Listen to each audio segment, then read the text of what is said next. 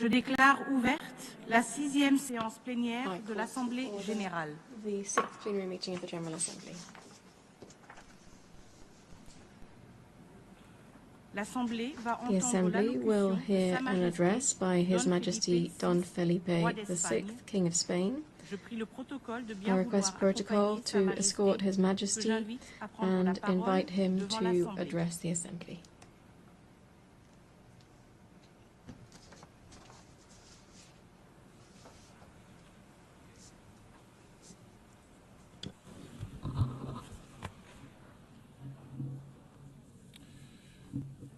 Señora Presidenta, Madam President, Mr. United Nations Secretary General, heads of state and government, ambassadors, authorities, ladies and gentlemen, a very good morning to you.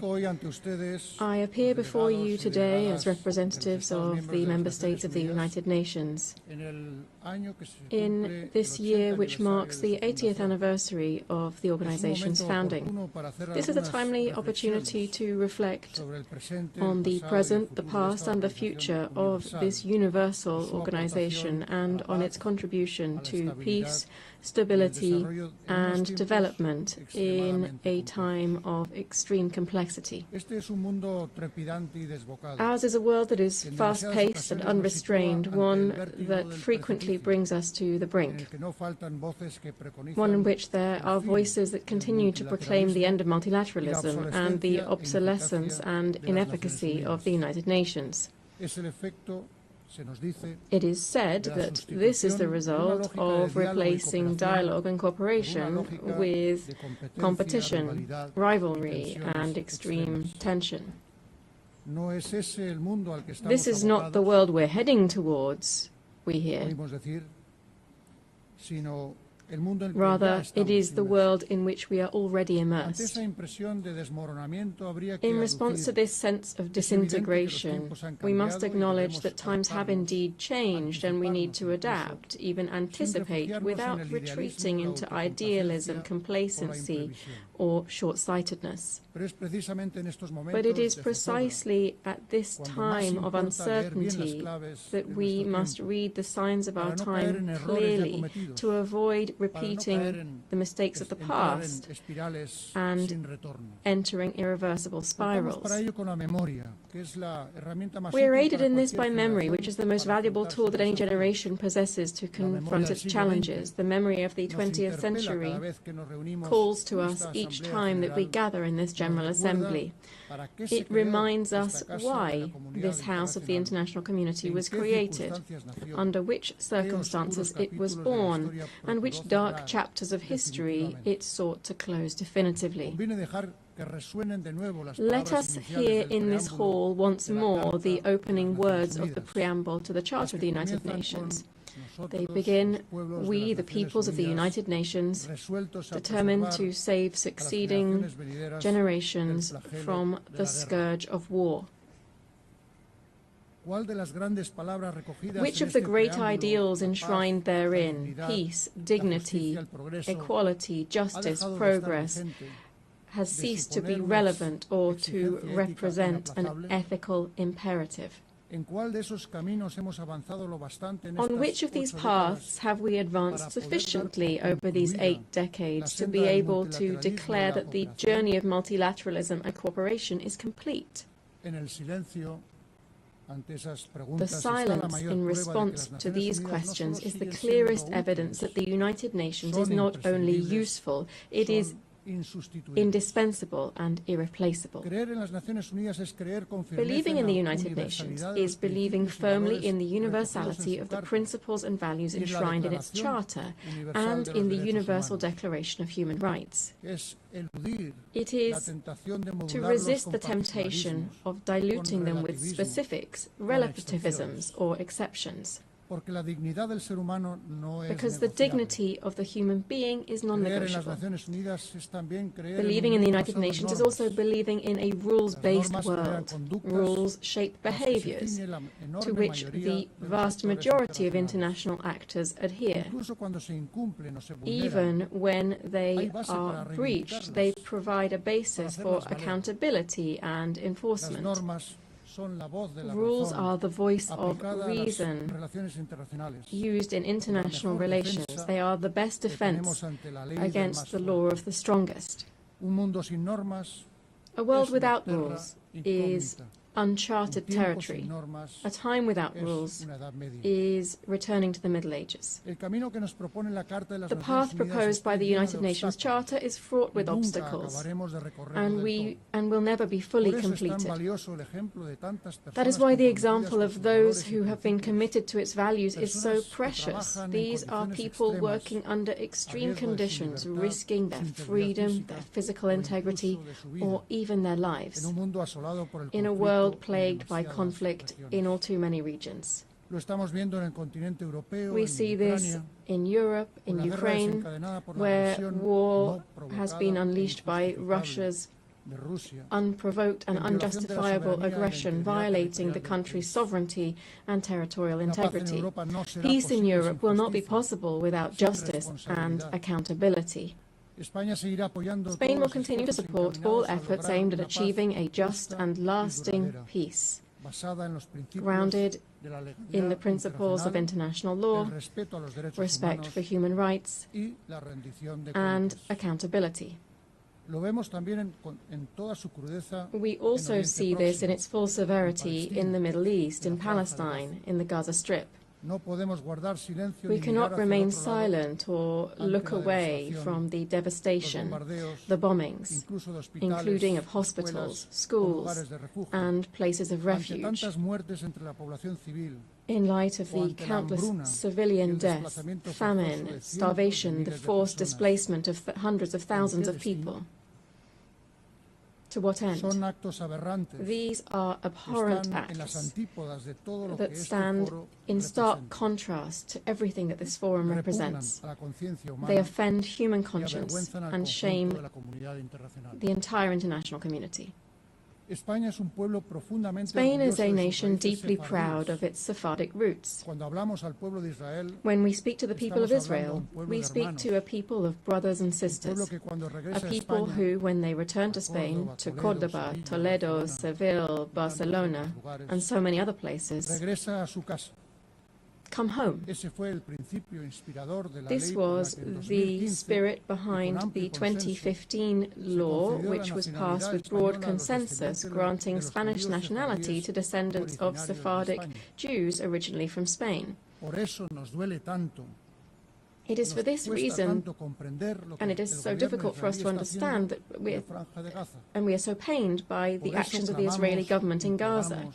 We therefore cry out, we implore, we demand, stop this massacre now. No more deaths in the name of a people that are so wise and ancient, who have suffered so greatly throughout history. Let us be clear. We unequivocally condemn the heinous terrorism of Hamas, especially the brutal massacre of the 7th of October 2023 against the Israeli population. And we recognize Israel's right to self-defense. But with equal strength, we demand that the Israeli government fully uphold international humanitarian law throughout Gaza and the West Bank. We demand that humanitarian aid be delivered without delay, that a ceasefire be established with guarantees, and that all hostages still held by Hamas be released immediately. The international community must shoulder its responsibility to achieve as soon as possible a viable solution that would include the existence of two states. The recognition of the State of Palestine by an increasing number of member states of this organization, to which Spain added its voice this past May, must contribute to achieving a just and definitive regional peace based on the implementation of United Nations resolutions and on the universal recognition of the State of Israel. President, Delegates, as we know, many conflicts are both caused by and result in resource scarcity, state fragility, and inequality. The gap between current realities and the fulfillment of the 2030 Agenda remains vast, and the current funding shortfall for sustainable development exceeds $4 trillion per year. The call for efficiency and resource optimization made at the 4th International Conference on Financing for Development that we held recently in Seville must be sustained. Accordingly, Spain, in line with the consensus-based commitment adopted there, has launched the Seville Plan for Support to Multilateralism. We have increased our contributions to international development funds, and we have reaffirmed our commitment to defending human rights, gender equality, and the environmental transition, which are central and distinctive elements of our foreign policy. Allow me to briefly address each of these three areas. First, human rights. Spain is, as of this year, a member of the Human Rights Council, enabling us to continue advancing causes such as the fight against racism, the abolition of the death penalty, and the promotion of economic, social, and cultural rights, while at the same time persisting in the struggle against all forms of discrimination. Because we support plural, open societies in which all citizens participate, and we are concerned by the erosion of democracies, the growing disaffection towards values that are essential to democratic coexistence. In these confusing times, which are testing our capacity for dialogue, we must remain steadfast in our commitment to these values. In harmony with these principles, we believe that immigration, when properly managed, is a vector of mutual development for countries of origin, transit, and host countries. We believe that the human rights of migrants must therefore be the principal reference for our actions. Therefore, we fully support the implementation of the Global Compact on Migration and the Global Compact on Refugees. Secondly, I wish to refer to gender equality. This year marks the 30th anniversary of the Beijing Declaration and Platform for Action. It is therefore a fresh opportunity to reaffirm our commitment to real and effective equality. This is not merely a step forward in human rights, but above all, a matter of justice. Spain aspires to remain a global beacon in areas such as sexual and reproductive rights, the fight against sexual and gender-based violence, and the increased participation of women in leadership roles and in decision-making processes. Third, the environment.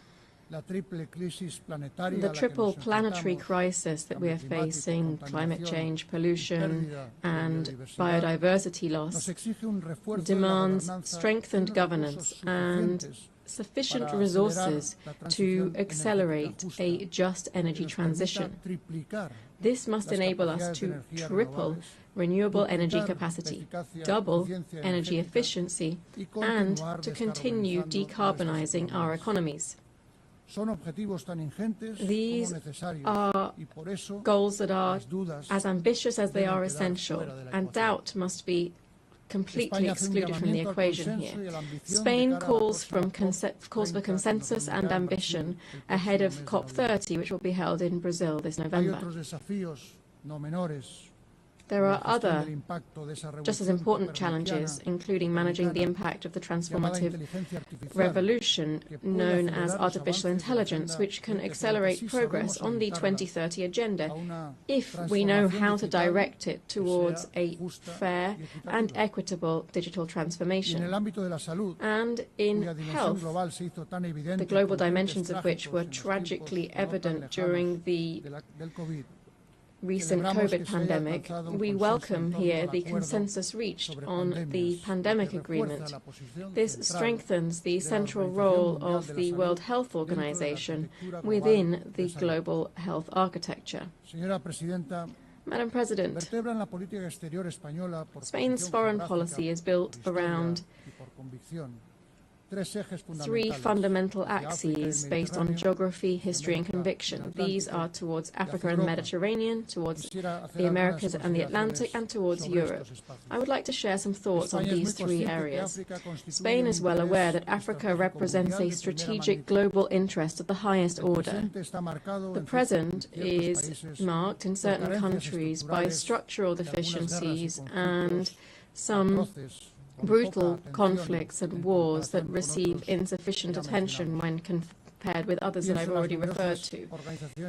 Here I'm referring to numerous peacekeeping operations in the region to which Spain contributes decisively.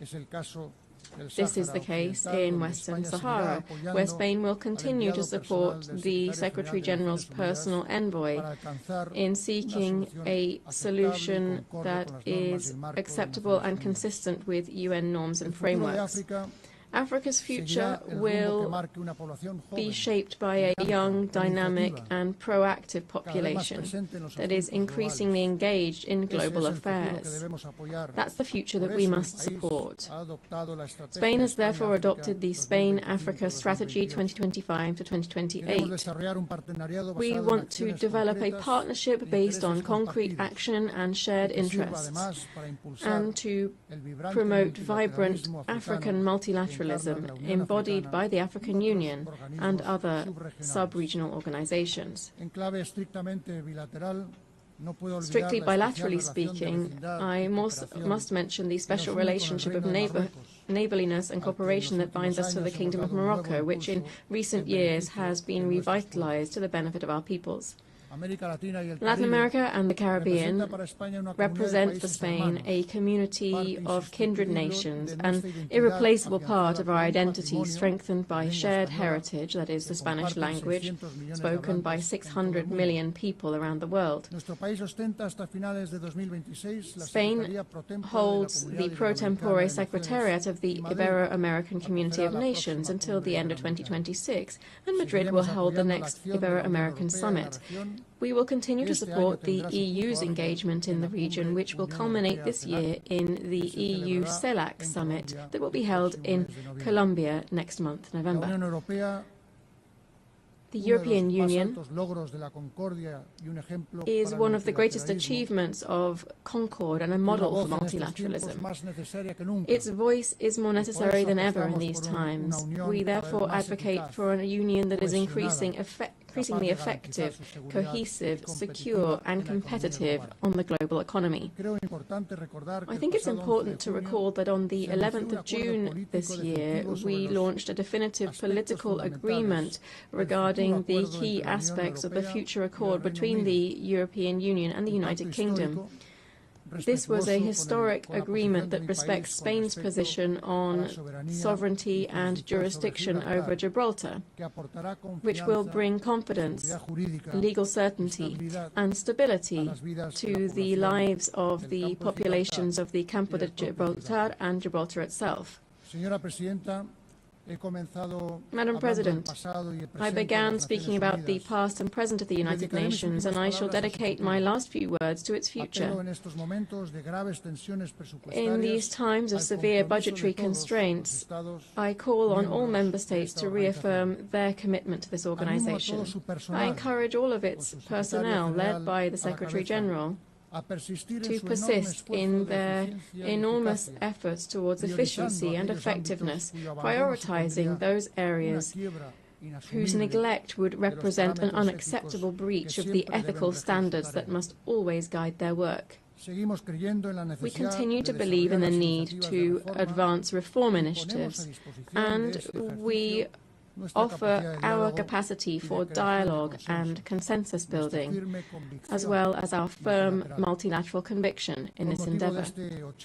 On this 80th anniversary, which coincides with the 70th anniversary of Spain's accession to the organisation, I wish, Madam President, to renew my country's recognition of all of the men and women working within the United Nations. You are the custodians of the memory of the 20th century and the guardians of the hopes invested in the 21st.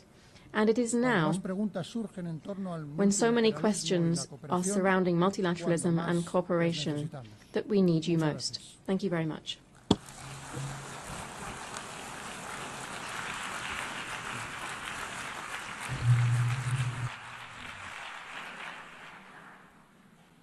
On behalf of the General Assembly, I wish to thank the King of Spain. The Assembly will now hear an address by His Excellency Volodymyr Zelensky, President of Ukraine.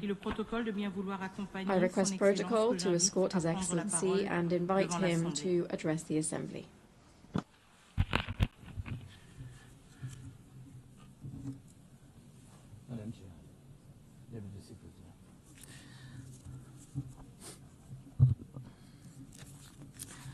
Dear leaders, dear friends, and all those who can become our friends, because you want safety and peace just as much as we do. Today, no one but ourselves can guarantee security. Only strong alliances, only strong partners, and only our own weapons. The 21st century isn't much different from the past. If a nation wants peace, it still has to work on weapons. It's sick, but that's the reality. Not international law, not cooperation. Weapons decide who survives. Excellencies, you know perfectly well international law doesn't work fully unless you have powerful friends who are truly willing to stand up for it. And even that doesn't work without weapons. It's terrible, but without it, things would be even worse. There are no security guarantees except friends and weapons. No Ukrainian choice this kind of reality. And knowing our people, they would have chosen a different priority. Ukrainians are peaceful people, but they are people who want to live freely in their own independent country. That's why we invest in defense. For many nations, there is simply no other way left. Nations can speak about their pain from stages like this, but even during bloodshed, there isn't a single international institution that can truly stop it. That's how weak these institutions have become. What can Sudan or Somalia or Palestine or any other people living through war really expect from the UN or the global system? For decades, just statements and statements. And even everything happening in Gaza remains without a way out. Even now, Syria, after all the changes, still has to appeal to the world to ease the sanctions that are choking its economy. It has to ask and wait. Syria deserves stronger support from the international community. And as Russia's war against my country goes on, people are still dying every week. Yet there is no ceasefire because Russia refuses. Russia abducted thousands of Ukrainian children, and we have brought some of them back. And I thank everyone who's helped. But how long will it take to bring all of them home? Childhood slips away faster than adults are able to help. Look at Israel. Nearly 2 years have passed and hostages still haven't been freed. They must be freed, but even that still hasn't happened. And for years, there have been no real answers to other threats, either chemical weapons and famine used as a weapon. Last year, at this assembly, I warned the world about the risk of radiation disasters, especially due to Russia's occupations of our Zaporizhzhia nuclear power plant, the biggest in Europe, but nothing's changed. Nothing's. And yesterday, the plant went into blackout again, and Russia hasn't stopped shelling even in areas near a nuclear facility. And because of international institutions are too weak, this madness continues. Even being part of a long-standing military alliance doesn't automatically mean you are safe. Just recently, 19 simple Russian drones violated Polish airspace, and only 4 were shut down. Luckily, they were not shaheeds or even worse. Otherwise, the results would have been horrific. Estonia had to call a UN Security Council meeting for the first time in history because Russian fighter jets deliberately entered its airspace. Moldova is defending itself again from Russia's interference. We have helping Moldova, and Russia's trying to do to Moldova what Iran once did to Lebanon. And the global response, again, not enough. We have already lost Georgia in Europe. Human rights and the European nature of the state system are only shrinking there. Georgia is dependent on Russia. And for many, many years, Belarus has also been moving toward dependence on Russia. Europe cannot afford to lose Moldova too. It's important to remember how the world once ignored the need to help Georgia after Russia's attack, and how the moment was missed with Belarus.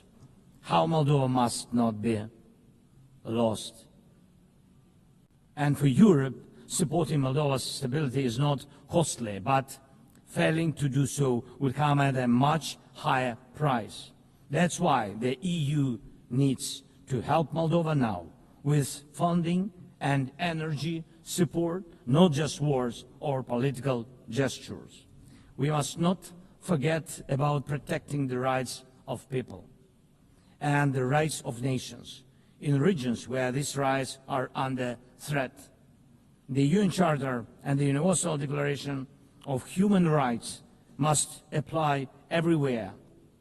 But the Taliban in Afghanistan dragged a whole country back into the dark ages. Cartels in some Latin America countries are more powerful than the government there.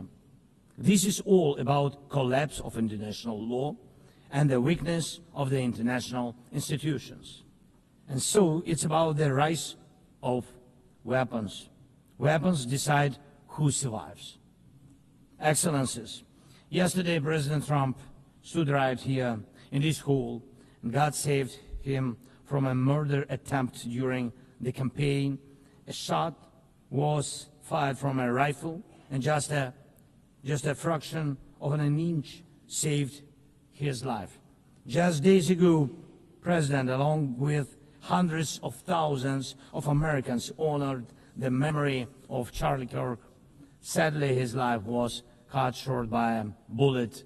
Once again, violence with a rifle in hand. We also mourn the Ukrainian woman, Irina Zarutska. She was brutally killed with a knife here in America, the very country where she was seeking refuge from Russia's war. And almost every day, when we open the news, we see headlines about violent attacks happening all around the world. Most of it is done with weapons. People are already used to, but weapons are evolving faster than our ability to defend ourselves. Now, there are tens of thousands of people who know how to professionally kill using drones. Stopping that kind of attack is harder than stopping any gun, knife, or bomb. This is what Russia has brought with its war. It used to be that only the strongest countries could use drones because they were expensive and complex. Now even simple drones can fly thousands of kilometers. VERTEX doesn't care about geography anymore. It's now reshaping it. Just recently, airports in Europe had to shut down because of drones. Authorities couldn't even say what kind of drones they were, who sent them, or from where. Last week, North Korea announced the test of a tactical strike drone. That means even countries with limited resources can now build weapons that are dangerous to their neighbors. Ukraine and nations like Saudi Arabia know all too well how dangerous Iranian attack drones are. But what happens when all the types of drones become available, even to small terrorist groups or cartels? The world moves too slowly to protect itself, and weapons move fast. Now companies are already working on drones that can shoot down other drones, and it's only a matter of time, not much, before drones are fighting drones, attacking critical infrastructure and targeting people all by themselves, fully autonomous and no human involved, except the few who control AI systems. Dear leaders, we are now living through the most destructive arms race in human history, because this time includes artificial intelligence. And if there are no real security guarantees except friends and weapons, and if the world can't respond even to old threats, and if there is no strong platform for international security, will there be any place left on Earth that's still safe for people? We need global rules now for how AI can be used in weapons, and this is just as urgent as preventing the spread of nuclear weapons. We need to restore international cooperation, real working cooperation for peace and for security. A few years from now might already be too late. 10 years ago, war looked different, and no one imagined that cheap drones could create dead zones, areas stretching for dozens of kilometers where nothing moves, no vehicles, no life. People used to imagine that only after a nuclear strike. Now it's drawn reality. Mass-produced, simple drones, and without AI yet. Ukraine doesn't have the big fat missiles dictators love to show off in parades, but we do have drones that can fly up to 2,000–3,000 kilometers. We had no choice but to build them to protect our right to life. Control over the sea used to depend on having a big navy. Ukraine doesn't have a big fleet, but we succeeded. In the Black Sea, we pushed what's left of the Russian navy into remote base. And we did it with sea drones. That's how we protect our ports and maritime trade routes, because Russia has left us no other choice. And our spiderweb operation, when cheap drones destroyed or damaged dozens of expensive Russian strategic bombers, became a real example for special forces around the world of what new weapons can do to old systems. These very Russian bombers attacked our cities. And none of this would have happened if Putin had not started this full-scale aggression, full-scale war. And every year that this war goes on, weapons become even more deadly. And only Russia deserves to be blamed for this.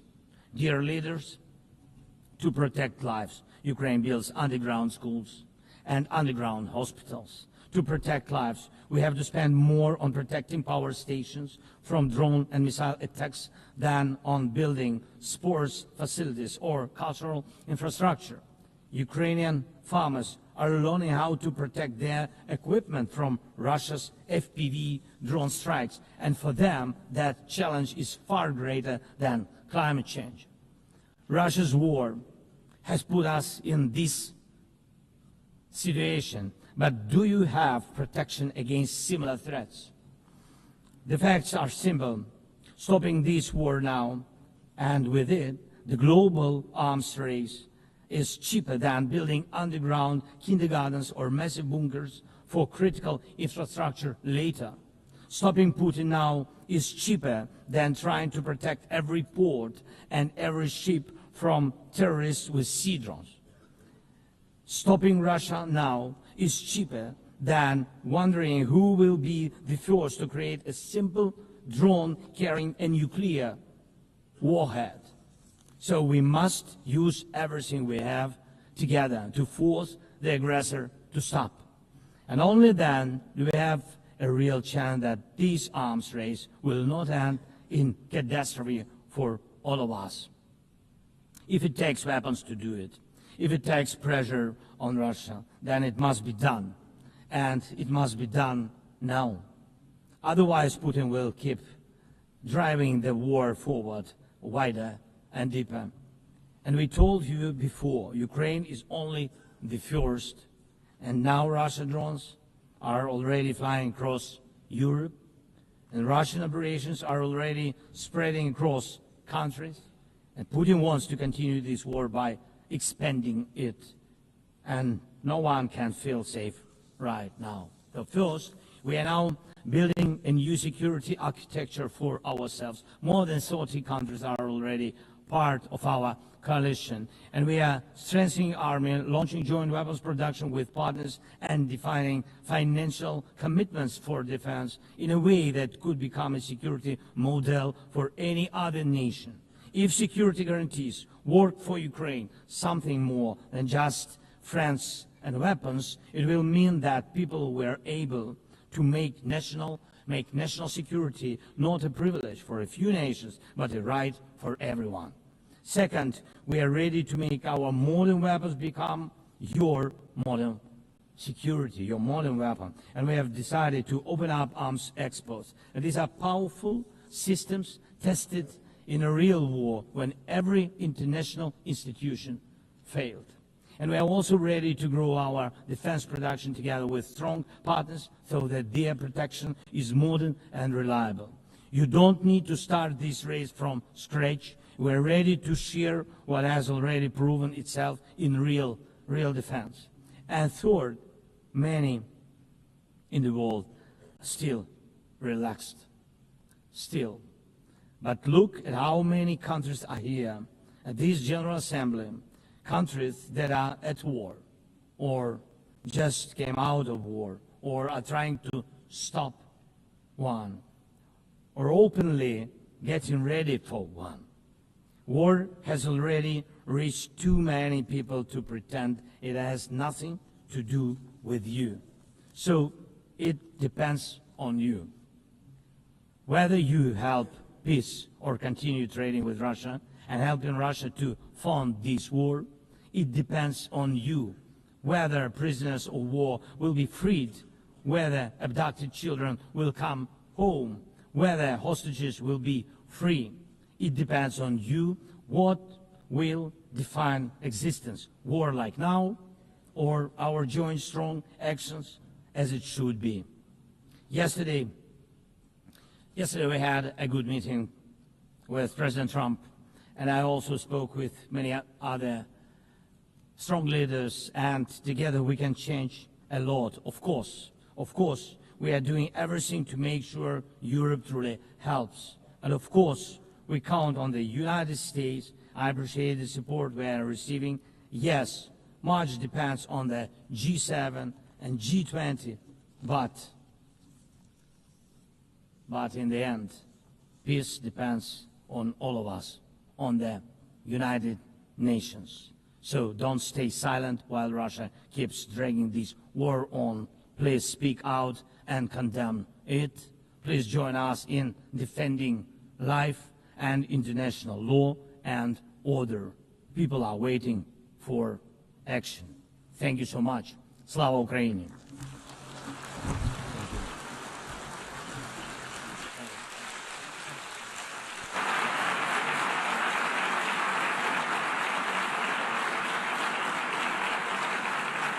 Au nom de l'Assemblée générale, je tiens à The General remercier Assembly le wishes to président thank the de President l'Ukraine of Ukraine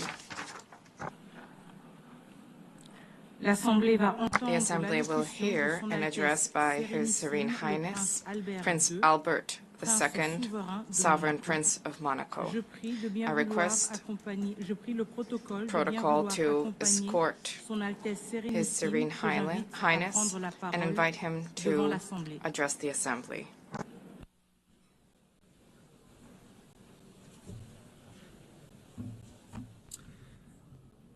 Madam President of the General Assembly, Secretary General, ladies and gentlemen, heads of state and government, excellencies, ladies and gentlemen.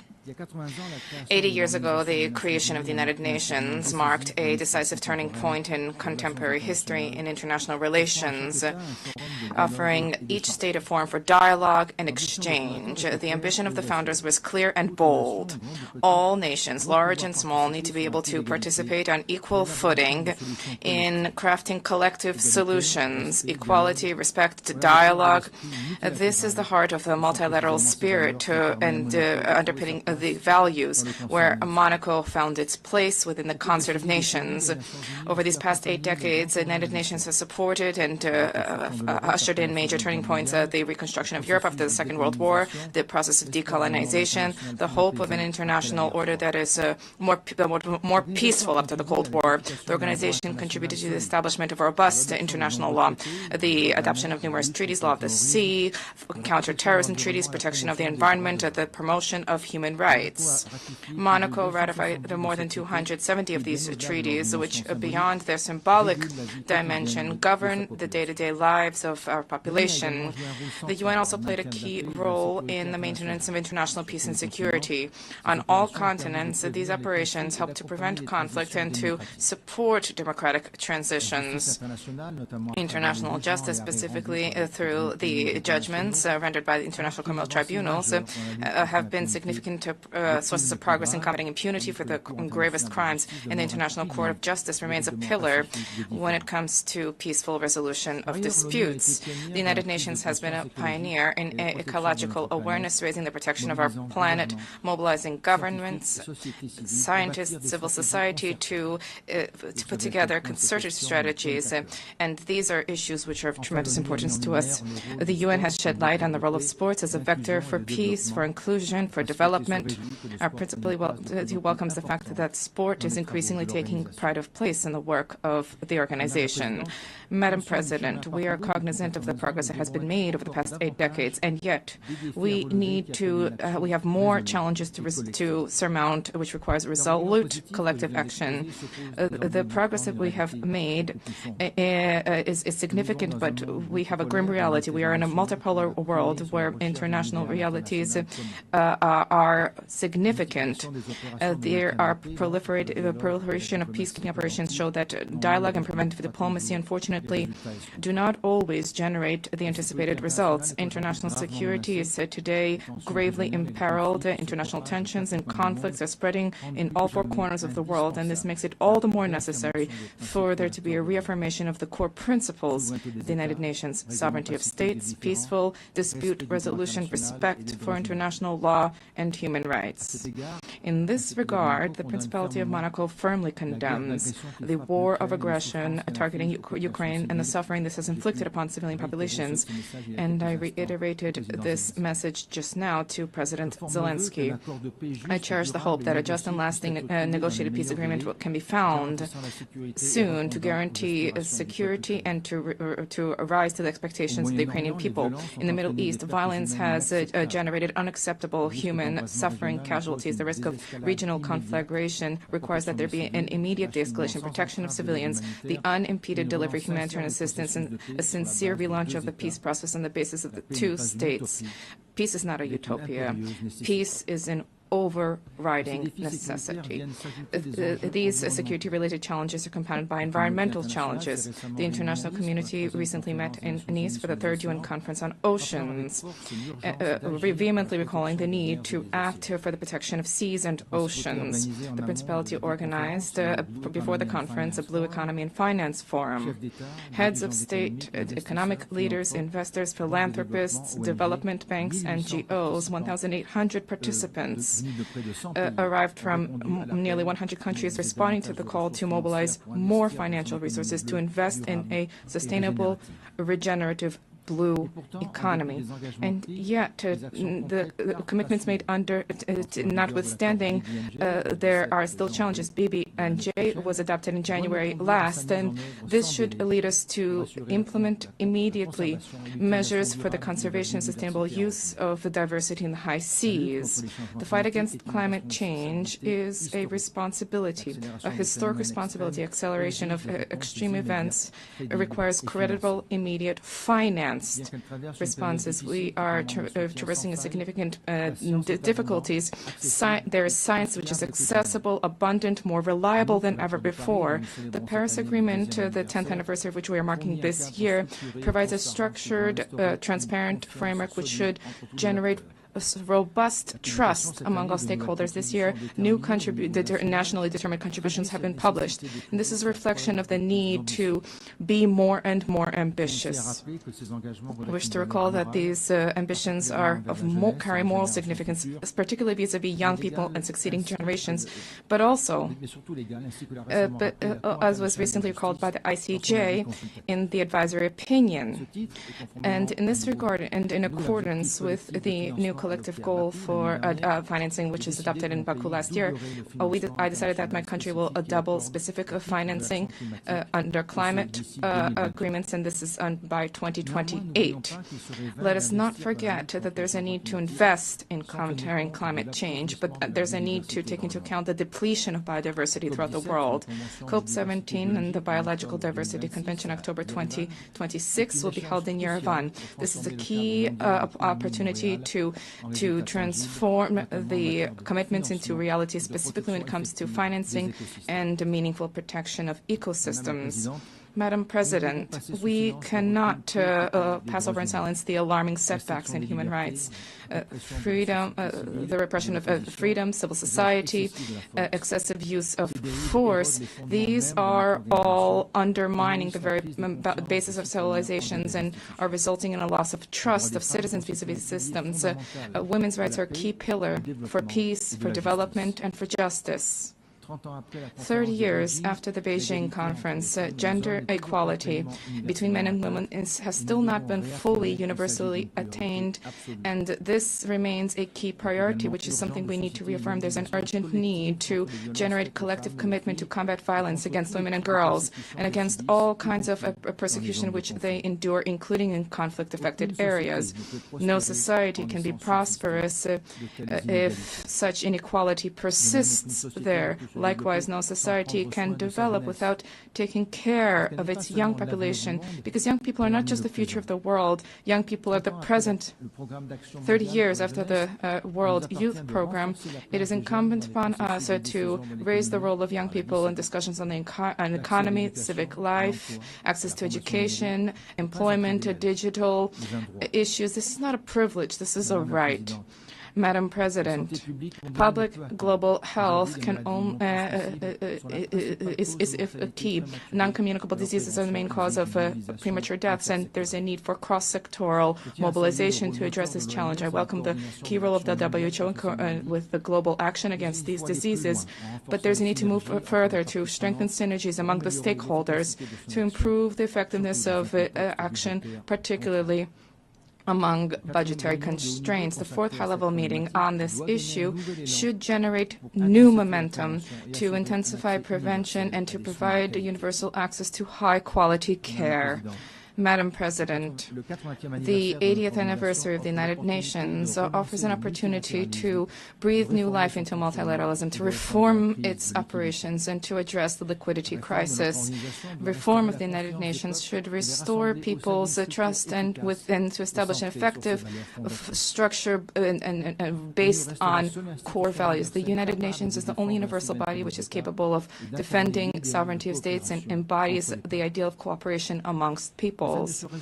But this is not only at the UN headquarters. As specialized institutions, UNESCO, FAO, and IAEA, and many others. These all play a critical role by providing concrete support for environmental, educational, and social policies of states, helping them to fully meet their responsibility without duplication of mandates in New York. And let us recenter the work of our organization to focus on the priorities enshrined in the Charter. We need to rekindle a spirit of dialogue, the spirit of organization. The general debate should once again become this unique opportunity where leaders of the world listen to one another and seek to achieve a mutual understanding. The Principality of Monaco cherishes the hope that through reform, the UN will once again become the center with a harmonization of UN efforts for the maintenance of peace and security in accordance with Article 1 of our Charter. No state alone can resolve the crises plaguing our times. It's by sharing ideas, resources, and willingness that we can together build a future of peace, of lasting peace, because together we are better. Thank you.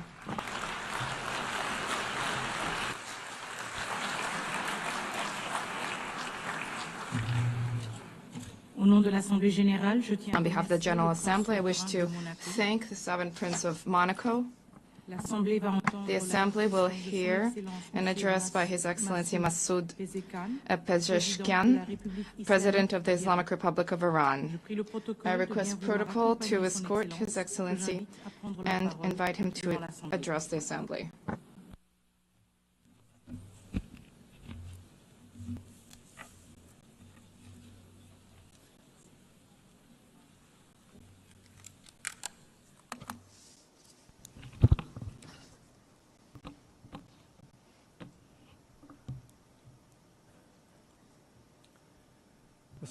In the name of God, the most compassionate, the most merciful, Mr. Secretary General, Madam President, distinguished representatives, ladies and gentlemen, the theme of this year, and I quote, "Better Together, 80 years and more of peace, development, and human rights," unquote, is in truth a summons to solidarity and to a shared vision of a brighter future. Our religious conviction, as well as the call of the prophets, rests upon the equality of the rights of all human beings.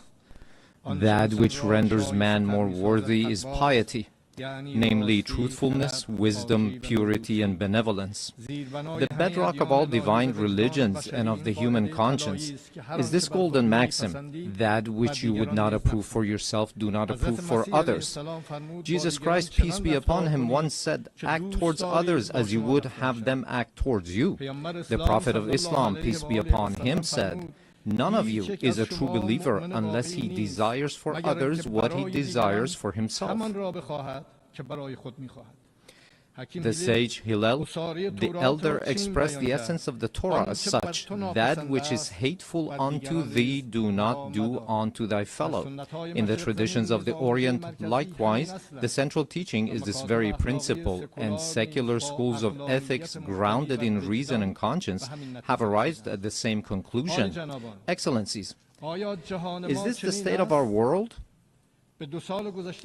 Let us behold the past 2 years. The world in these 2 years was witness to genocide in Gaza, was witness to the destruction of homes and repeated violation of sovereignty and territorial integrity in Lebanon, was witness to the devastation of Syria's infrastructure, was witness to assault against the people of Yemen, was witness to the forced starvation of emaciated children in the arms of their mothers, was witness to the assassination of Iran's scientists, was witness to the surreptitious raids infringing upon the sovereignty of nations, violating the territorial integrity of states, and openly targeting leaders of people. And all of this under the full support of the most heavily armed regime in the face of the earth, and under the pretext of self-defense. Would you countenance such things for yourselves? Who is the disturber of the stability of the region and the world? Who is the actual threat against international peace and security? Who is the violator of the golden moral maxim of mankind? Excellencies, ladies and gentlemen, you all bore witness that this past June my country was subjected to a savage aggression in flagrant contravention of the most elementary principles of international law. The aerial assaults of the Zionist regime and the United States of America against Iran's cities, homes, and infrastructure infrastructures precisely at a time when we were treading the path of diplomatic negotiations constituted a grave betrayal of diplomacy and a subversion of efforts towards the establishment of stability and peace. This brazen act of aggression, in addition to martyring a number of commanders, citizens, children, women, scientists, and intellectual elites of my country, inflicted a grievous blow upon international trust and the very prospect of peace in the region. Should we fail to confront such perilous breaches of international norms, these aberrations shall spread to engulf the world. The assault upon nuclear facilities under safeguards and international supervision, the open attempt to assassinate leaders and duly constituted officials of UN member states, the systematic targeting of journalists and members of the press, and the killing of human beings who solely by the reason of their knowledge and expertise are converted into military targets. Again, would you countenance such acts for yourselves? With this behavior, they have killed at the very least over 35,000 innocent civilians in Gaza. They have deprived them of food, drinking water, medication, and proper health care. Those who have perpetrated such crimes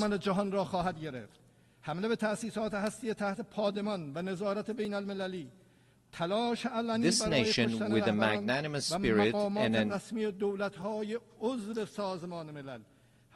the systematic targeting of journalists and members of the press and the killing of human beings who solely by the reason of their knowledge and expertise are converted into military targets. Again, would you countenance such acts for yourselves? Those who have perpetrated such crimes must know that Iran, the most ancient continuous civilization upon the face of the earth, has ever stood steadfast against the tempests of history. This nation, with a magnanimous spirit and an eternal will, has time and again demonstrated that it shall never bow before aggressors. And today as well, in the face of the transgressors, it stands upright with reliance upon the power of faith and its national cohesion. In this 12-day defense, the patriotic and valiant people of Iran laid bare before the aggressors the fallacy and self-delusion of their arrogant calculations. The enemies of Iran unwittingly fortified the sacred national unity. The people of Iran, despite the most severe, protracted, and crushing economic sanctions, psychological and media warfare, and persistent efforts to sow discord, at the very instant the first bullet was fired upon their soil, rose in unison in support of their valiant armed forces, and today they continue to honor the blood of their martyrs. Here, in the name of all Iranian people, I extend my heartfelt gratitude to all personalities, nations, governments, and international and regional organizations that stood in solidarity with Iran during this war. Ladies and gentlemen, today, after nearly 2 years of genocide, mass starvation, the perpetuation of apartheid within the occupied territories, and aggression against its neighbors, the ludicrous and delusional scheme of a greater Israel is being proclaimed with brazenness by the highest echelons of that regime. The scheme encompasses vast swaths of the region. The map itself lays bare the true intentions of the Zionist regime, intentions that have, of late, been openly endorsed by its criminal prime minister. None in the world is secure from the aggressive machinations of this regime. It is manifest that the Zionist regime and its sponsors no longer even content themselves with normalization through political means. Rather, they impose their presence through naked force and have styled it peace through strength. Yet, this is neither peace nor power. It is nothing but aggression rooted in coercion and bullying. But we envision our powerful Iran alongside powerful neighbors within a strong region with a radiant future. A future in which we stand together against a grand project that imposes genocide, destruction, and instability upon the region. A future in which collective security is assured through genuine mechanisms of defensive cooperation and joint response to threats. a future in which human dignity and cultural diversity are cherished as foundational values, a future in which collective development is realized through joint investment in infrastructure and modern sciences, a future in which energy security and the equitable use of vital resources from the pillars of economic stability, a future in which the environment is safeguarded for posterity, a future in which national sovereignty and the territorial integrity of states are regarded as non-negotiable principles, a future not in pursuit of peace imposed by force, but founded upon strength derived through peace. In such a strong region, slaughter and bloodshed shall find no place. It is for this very reason that my country has, for many years, been among the staunchest advocates of establishing a region free of weapons of mass destruction. Yet those who themselves possess the largest nuclear arsenals and who in flagrant breach of the NPT make their weapons even deadlier and more destructive have for years subjected our people to pressures on the basis of spurious allegations. Last week, 3 European states, having failed through a decade of bad faith and thereafter by supporting military aggression to bring the proud people of Iran to their knees, at the behest of the United States of America, sought by means of pressure, coercion, imposition, and manifest abuse to reinstate against Iran the Security Council resolutions that had already been terminated. In doing so, they set aside good faith. They circumvented legal obligations. They sought to portray Iran's lawful remedial measures taken in response to the United States' withdrawal from the JCPOA and to Europe's breach and utter incapacity as a gross violation. They falsely presented themselves as parties of good standing to the agreement, and they disparaged Iran's sincere efforts as insufficient. All of this was in pursuit of nothing less than the destruction of the very JCPOA, which they themselves had once held as the foremost achievement of multilateral diplomacy. This unlawful measure, which has also meant the opposition of certain members of the Security Council, possesses no international legitimacy and will not garner the approbation of the international community. I hereby declare once more before this assembly that Iran has never sought and will never seek to build a nuclear bomb. We do not seek nuclear weapons. This is our belief based on the edict issued by the Supreme Leader and by religious authorities. Therefore, we never sought weapons of mass destruction, nor will we ever seek them. Whereas those who disturb the peace and stability in the region lies in Israel, but Iran is the one that is being punished for those actions. There is a poem that roughly says something to the effect that someone on one side of the world does something to disturb the peace and someone else is punished for those actions. Ladies and gentlemen, the Islamic Republic of Iran welcomes peace and stability. We believe that the future of our region and of the world must be built upon cooperation, trust, and shared development. In this framework, Iran supports the peace process between the Republic of Azerbaijan and the Republic of Armenia in hopes that its outcome shall be enduring and serve as a foundation for improved relations between these two neighboring states. Iran also hopes that the efforts to bring an end to the war in Ukraine may result in a just and lasting agreement between Russia and Ukraine and bring solace to the human suffering caused by this crisis. Iran welcomes the defensive pact between the two brotherly Muslim countries, the Kingdom of Saudi Arabia and the Islamic Republic of Pakistan, as a beginning for a comprehensive regional security system with the cooperation of the Muslim states of West Asia in the political, security, and defense domains. Finally, Iran condemns the criminal aggression of the Israeli regime against Qatar, which resulted in the martyrdom of a number of Palestinian and Qatari nationals, and declares its support and solidarity with the government and people of Qatar. Ladies and gentlemen, true security is not achieved through force, but through confidence-building, mutual respect, regional convergence, and multilateralism grounded in international laws.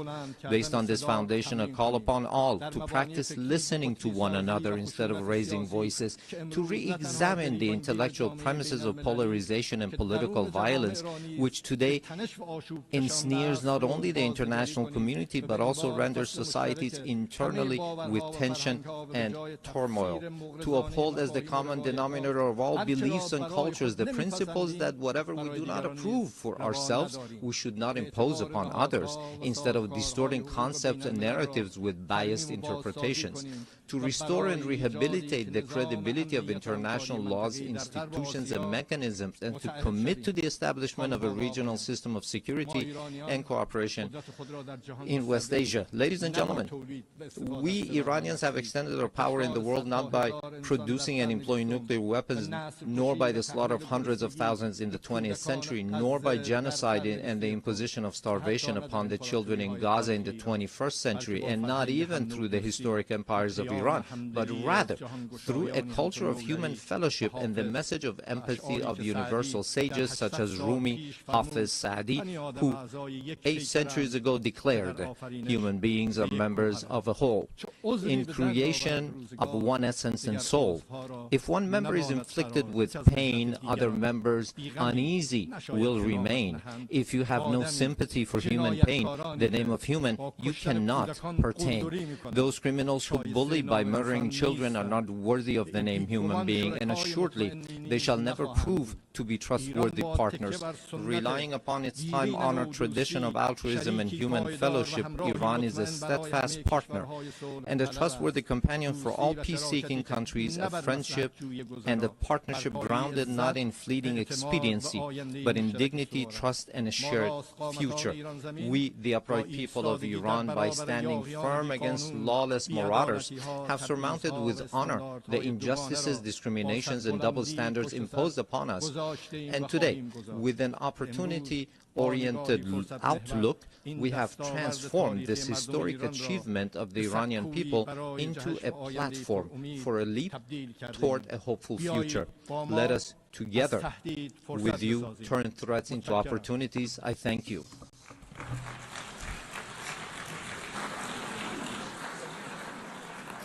On behalf of the Assembly, I wish to thank the President of the Islamic Republic of Iran. The Assembly will hear an address by His Excellency José Raúl Mulino Quintero, President of the Republic of Panama. I request protocol to escort His Excellency and invite him to address the Assembly.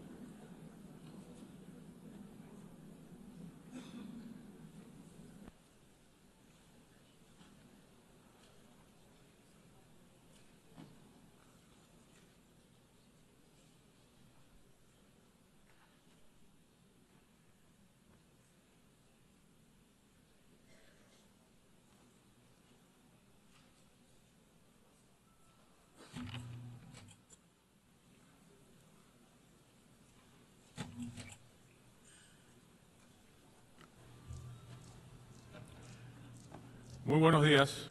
A very good morning, Madam President, Distinguidos jefes de Estado, distinguished heads of state and government, honorables delegados. honorable delegates. En nombre del pueblo On behalf panameño, of the Panamanian con profundo people, respeto y with renovadas profound esperanzas, respect and renewed me hope, presento ante esta I honorable appear asamblea before this honorable en el assembly aniversario número 80 on the de esta 80th organización anniversary of this que organization, sigue siendo un faro para la which paz, remains a la beacon cooperación for y el peace, progreso. cooperation and progress. Panamá se comprometió desde la Carta de San Francisco Panama en has been committed since the signing of the 1945 Charter of San Francisco in favor de la 1945 to la peace seguridad, building, el security, desarrollo sostenible y los sustainable derechos development, and human rights. En estas 8 décadas, Over these 8 nuestro país decades, ha apostado our por la country has diplomacia championed multilateral multilateral y el diplomacy derecho internacional and public público como un international eje law cardinal de su as a política exterior. cornerstone of our foreign policy. La iniciativa ONU 80, The UN 80 presentada initiative, por el secretario presented general by Antonio the Guterres, Secretary General Antonio ofrece la Guterres, oportunidad de offers an reflexionar opportunity sobre to el reflect pasado, on the past, hacer un llamado de atención por to las raise amenazas del awareness presente of present para threats, vislumbrar and un to futuro envision más justo. a fairer future. Tenemos la firme convicción de que hoy, We firmly believe that today, more than ever, we must strengthen the value of multilateralism to respond to global challenges and crises as a tool to mitigate asymmetries among nations. In this regard, I wish to highlight that multilateral policy contributed to our country's removal, for instance, from discriminatory lists imposed by the European Union and the Financial Action Task Force. Since it does not make sense to be a member of the Security Council of this organization, while at the same time appearing on lists alongside countries that promote terrorism. We believe it is the right time to undertake a comprehensive reform, to make the Security Council more effective, to make the General Assembly more representative, to make specialized agencies more inclusive, and, above all, to reduce bureaucracy. Panama, just like other countries, calls for greater representation of Latin America and the Caribbean in decision-making bodies. The time has come to update the architecture of multilateral governance. Our region is the world's leading exporter of food. It is home to a strategic canal linking the Atlantic and the Pacific, and it holds more than 50% of the planet's biodiversity. We are major suppliers of minerals. We possess the largest freshwater reserves.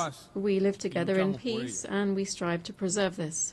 All of these elements make us a key global actor, and we must ensure that our representation reflects our role and our global significance. In line with our mission to contain and prevent the tragic outcome of a global war, which was its fundamental raison d'être, the United Nations is also facing a challenge of promoting urgent action to achieve the Sustainable Development Goals.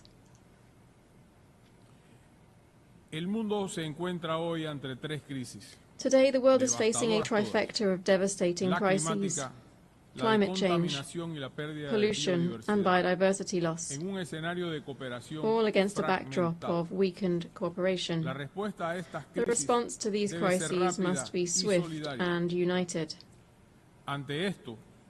In response, Panama has put forward its Nature Pledge, which is our pact with nature.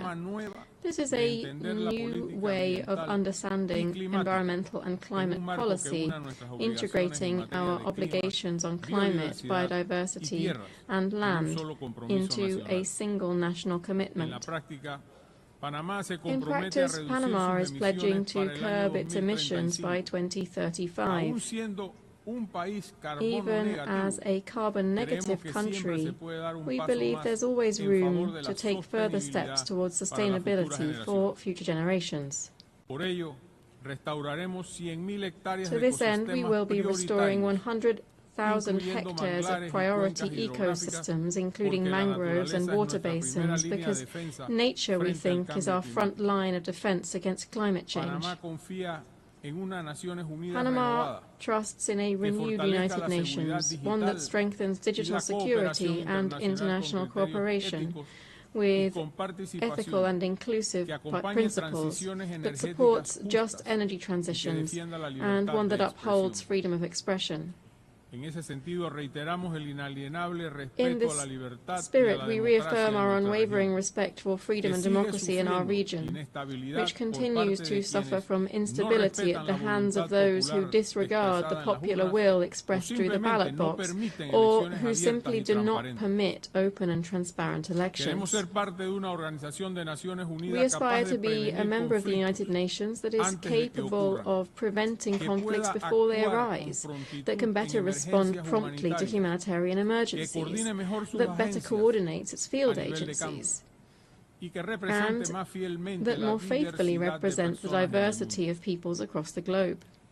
Panama has offered to host offices of United Nations system organizations to support reform efforts under the UN 80 initiative.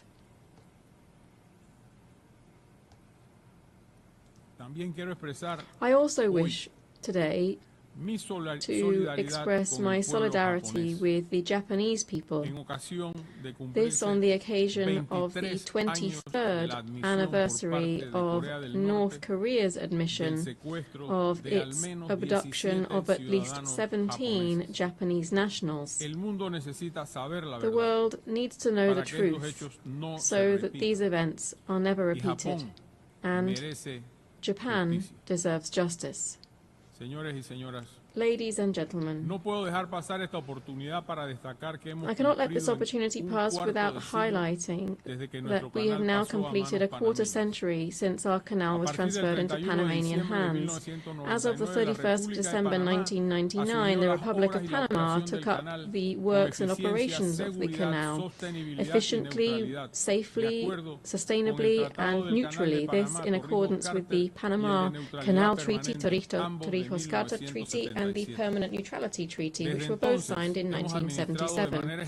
Since then, we have administered the waterway in exemplary fashion, contributed to the country's economic development, and operated the canal for the benefit of international navigation. Over this period, Panama expanded the interoceanic route using our own resources to meet the demand of larger vessels. Now we are taking another step forward. We are supporting the Panama Canal Authority in the development of the Rio Indio Reservoir. This is an ambitious project to ensure water supply for our population and the canal, so that vessel traffic is not threatened by recurring droughts in our region. Our waterway serves more than 180 maritime routes and more than 140 nations, and approximately 4% of global trade passes through it. We are committed to ensuring efficiency in support of international logistics. Before this assembly, Panama once again reaffirms its serious and sustained commitment to the regime established under the treaty concerning permanent neutrality, to which the protocol of which numerous states have adhered to. Neutrality is the best formula to safeguard the security of our canal, a global public good. The Panama Canal is neutral, open to the world, and a facilitator of more integrated international trade. It is and shall remain Panamanian. Ladies and gentlemen, Panama, as you know, holds a non-permanent seat on the United Nations Security Council for the 2025-2026 term. This past August, we held the rotating presidency of the Security Council. We viewed this role as a responsibility to maintain a strong voice in favor of peace, sovereign equality of states, justice, international law, and respect for agreements among nations. We have also stressed the importance of maritime security as a priority during our participation in the Council.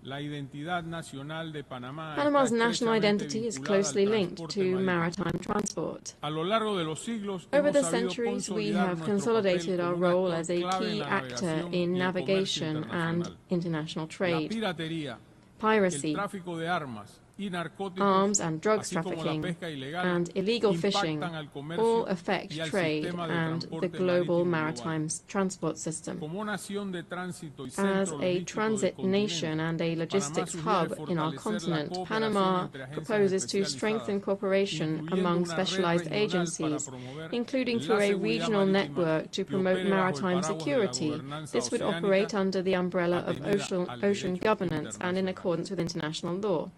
I wish to reiterate before this assembly the work that this organization needs to undertake to mitigate the effects of illegal migration driven by organizations that are either directly or indirectly linked to drugs trafficking. For years, millions of people have been passing through our Darien region, which is on our border with Colombia. And yet in just 1 year in office, we've reduced the flow of migrants heading north to zero. That crisis was resolved, thus meeting the promise to shut down illegal crossings through the Darien. The humanitarian and environmental consequences were extreme. The suffering of women and children subjected to abuse and the pollution of one of the world's most biodiverse areas. These continue to cause pain to those of us who have had direct contact with the situation. Today we are seeing north-south migration on a much smaller scale, but which renews our commitment to the orderly transit of people so that they may return home. I must say that while the migratory crisis has been resolved, the causes of mass emigration remain unaddressed. The fact that our country has resolved this scourge doesn't mean that we should let up in our demands for concrete responses, such as in the case of the border between Haiti and the Dominican Republic, which is facing unchecked migration that also has an effect on the entire region. It's essential that we find clear solutions both for the Haitian crisis and, more generally, for effective control of migratory flows. We are currently suffering from the growth of another illegal activity, which is drug trafficking. Today, it poses a threat to human lives and a grave risk of instability throughout the entire region due to the different cartels operating there. Just to give you a quick idea, this year alone, Panama has seized nearly 150 tons of cocaine and other drugs. This is an historic and alarming figure, one which compels us to step up our efforts, to seek greater cooperation and to galvanize resources in a struggle that must be a common cause among all nations of the world. Honourable members, next year the Amphictyonic Congress of Panama, convened by the liberator Simón Bolívar, will celebrate its bicentenary. Its proposal was for an international system based on the sovereign equality of states, justice, law, and international cooperation to achieve the people's common goals. We hope that this commemoration will serve as a new starting point for international cooperation, one that respects and elevates the values of sovereignty, peace, and peaceful coexistence, values that must guide our work in this and other global fora. Honourable members, before this forum of global peace and international cooperation, I reiterate the faith of the Panamanian people in the United Nations system. At times of crisis, when the winds of unilateralism, polarization, and fragmentation are blowing, Panama will raise its voice in defense of multilateralism. Panama will remain an enthusiastic member of the United Nations, a defender of international law, and a tireless proponent of global peace. Because, as this year's theme reminds us, we are stronger together, and only together can we build a fairer and more humane future for all. Thank you very much.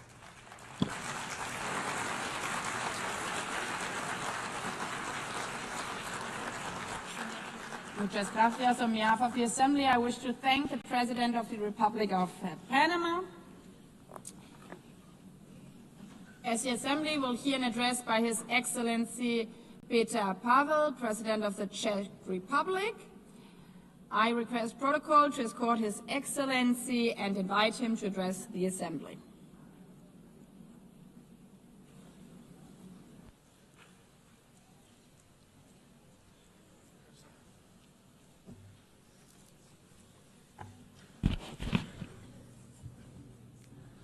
Madam President, Excellencies, ladies and gentlemen, I am humbled to speak here in front of you again. Today, I wish to address two main issues: United Nations achievements and necessity of its reform, and prospect of multilateralism in the light of Russian aggression. 80 years ago, the United Nations was founded with great hope to prevent war and destruction, never to repeat the horrors of World War II. My country proudly stood amongst the founding nations signing the charter that would become our collective moral compass. Since 1945, we have witnessed remarkable achievements. The United Nations helped to prevent another full-scale world conflict. It assisted in dissolution of colonialism and rise of new sovereign countries in Asia, Africa, Europe, and Latin America. Together, we created a robust multilateral system of rules and global cooperation in international security, human rights, and economic development. Together with the UN, we have fought famine, disease, illiteracy, and poverty in some of the world's most vulnerable regions. Dozens of peacekeeping missions have helped to ease tensions in conflict zones. Thanks to its long-standing efforts, the UN has helped transform countless lives and laid the groundwork for a better world, a world which is more humane and more cooperative. It provided a platform where even the smallest nations can speak out and be heard. The UN remains the only institution where the world can collectively confront global crises. Not with weapons, but with dialogue, shared responsibility, and pressure where necessary. UN's greatest achievement is not perfection, it's persistence. With many devastating conflicts ongoing, Russia's invasion of Ukraine has significantly transformed the global security landscape. Since the last general debate a year ago, our world has not become more secure. On the contrary. In the game of smoke and mirrors, Russia continues targeting civilians, civilian infrastructure, foreign diplomatic missions, and most recently, even our neighboring country, Poland. Not to forget the acts of hybrid warfare on our own territory. These range from disinformation campaigns and attempts to undermine public trust, to cyber attacks, and even acts of sabotage carried out by mercenaries recruited online. Despite being the largest country on the map, Russia still aims to seize Ukrainian territory and expand its sphere of influence. Backed by China, Iran, North Korea, and other countries that help it circumvent sanctions and provide economic or political support. Russia, a permanent member of UN Security Council, is not only violating the principles of state sovereignty and territorial integrity enshrined in the UN Charter, but also sets a dangerous example and precedent, sending the message that aggression can yield territorial and political gain and remain unpunished. Ladies and gentlemen, our multilateral system was created on the premise that rules apply to all without exception. The consequences of this war go far beyond the news headlines. This war threatens to dismantle our system of governance based on mutual respect, equal partnership, and rules we all subscribe to. What is happening in Europe today could happen anywhere else tomorrow, under different circumstances, but under the exact same pretext. If Russia wins this unjust war, it will legitimize the triumph of brute force. Turning a blind eye to Ukraine today is a green light to any future aggressor anywhere in the world. Disruptions of the status quo in the Taiwan Strait or elsewhere in the Indo-Pacific would further destabilize global security and trade. Geographical distance offers no protection. Security in one part of the world is directly linked to security everywhere. Tolerating the principle of might makes right will lead to the end of multilateralism and the beginning of life under principles dictated by a powerful few. It would be a future with history deliberately rewritten, with lies promoted as facts, and with truth slowly disappearing from our discourse and memory. Just the opposite of what most of our nations fought for in the previous century. The heroism of Ukrainian people, their willingness to sacrifice for freedom, and global solidarity with Ukraine demonstrate that most of us still believe in universal values and in our responsibility to defend them. To achieve sustainable peace, we democratic allies from all over the world must act in unity and intensify our economic pressure on Russia. This is the only way to bring the aggressor to the negotiating table. Such peace, based on the existing international law, including territorial integrity and the right of self-determination, is in the interest of not only European countries, but of the whole international community. Any future peace agreement must send a clear message worldwide that aggressor must not be rewarded and borders cannot be changed by force. Ladies and gentlemen, the structure of the UN was based on the outcome of the World War II. Today, one of the UN Security Council permanent members is waging a ruthless war while obstructing any constructive solutions put forward. It is in light of these new geopolitical realities that we need a strong and effective UN system capable of responding to today's global challenges, from security threats and climate change to rapid evolution of new technologies. Otherwise, we risk sliding into a world that is more fragmented, more dangerous, and far less predictable. Czechia welcomes the UN 80 initiative and the commitments in the Pact for Future. Yet these ambitions stand in stark contrast with today's reality. In the light of Russian aggression against Ukraine, the UN Security Council is currently failing its purpose and mission. Therefore, we advocate for a comprehensive reform of the UN Security Council for greater effectiveness, inclusiveness, transparency, and accountability, with the aim to honor the principles of the UN Charter and to strengthen the voice of underrepresented regions. Freedom and human rights are not granted entitlements. They are hard-won principles that must be cherished and protected. Security Council membership should not be seen as a matter of prestige or privilege, but above all, a responsibility to defend global peace. That's why Czechia is seeking a non-permanent seat on the UN Security Council for the term 2032-33, with a clear commitment to uphold the rules-based international order. We cannot afford to have the UN paralyzed or blocked in its ability to respond to crises and challenges.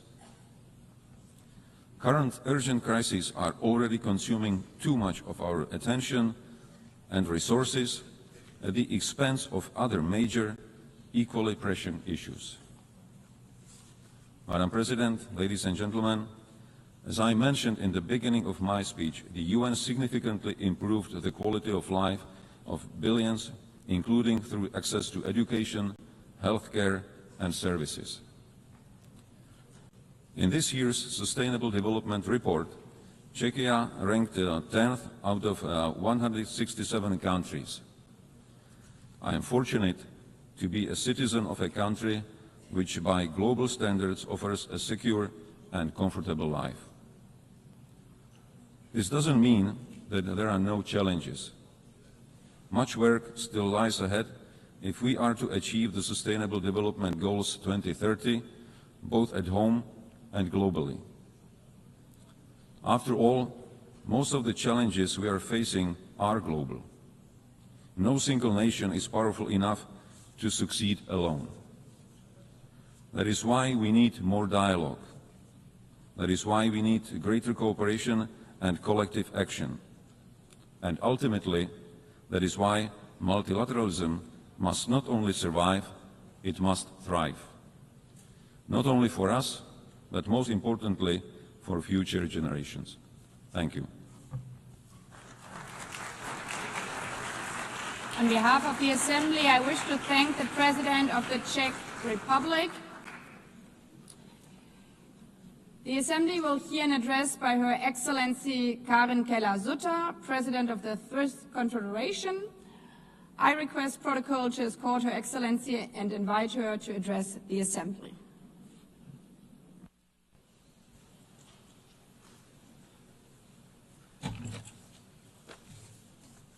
Madam President of the General Assembly, Excellencies, ladies and gentlemen, 80 years ago, the world entered a new era.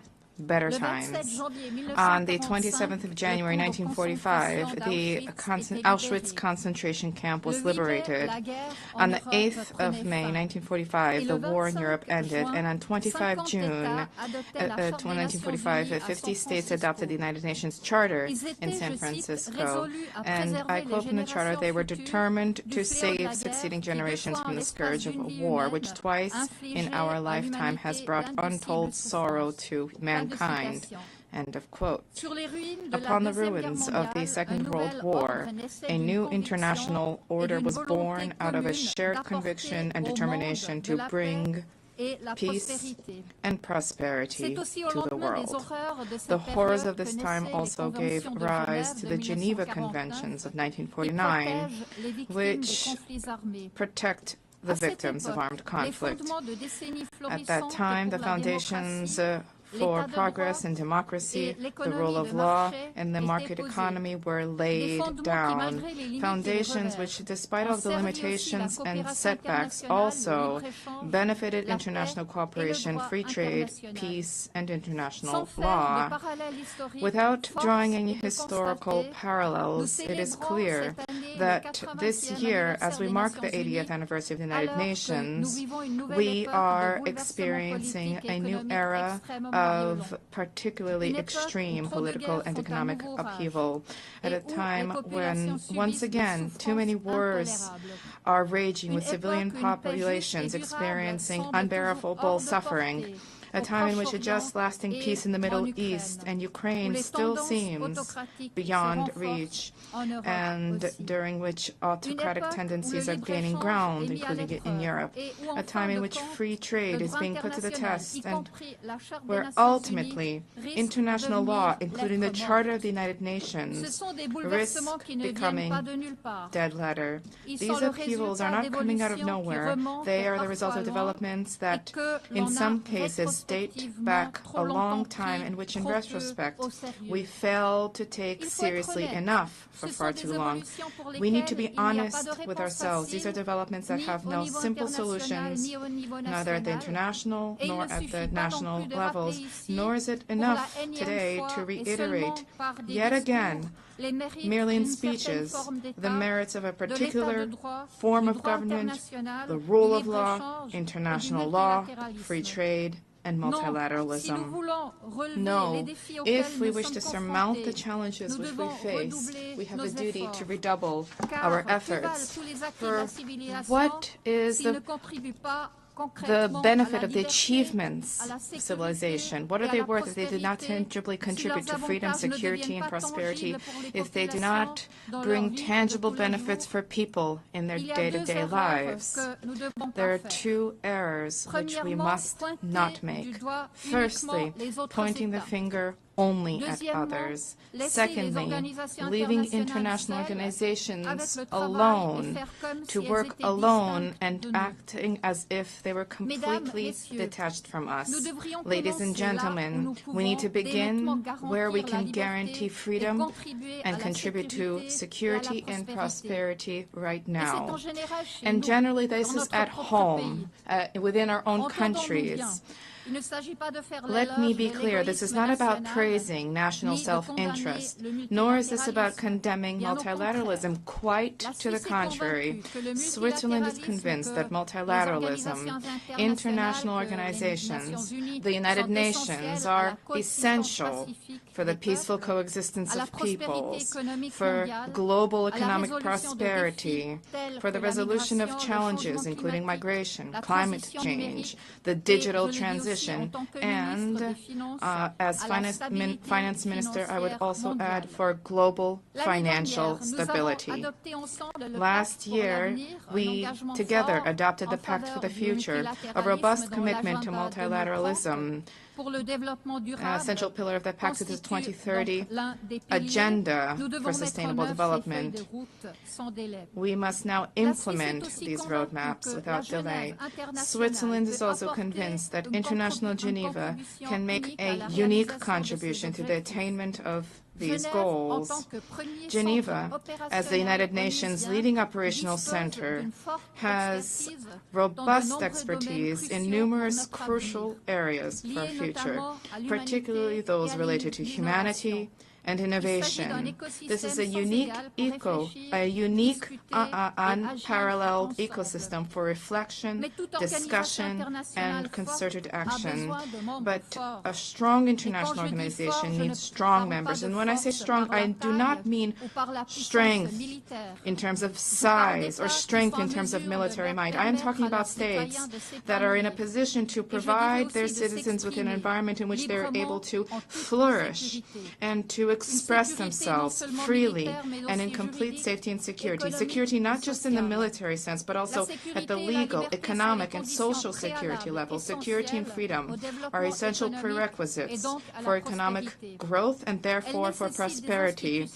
They require institutions that are legally sound, reliable, and capable of taking action, and they require political, social, and financial stability. And here, each state has an obligation to shoulder its own responsibilities. We cannot simply delegate our responsibilities to an international organization.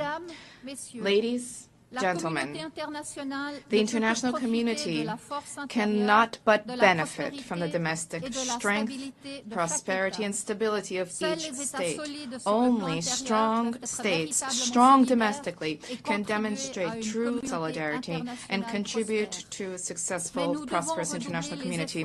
But we need to also redouble our efforts as an international community. Today, more than ever before, the United Nations must also take a critical look at itself to consider whether it is still able to fulfill its role as the 50 states intended when they adopted the Charter in San Francisco on 25 June 1945. Multilateralism is also undergoing unprecedented upheaval. These upheavals are punctuated by a resurgence of violations in the normative framework and the very principles and values that underpin multilateral action. Dialogue, cooperation, consensus building, respect for international law, and sovereign equality of states, regardless of size, of economic strength, or political influence. Switzerland calls upon all states to make a firm commitment to uphold the principles and values enshrined in the Charter of the United Nations 80 years ago. This is the prelude to any reflection on reforms and efficiency measures to strengthen the impact of our actions in the three pillars of the organization. With this in mind, we fully support the UN 80 reform program of the Secretary General. Greater effectiveness, coherence, agility, and impact of multilateral action should each guide our decisions. A structured, well-thought-through approach together for defining the UN of the future is vital. I can assure you that Switzerland will continue to work towards reform. We remain committed to the reform efforts to a more effective and efficient United Nations and to sustainable multilateralism, both as a reliable host state and as a committed member state. Excellencies, ladies and gentlemen, We are not in the same situation today as we were 80 years ago. We are in the midst of a critical phase, and the next chapter of history is yet to be written. This also means that we can play an active role in shaping it. And I quote an Auschwitz survivor, the Italian writer Primo Levi. It happened, therefore it could happen again. This is the core of what we have to say. End of quote. But it doesn't have to happen again, and indeed it must not happen again. This is why the United Nations was created 80 years ago, and this is also why we are here today. It is up to us to ensure that this turning point in history, which is so often invoked, as was the case 80 years ago, for this to usher in a new era of better times. Let us guard against arrogance and complacency, and let us get to work at home, in our countries, and together at the United Nations. Thank you. Merci. I thank on behalf of the Assembly the President of the Swiss Confederation. The Assembly will hear now an address by His Excellency Edgars Rinkēvičs, President of the Republic of Latvia. I request protocol to escort His Excellency and invite him to address the Assembly.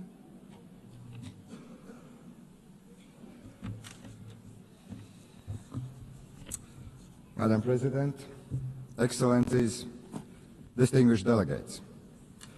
First of all, allow me to congratulate Your Excellency, Madam Annalena Baerbock, on assuming the presidency of the General Assembly. You will have Latvia's full cooperation. Latvia believes that we are stronger together, stronger in advancing peace, fostering development, upholding human rights. Standing here on this world stage, I would like to congratulate us on the 80th anniversary of the United Nations. 80 years working together to build a better, more just and peaceful world. This task has never been easy, but it is our duty to persist with determination and give our very best.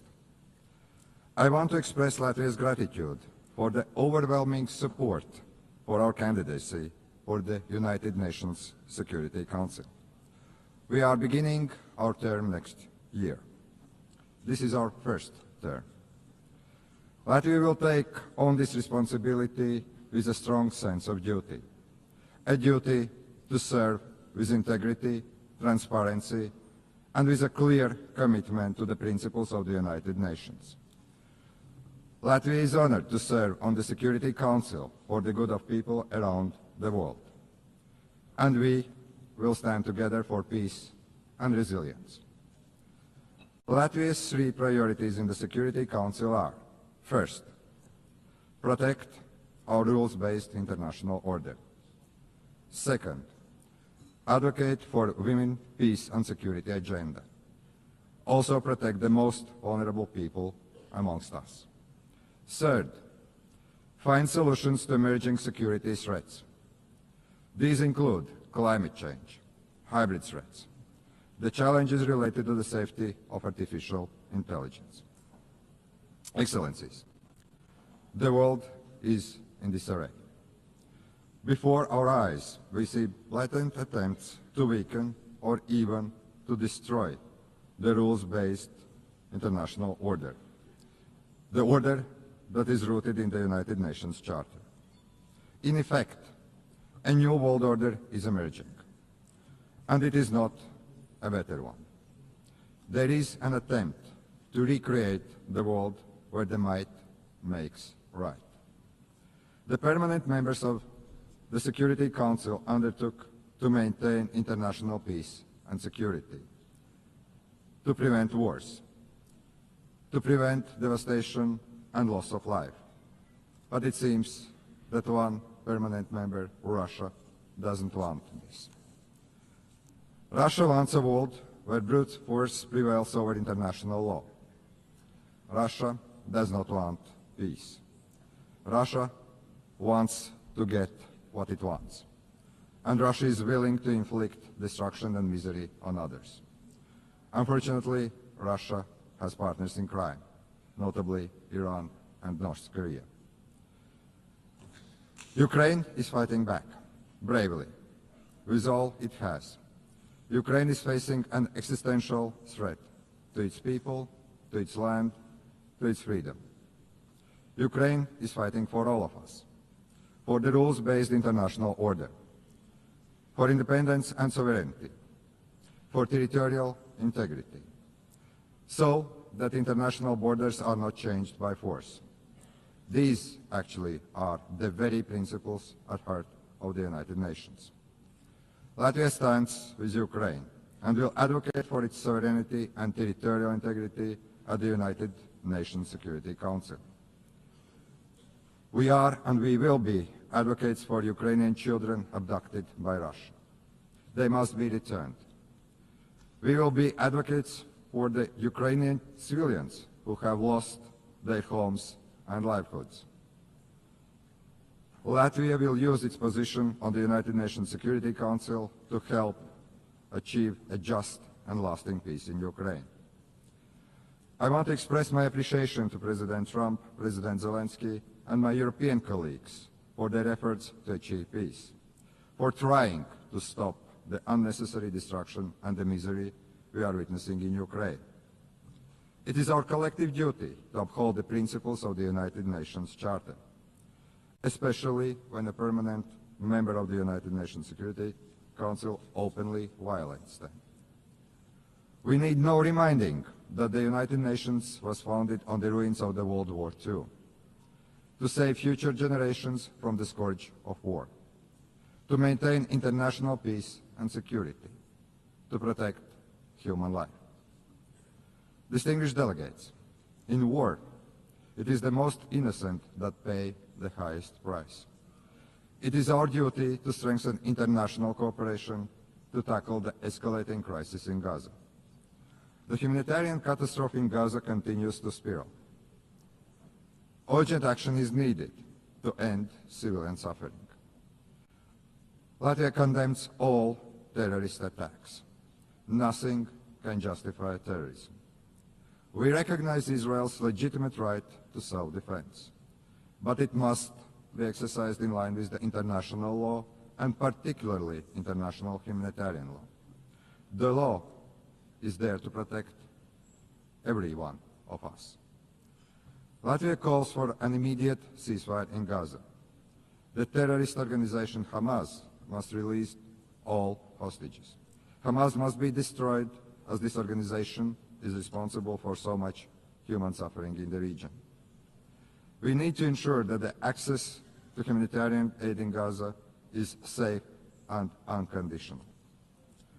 The ongoing escalation confirms the need for a sustainable political solution, the need for a two-state solution in accordance with international parameters, the need to break the cycle of violence, to reach a just and lasting peace, a peace that addresses the security concerns and the legitimate aspirations of both the Israelis and Palestinians. Latvia is keenly aware of the ongoing conflicts around the world. We must work together to resolve the dire humanitarian situation in Sudan and Democratic Republic of the Congo. We will not look on helplessly as crises unfold. As a member of the Security Council, we will call on the international community to take collective action and to facilitate humanitarian aid, to try to end unnecessary human suffering. Distinguished delegates, we must do everything in our power to protect the most vulnerable people, especially women and children. Women and girls suffer disproportionately in times of war. We, the global community, have a responsibility to protect the rights of women and girls, to empower them, to ensure their voices are heard in peace processes. The first deportation of Ukrainian children to Russia is beyond disturbing. We call on the United Nations to do more, do much more. We will do all we can to help bring these children home. Madam President, it is not only conventional warfare that threatens peace, security, and stability. Emerging threats like climate change, cyber attacks, hybrid attacks, and the misuse of artificial intelligence are testing us on a daily basis. Our modern world is connected in ways that most of us can't imagine. Today, many countries are experiencing a growing wave of hybrid attacks, also Latvia. We have to deal with damage to undersea cables, GPS jamming, arson attacks, the Russian shadow fleets. Russia continues and actually invests in new provocations, most recently recklessly violating the airspace of Poland and Estonia. The intensity of Russia's drone attacks against Ukraine has created incidents in Latvia, Lithuania, Poland, Romania. This is the new reality. Russia bears full responsibility for these acts and also consequences. This kind of reckless behavior is a direct threat to international peace and security, and we must act to stop it before such acts spiral out of control. We must counter these threats by resilience and increased cooperation with our friends and allies. But hybrid warfare is evolving, as are emerging and disruptive technologies. The challenge is to maximize the benefits these technologies can bring, while remaining vigilant of the potential risk they pose. We share the United Nations view that we need to develop artificial intelligence responsibly, but we should not halt the progress. Artificial intelligence can promote economic growth, drive scientific progress and innovation, even improve healthcare and make education more accessible. Artificial intelligence is already part of our daily lives. We must acknowledge this reality and work to make it safer and more beneficial for the people. The governments should not take years to create regulations. We should act swiftly and do it right. As a responsible United Nations member, a future UN Security Council member, Latvia is ready to work with our partners to address these issues. Ladies and gentlemen, the United Nations has stood the test of time for 80 years. It is the primary architect of international law and protector of rules-based international order. The United Nations is not perfect, but it is the best we have, the only truly global organization. As one of UN Secretary Generals, Dag Hammarskjöld, famously said, the United Nations was not created in order to bring us to heaven, but in order to save us from the hell. But after 80 years, it is time to adjust to new realities. The United Nations must evolve to remain relevant, to be effective and fit for the challenges ahead. That's why we support the UN 80 initiative by the Secretary General. Let us work together for peace and resilience. Let us protect the rules-based international order and the United Nations Charter, because we all are better together. Thank you very much. On behalf of the Assembly, I wish to thank the President of the Republic of Latvia. The Assembly will hear an address by His Excellency William Samoei Ruto, President of the Republic of Kenya and Commander-in-Chief of the Defense Forces. I request protocol to escort His Excellency and invite him to address the Assembly.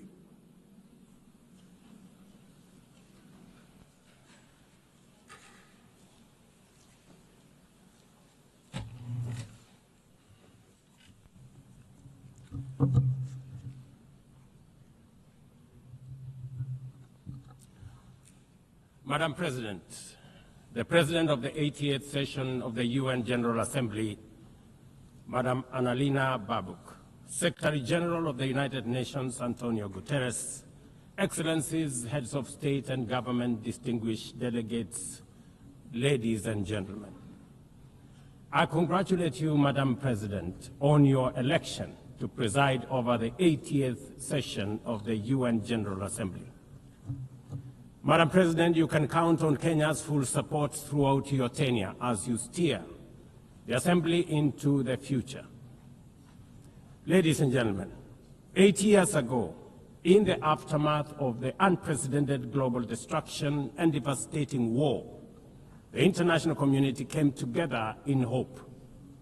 They created this organization, the United Nations, as a shield against the horrors of war, as a platform for dialogue, and as a bridge to a better, fairer, more secure global community. What is often forgotten or not mentioned today is that the United Nations grew out of the failure of the League of Nations that existed between 1919 and 1945. The League of Nations did not collapse for lack of good intentions or noble objectives. Formed at the end of the First World War and as part of the Treaty of Versailles, it was humanity's first attempt to build a permanent international organization to stop aggression and war and bring nations together. Its ambitions were to achieve collective global security, disarmament, peaceful dispute resolution, and cooperation on humanitarian and social issues. Despite these ideals, the League of Nations failed. The United States never joined, other great powers came and went, and without enforcement authority, its condemnation carried little weight. When Japan invaded Manchuria, when Italy marched into Ethiopia, and when Hitler openly defied its rules, the League stood by, helpless and powerless. By the late 1930s, its credibility had collapsed, and with the outbreak of the World War II, it was rendered irrelevant. Madam President, this history is both a lesson and a warning. Institutions rarely fail because they lack vision or ideals. More often, they drift into irrelevance when they do not adapt, when they hesitate to act, and when they lose legitimacy. To remain relevant, institutions must be reimagined, must be reformed, renewed, and aligned with emerging realities. 8 decades ago, the founders of the UN sought to correct the failures of the League of Nations by creating a stronger, more inclusive organization anchored in the principles of, and I quote, "We the people of the United Nations, determined to save succeeding generations from the scourge of war," end of quote. Today, we are gathered for the UN at 80. The question is unavoidable. Is the United Nations relevant to the demands of our time? Can it continue to serve humanity in the face of current realities? Or has it become a relic of a bygone era? Madam President, Excellencies, we meet against a grim global backdrop. Conflict rages in Eastern Europe, the Middle East, the Sahel, the Horn of Africa, and beyond. Climate disasters grow fiercer by the day. Inequality deepens, pandemics loom, and technological disruptions outpaces governance. Instead of trust, mistrust is spreading. Instead of solidarity, fragmentation is taking root. In place of hope, anxiety fills our global community. We are living, to borrow from the words of the founders of this institution, not in larger freedom, but in growing uncertainty. At this moment of turbulence, when we most need a strong United Nations, the organization faces its deepest crisis in credibility and capacity. Funding cuts have paralyzed its operations. Bureaucracy has slowed its response. The Security Council remains frozen in the post-war structures of 1945, unable to act inclusively, with fairness, and with speed. Ladies and gentlemen, I can, however, state with absolute conviction that the United Nations has been one of humanity's greatest achievements.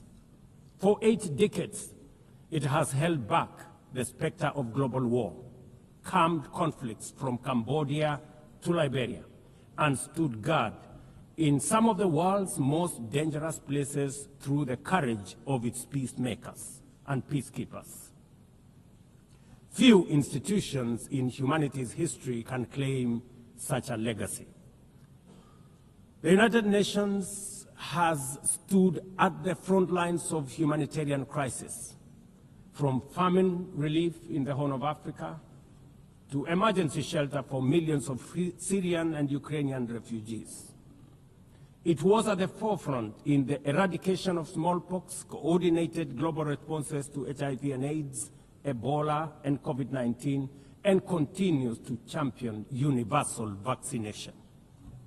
Its agencies have advanced women's rights, protected children, safeguarded refugees, and set global norms on everything from disarmament to climate action. The UN Sustainable Development Goals remain a shared blueprint for human progress. These are achievements no nation could have achieved alone, however rich, however great, or however powerful. And yet, every institution, no matter how noble its origins or impactful its legacy, must adapt to changing times or slide into irrelevance. Today, the United Nations stands at a crossroads of renewal on one hand or decay on another.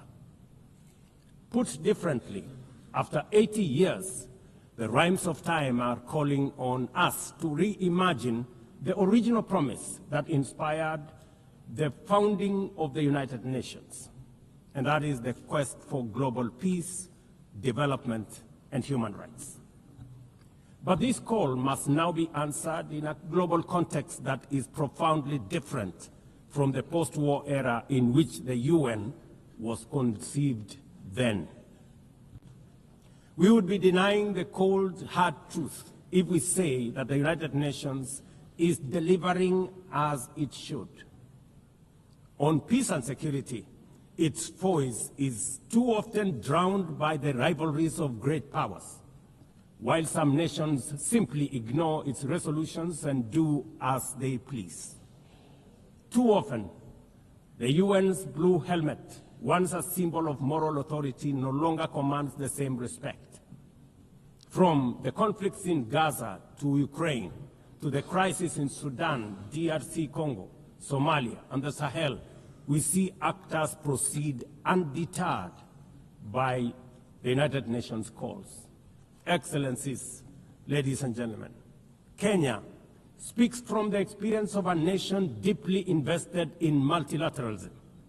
For decades, we have placed our troops and police in harm's way for peacekeeping missions across Africa and beyond, from Somalia to Democratic Republic of Congo, from South Sudan to most recently in our neighborhood here in Haiti. Over the past 15 months, we are proud to have led the multinational security support mission in Haiti, not because it has been easy, but because solidarity is the essence of the United Nations. Madam President, the mandate of the MSS mission is coming to an end in a few days. As the lead nation, allow me to briefly share our experiences, the successes and the challenges, as both a cautionary tale and a living lesson about the strengths and weaknesses of the current global security governance architecture. For far too long, the people of Haiti called out to the world. Too often, their pleas were met with silence, hesitation, or half measures. Haiti became a tragic reminder of what happens when the international community looks away, prevaricates, or offers half-hearted support. When Kenya responded to the quest for the Haitian authorities, it was in the belief that we were joining a genuinely multinational effort. we welcomed and fully embraced Resolution 2699, by which the United Nations Security Council authorized the MSS with Kenya as the lead nation. Drawing on our decades of peace support operations, we stepped forward, stepped up, and deployed our officers to confront the rampant menace of gang violence in Port-au-Prince and its environs. Madam President, ladies and gentlemen, the mission has operated in a volatile environment under enormous constraints. It has been underfunded, under-equipped, and operated below 40% of its authorized personnel strength. Our police officers have valiantly shouldered responsibilities without the full logistical support that would accompany any mission sanctioned by the United Nations. Despite these challenges, and against all odds, the MSS has delivered results many thought were impossible. The presidential palace, once under siege from gangs, is today restored as the seat of government. The police headquarters and the police training center, once overrun by gangs, are now secure, with the academy resuming the training of new police officers, over 700 of whom graduated a few months ago. Schools that have been shattered by violence have reopened, with children back in class, learning and progressing.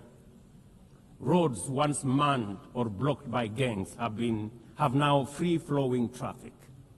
Cases of kidnapping and extortion have reduced sharply. The airport and the seaport, once surrounded by gangs, are now abuzz with normal operations.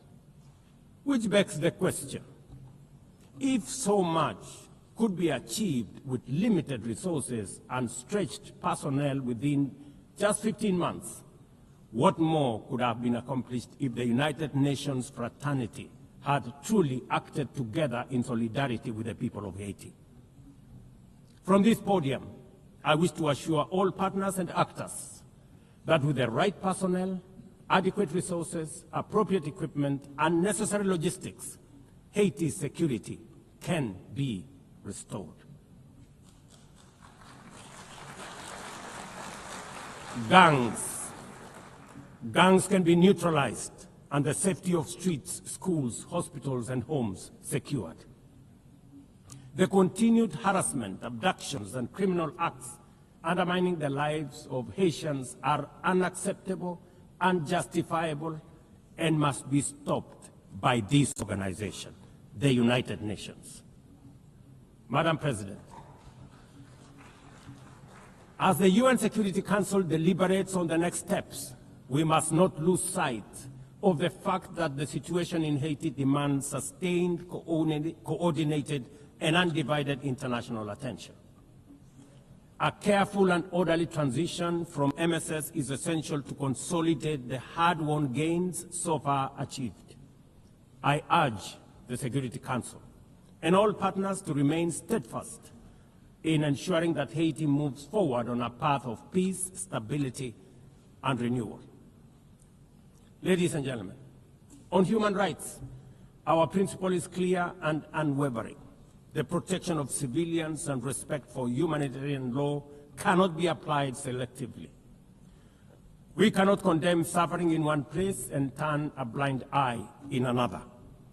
Kenya is gravely concerned by the humanitarian catastrophe in Gaza and by the immense suffering of civilians caught in the devastation of disproportionate military operations.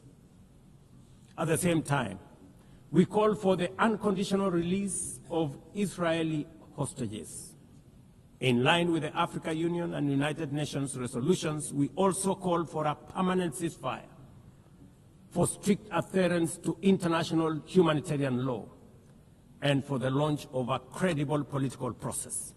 Only through such a process can the vision of a two-state solution be realized, where Israel and Palestine live side by side in peace, security, and stability. Kenya is equally deeply troubled by the worsening humanitarian situation in Sudan, where innocent citizens are caught in the crossfire of a needless war. We fully endorse the Quad, comprising Egypt, Saudi Arabia, the United Arab Emirates, and the United States, in affirming that there cannot be a military solution and that only political dialogue offers a viable path forward. We join the Quad in urging all parties, including SAF, RSF, and the external actors, to respect Sudan's sovereignty, unity, and territorial integrity, and firmly reject any attempts to divide the country, reaffirming our unwavering support for a unified Sudan for the benefit of all its people. Excellencies, distinguished delegates, those who look to the future with a clear vision know that climate change is not only the single greatest threat of our age, but also one of the greatest transformation opportunities of our time. The global stocktake has made it plain that the world is off track. Current national determined contributions are steering us towards temperature rises far beyond any safe threshold. This is the difference between survival on one hand and devastation for millions across the world on the other. Kenya and Africa are not passive victims of this crisis. We are taking bold steps showing that climate action is not only possible, but can also be the foundation for inclusive growth. We are building a climate-resilient society by embedding adaptation into every sector, from agriculture and energy to infrastructure and livelihoods, to sustainable mining and artificial intelligence. This ambition is visible on the ground. Today, 93% of Kenya's electricity comes from renewable sources: geothermal, wind, solar, and hydro. We are expanding investments in e-mobility, climate-smart agriculture, clean cooking solutions, and green manufacturing. We are also pioneering nature-compatible solutions such as sustainable waste management and circular economy interventions.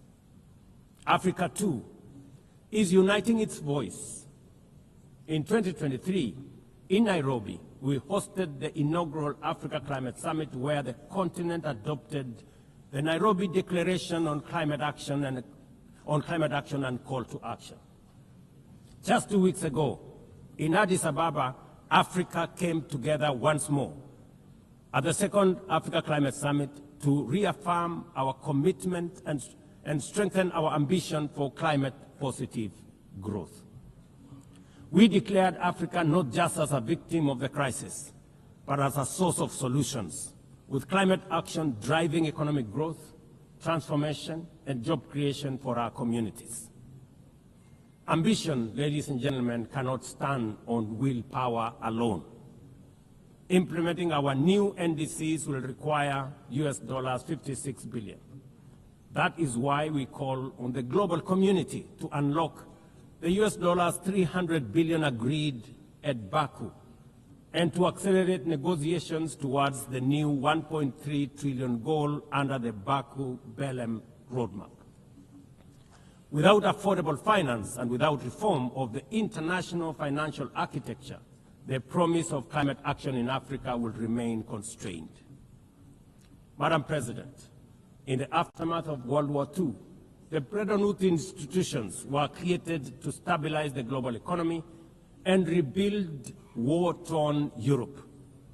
At that time, their design reflected the power and interests of the victorious nations, who were also their primary shareholders and beneficiaries.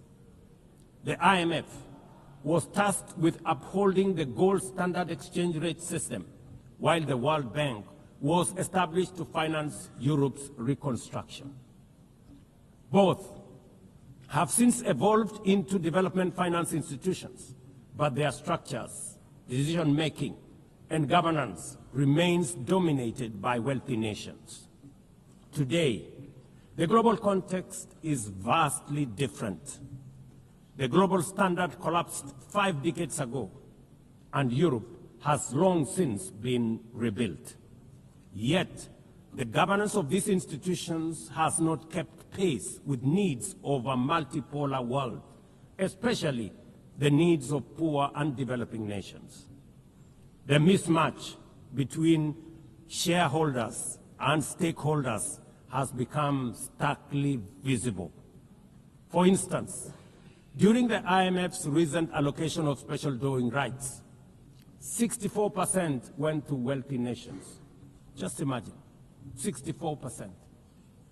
With little need for liquidity support. They didn't need the money anyway, but they got 64%. While the poorer countries received just 2.4%. What a disconnect. The imbalance highlights how the very institutions meant to safeguard global finance stability often perpetuate inequality and instability. I have argued, and I say it again, that the current global financial architecture punishes poor countries with high interest rates and enormous conditionalities, while rewarding rich nations with lower interest rates and softer lending rates.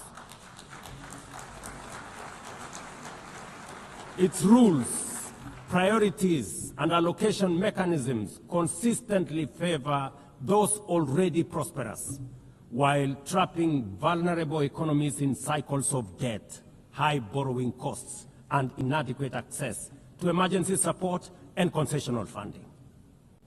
It is imperative to transform these institutions into genuinely independent, apolitical global bodies that their operations are aligned with their global mandate. Such a shift would democratize decision-making, restore credibility, and allow the IMF and the World Bank to serve all countries fairly rather than reinforcing old hierarchies. But Africa is not merely waiting for external prescriptions. We are taking bold and deliberate steps to strengthen our financial independence, safeguard our stability, and accelerate our development. Kenya, for instance, fully endorses the establishment of the Alliance of African Multilateral Financial Institutions, launched with the African Union in February 2024. This alliance brings together our homegrown banks, Afreximbank, the Africa Finance Corporation, the Trade and Development Bank, Shelter Africa Re, Africa Development Bank, Africa Trade and Investment Development Insurance, and ZEPRI, institutions that embody Africa's determination to mobilize resources, finance trade, and build resilience on our own terms. At the same time, the African Union is championing 3 transformative institutions: the Africa Central Bank, which will issue a single currency and free our trade from dependence on foreign money; the Africa Monetary Fund, positioned to stabilize our economies and give us true financial sovereignty; and the Africa Investment Bank, designed to mobilize resources for infrastructure, industrialization, and integration that Africa needs to rise. And to complete this vision, the Africa Credit Rating Agency, one that understands our realities, values our uniqueness, and tells our story with fairness and truth, has already been established. Excellencies, as we mark the 80th anniversary of the United Nations, Africa also marks 20 years since the Ezulwini Consensus and the 60 Declaration, the 2 historic milestones that establishes the common African position on UN Security Council reforms. For 2 decades, Africa has spoken in one voice, demanding justice, equity, and representation in the highest organ of global governance. This demand, however, continues to be ignored, deferred, or endlessly debated to the detriment of both Africa and the legitimacy of the United Nations itself. You cannot claim to be the United Nations while disregarding the voice of 54 nations. It is not possible. Africa is no longer willing to wait on the margins of global governance while decisions about peace, security, and development are made without our understanding, without our perspectives, and without our voice. Africa's exclusion is not only unacceptable, unfair, and grossly unjust, it also undermines the very credibility of the United Nations, this organization. Africa dominates most of the Security Council agenda, provides some of the largest contingents of UN peacekeeping forces, and bears the heaviest costs of instability. Yet we remain the only continent without a permanent seat at the main table where decisions about our destiny are made. Africa deserves, ladies and gentlemen, at the very least, 2 permanent seats with full rights, including the right to veto, and 2 additional non-permanent seats on the United Nations Security Council. The world must understand that reforming the Security Council is not a favor to Africa or to anybody. It is a necessity for the United Nations' own survival. If the United Nations is to remain relevant in this century, it must reflect today's realities, not the post-war power arrangements of 1945. Madam President, despite the stated and evident weaknesses of the United Nations, it still remains humanity's best chance at global solidarity. No other institution has the universal legitimacy or convening power of the UN.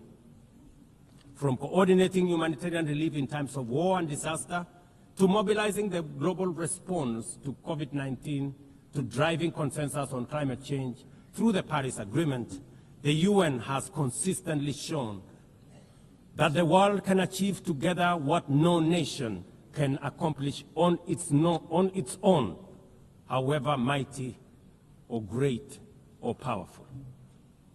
As Doug Hammarskjöld, the UN's Second Secretary General, once observed, and I quote, "The United Nations was not created to take humanity to heaven, but to save it from hell." End of quote. That mission is as urgent today as it was 8 decades ago. At a time when conflicts are multiplying, when climate change threatens every economy, and when inequality is widening, the need for a functioning, credible, effective, and a multilateral system has never been greater. It is through the UN that nations have pooled resources to vaccinate billions of children, to protect refugees from through the work of the UNHCR, and to keep the peace in more than 70 missions across the world.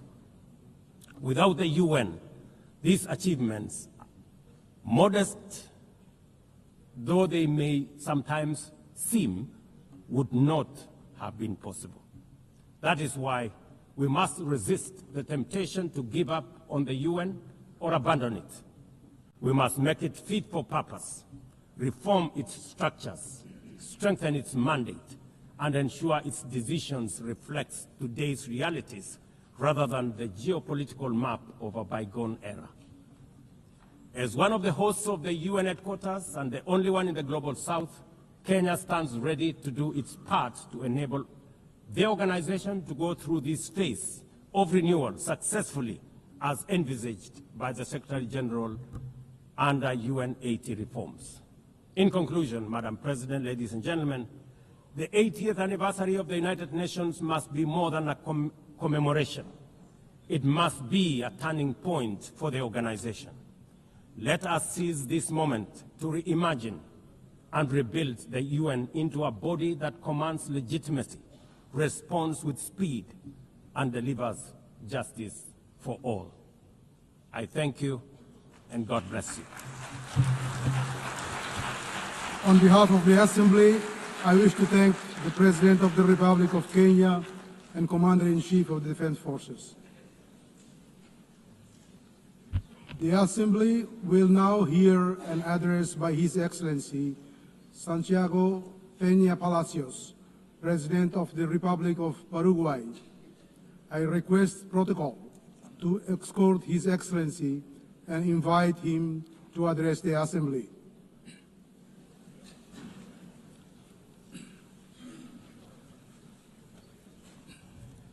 Señora Presidenta de la Asamblea Madam General, President of the General Assembly, distinguidos jefes de Estado y de distinguished Gobierno, heads of state and estimados government, ministros de Relaciones Exteriores, distinguished damas y ministers caballeros. of foreign affairs, ladies and Esta es gentlemen. mi tercera This intervención is en la my Asamblea third General address de las to Naciones the Unidas. United Nations General Es Assembly. sin duda un It enorme is without privilegio y doubt an honor immense representar al privilege and an Paraguay honor to represent en este magno Paraguay in un this país que magnificent quizás forum, geográficamente a parece country which pequeño, may look small on pero the es un map, gigante en but su espíritu is a y sus giant in its potencialidades. spirit and Por potential. ello, al volar hasta Nueva York desde lejos, As I flew pensé en into New empezar York este from afar, discurso I was thinking that I expresando la might alegría que begin my siento por speech by tener la sharing the oportunidad joy that de I feel contarles at having the las grandes opportunity cosas que to esperan tell al you Paraguay. about the great things that lie Sin ahead for embargo, Paraguay. los sucesos However, the acaecidos events en los of últimos recent meses y days días hacen and que esto months sea make simplemente this simply imposible. impossible.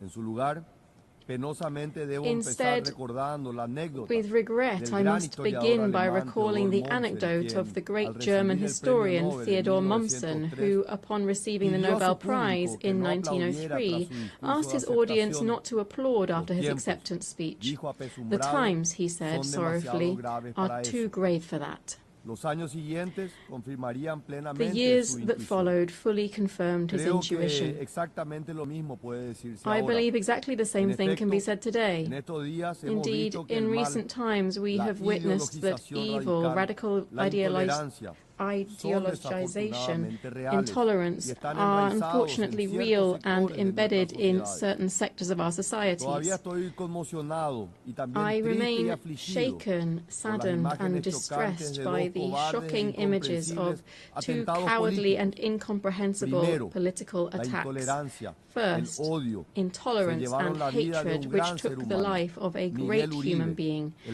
Miguel precandidato Uribe, the presidencial Colombian colombiano, presidential quien fue asesinado pre-candidate en who público was assassinated in durante un public recorrido en while una plaza. touring a square, Los while fantasmas de la on a national violencia tour. que Ghosts pensábamos of era cosa del violence which we pasado para thought were a nuestros thing of hermanos the de Colombia. past for our Segundo, Colombian brothers and vimos que un sisters. joven soñador, Charlie Second, Kirk, we saw a era young dreamer, miserablemente Charlie arrebatado Kirk, de who su was esposa miserably y dos torn hijos from his por wife un and único two pecado: children for one sole defender sus sin, convicciones defending y his los valores convictions con and gran values elocuencia with y coraje. eloquence and courage.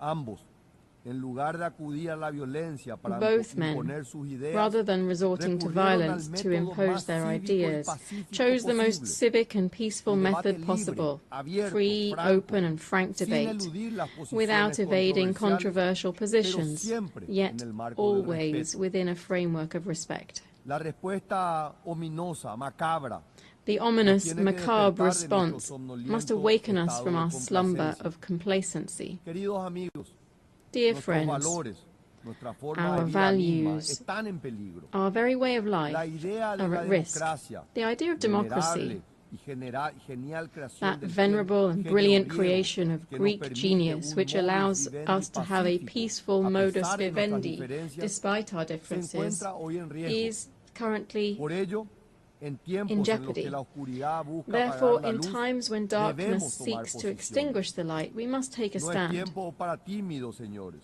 This is O no estamos time to del be lado timid. correcto, de Either la we paz y stand la on the razón, right side o of peace estamos and con la reason, violencia or we y la stand with intolerancia. violence and intolerance.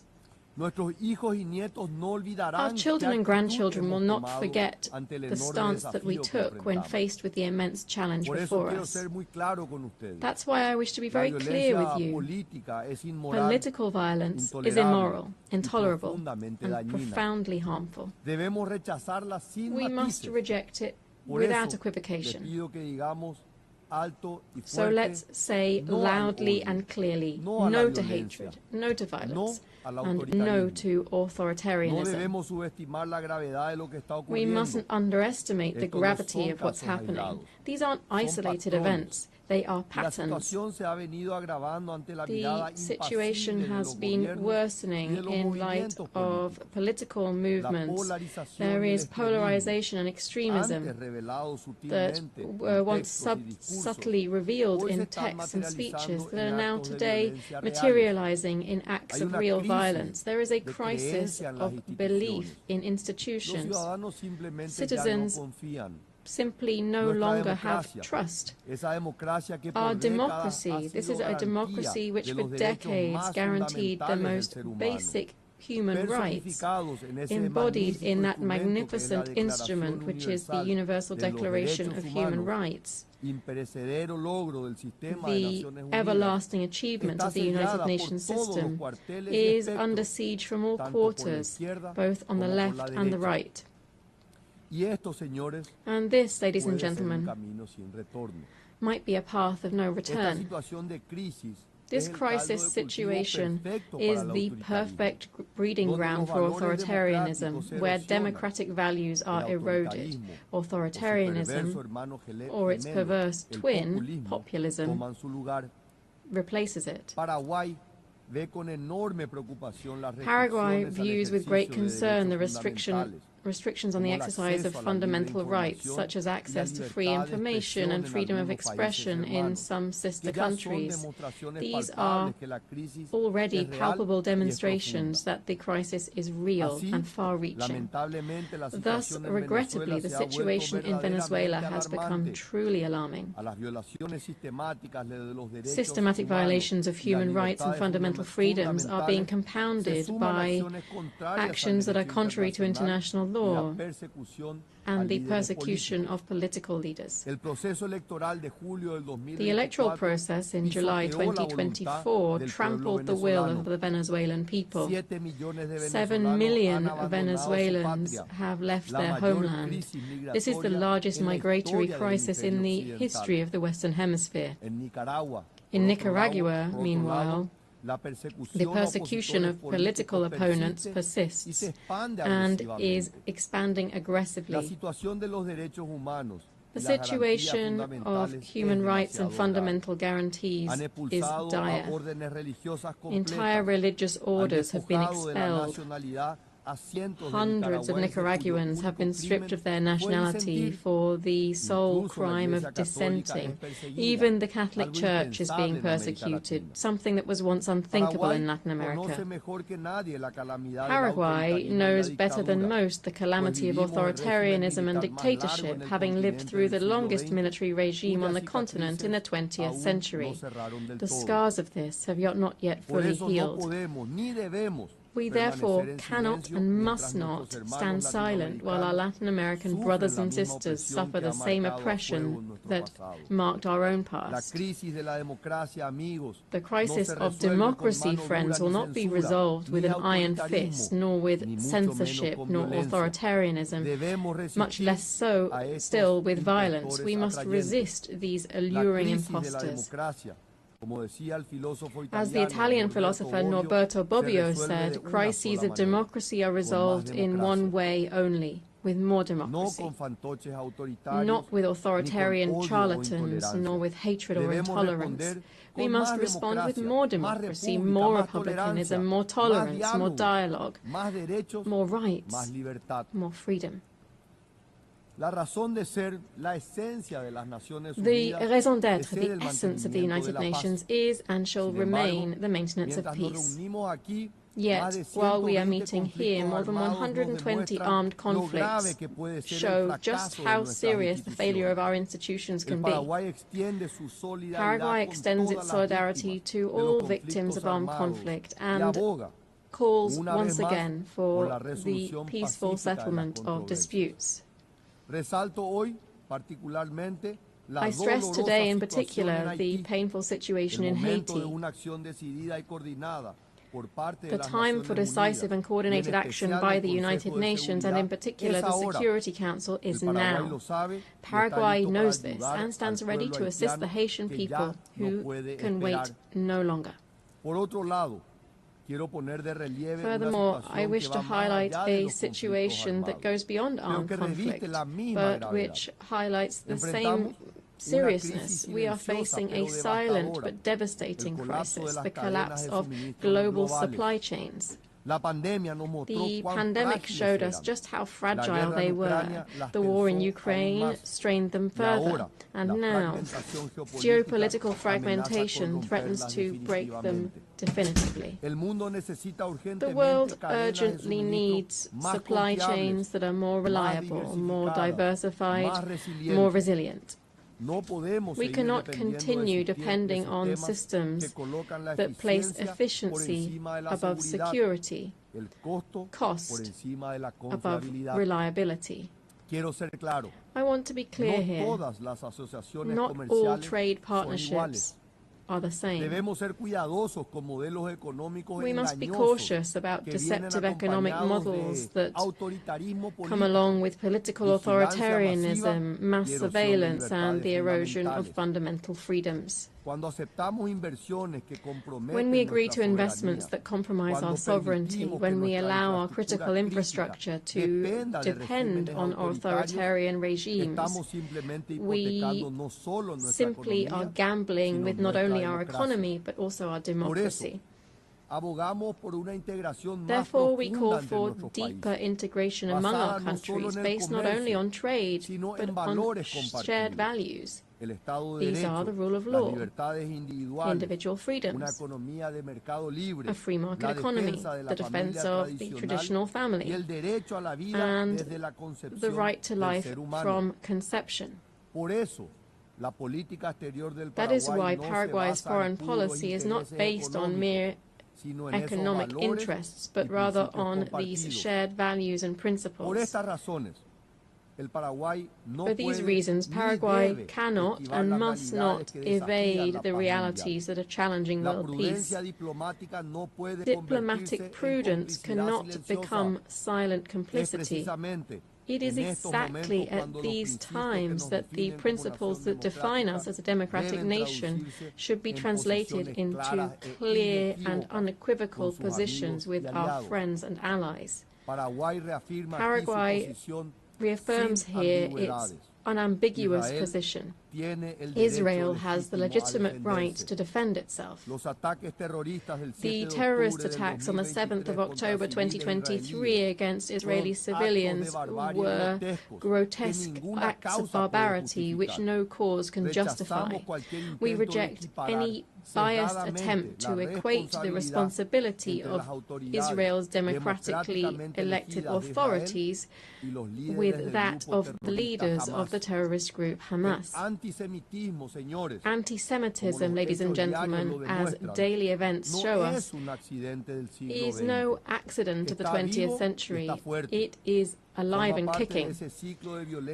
It forms part of that irrational cycle of violence and hatred that I referred to at the start of my statement.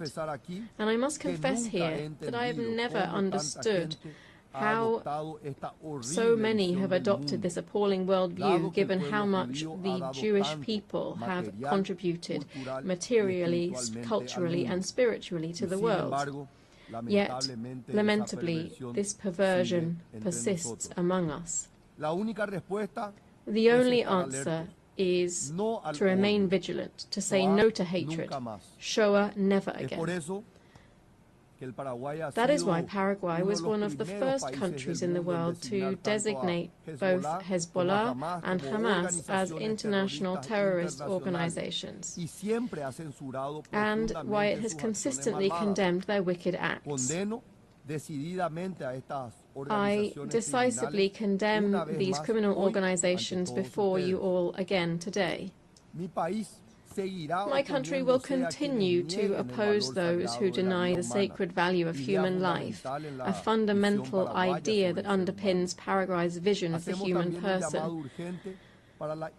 We also urgently appeal for the implementation of a solution that will alleviate the humanitarian situation in the Palestinian territories, bringing an end to the violence and securing the immediate release of the hostages, promoting a constructive dialogue that leads towards peaceful coexistence between both peoples and lays the foundations for a lasting peace in the Middle East.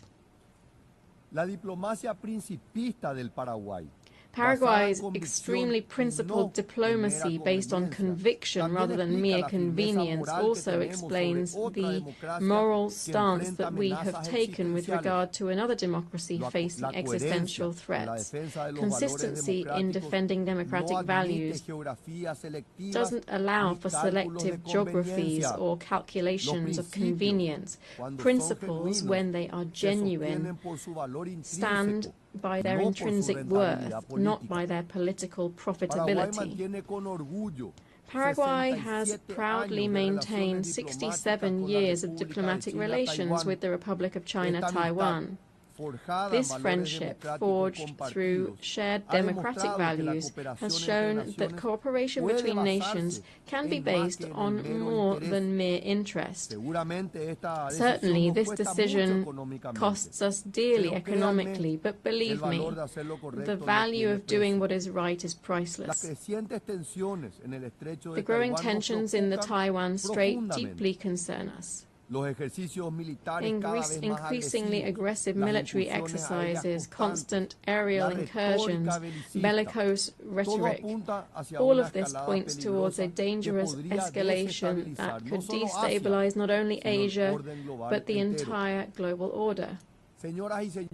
Ladies and gentlemen, let it be said without timidity or pusillanimity, Taiwan deserves a place in this forum. Allow me to repeat it. Taiwan deserves a place in this forum. This is a matter of strict justice. Its exclusion from the UN system is an affront which undermines the legitimacy of our institutions. 23 million decent, hard-working and dignified people cannot remain invisible to multilateralism. Ladies and gentlemen, as in other cases, the question of Taiwan and its international status must inevitably form part of the discussions of this General Assembly. It is time to uproot this tree of injustice which has grown for decades and to give a place to Taiwan, China in the United Nations. These principled positions based on conviction and not convenience give Paraguay something relatively scarce these days, which is genuine moral authority to discuss the problems that afflict us. Against this backdrop of global crisis, Paraguay stands as an intermediate power with a central role in building consensus and strengthening the multilateral systems. Our words are backed up with facts. Paraguay has a characteristic constructive spirit in multilateral debates. In line with our active leading role, my country is currently a member of the Economic and Social Council, and we have national experts on the Tribunal for the Law of the Sea, the Human Rights Committee, the Committee on Economic, Social and Cultural Rights, and the International Narcotics Control Board, as well as the Advisory Committee on Administrative and Budgetary Questions, among others. Over the term 2026 to 2027, we aspire to the presidency of the Bureau of the 6th Committee of the General Assembly, and we shall take up membership in the PBC. Dear friends, Paraguay stands ready to take its place in the concert of nations, not as a mere voice on the periphery, but rather as a true protagonist seeking solutions to global problems. Thus, Paraguay accepts and commits to the objectives set out in the Secretary-General's UN 80 initiative. These include the quest for greater efficiency in resource use, simplification of processes, and the review of mandate implementation. We therefore demand the implementation of geographic balance in the appointment of the next Secretary-General. This would strengthen the legitimacy and representation of this organization. In this process, we are convinced that we must pay attention, that attention must be paid to our region. Since we have candidates meeting the highest standards of experience, integrity, vision, and above all, leadership to build bridges, helping us to overcome challenges that are global in nature and that also pose systemic risk. We therefore call for a deep reform of the Security Council to prevent it becoming dispensable within a multilateral system that must provide solutions to the numerous current conflicts, both those between states and those caused by non-state actors. We call, therefore, for more flexible positions so that the Security Council can once again become truly representative in its membership and regain effectiveness as it fulfills its mission. We call for the elimination of the veto, which would bestow greater legitimacy on the body and would enable the UN as a universal organization to once again play a leading role in finding solutions to the great challenges facing our world.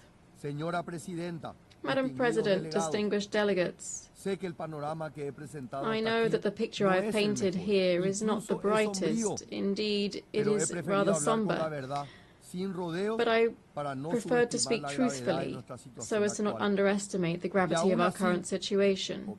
And yet, optimistic as I am, I can't avoid saying this.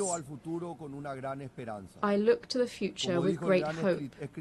As the great writer William Faulkner said, I believe that humanity will not merely endure, it will prevail. With all of our flaws, when we work together, when we place solidarity above division, dialogue above violence, tolerance above hatred, humanity is capable of great things.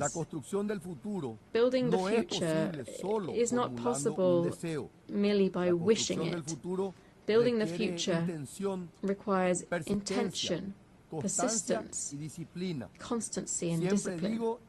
I always say, and I'll repeat it here today, there are no shortcuts to development, just hard work.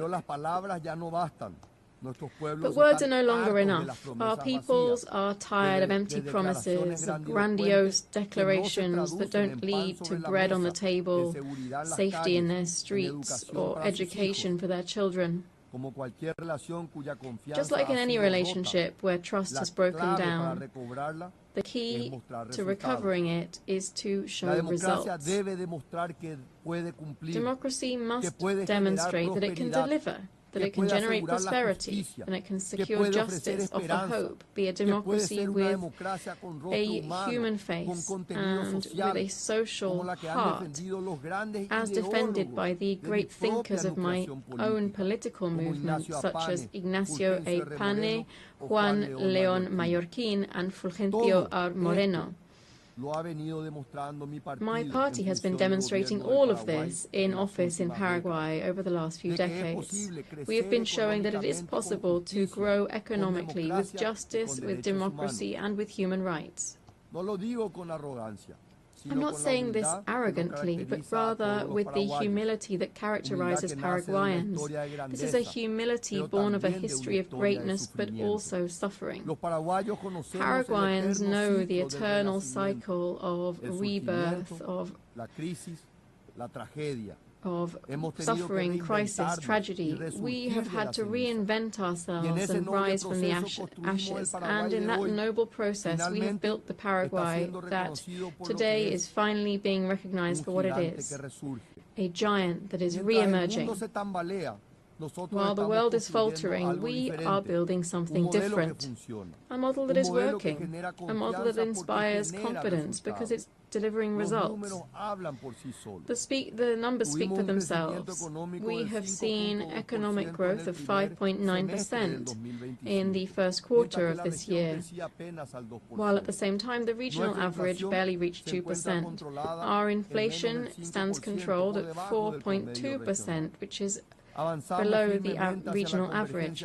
We are advancing firmly towards post-pandemic fiscal convergence. Our fiscal deficit has returned to 1.5% in the national budget for next year.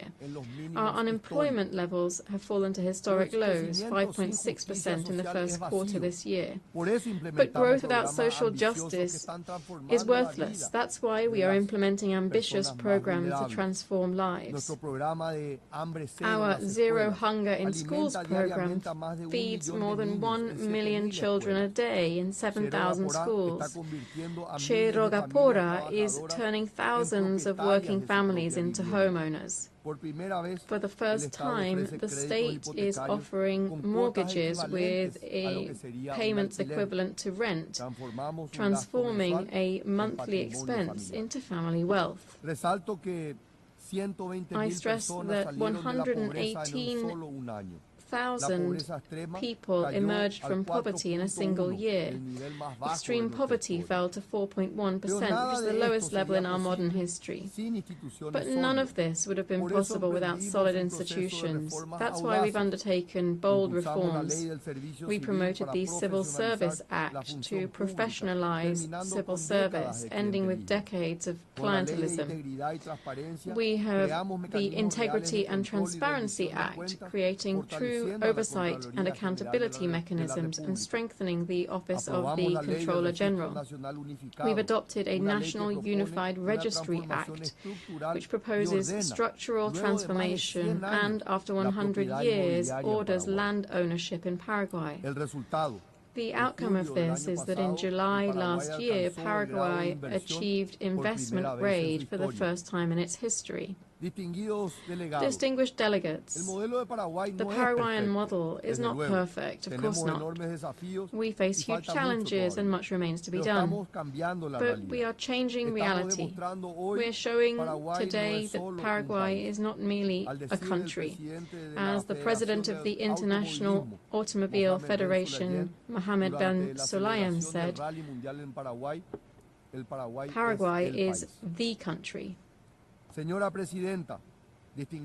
Madam President, distinguished delegates, I began this speech with some rather somber warnings about the state of global democracy and our societies. The times are grave and there is much to worry about. But I do not wish to end on a pessimistic note. A different, better, brighter future is possible. It just depends on all of us. It depends on our ability to diagnose the problems with courage and to confront them with perseverance and conviction. The future isn't predetermined. Paraguay is living proof that, despite the chaos and desolation of war, it is possible to rebuild. It is possible to reconcile prosperity with justice, growth with sustainability, openness with sovereignty. Paraguay, dear friends, stands ready to be part of the solution. The sleeping giant of South America has awoken and is re-emerging with strength. We are ready to be a central protagonist in the struggle for humanity's great values, to be a leading actor in the concert of nations. Because we believe in a future where democracy does not merely survive, but flourishes. Because we believe in a future in which development reaches everyone, not just a few. Because we believe in a future where cooperation is based on shared values, not on mere convenience. Because we believe in a future where trust is earned with results, not with rhetoric. Because we believe, indeed, that humanity will not merely endure, but will prevail. That different future is possible. Paraguayans are building it every day. I invite you to build it with us, together, to leave behind a better world for our children and our grandchildren, a world with more democracy, more freedom, more tolerance, more justice. A world in which hope defeats pessimism, in which light overcomes darkness, and good triumphs forever and always over evil. Thank you very much.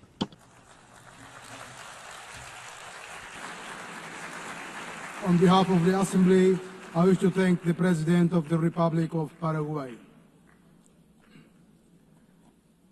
The Assembly now will hear an address by His Excellency Al-Karis, President of the Republic of Estonia. I request protocol to escort His Excellency and invite him to address the Assembly.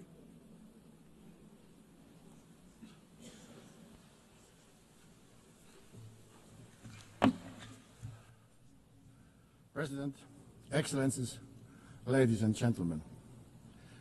United Nations is an idea of a better world.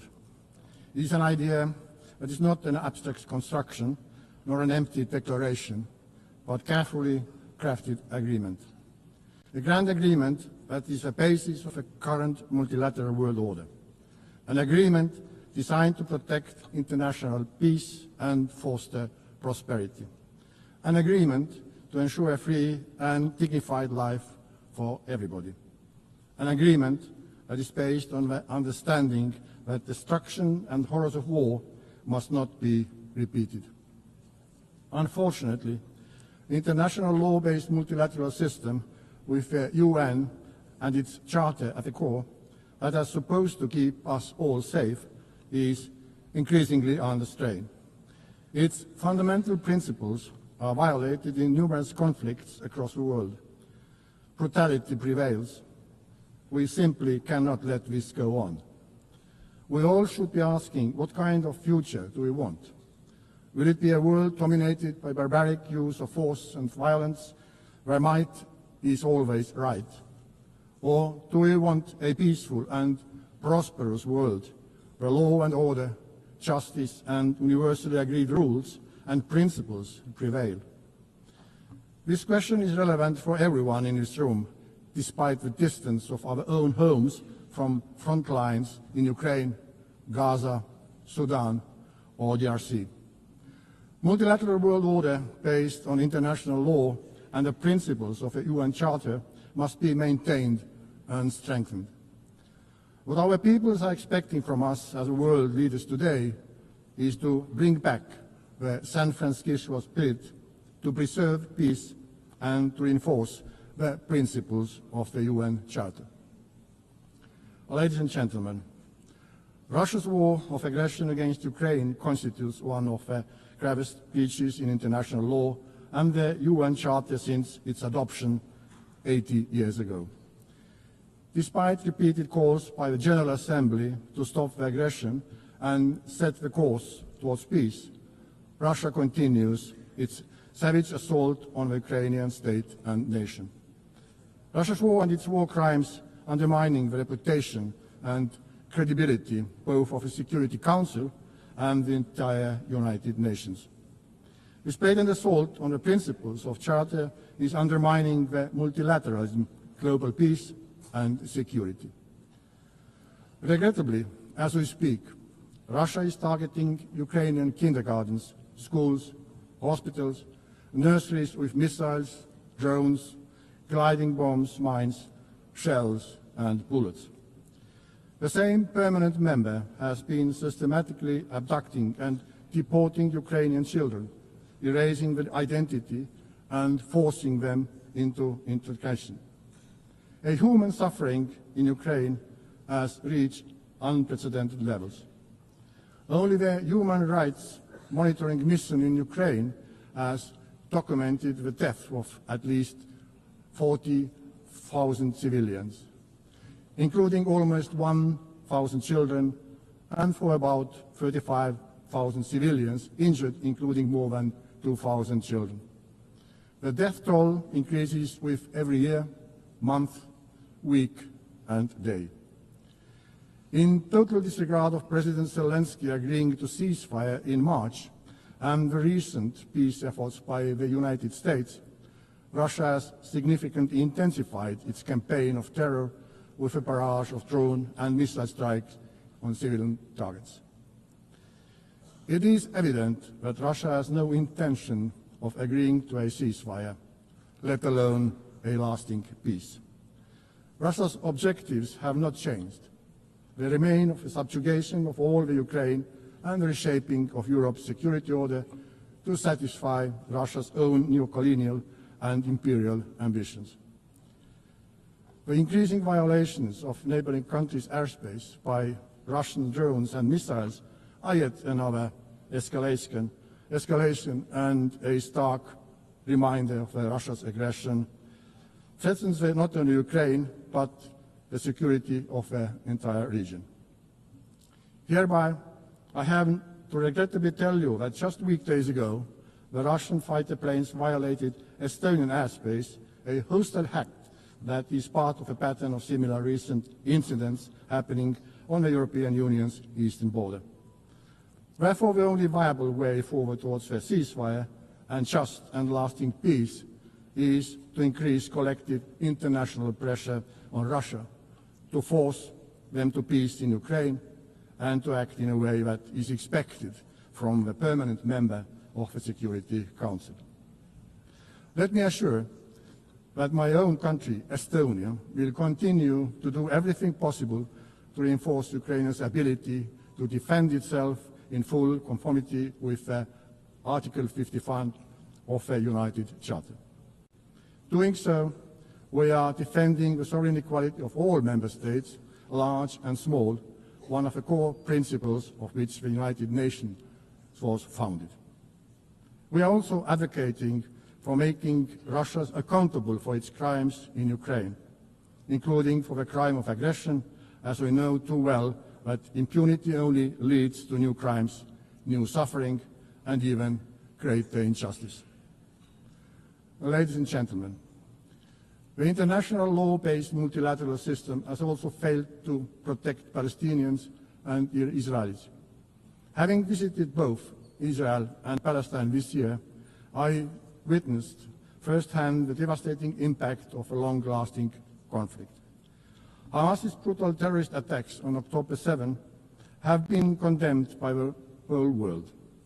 Hamas cannot have any role in the future governance of Gaza and Palestine. It has to be guaranteed that the horrors of terrorism would never be repeated. However, ordinary people and children in Gaza must not be the ones to pay the price. I am devastated that so many innocent lives, including children's lives, have been lost due to the military action, starvation, and the spread of disease. The promise of international humanitarian law was to ensure that people do not suffer during their armed conflicts. And yet, what has unfolded in Gaza has crossed all red lines. Estonia has supported all efforts for a ceasefire that would end the killing, destruction of lives, and bring all the hostages home. In order to alleviate the unbearable humanitarian situation, Israel must fully respect international humanitarian law and implement its commitments regarding access and delivery of humanitarian aid and security of all workers. In order to truly end the cycle of violence, we need a comprehensive political process with the end goal 2 states, Israel and Palestine, living side by side in peace and security. In command of efforts of France and Saudi Arabia to step up international action to implement the 2-state solution. Dear friends, the United Nations must be capable of fulfilling its core functions.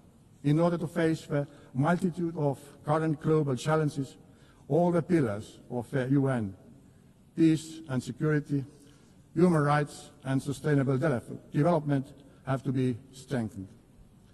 Estonia therefore supports an ambitious system-wide reform of the United Nations.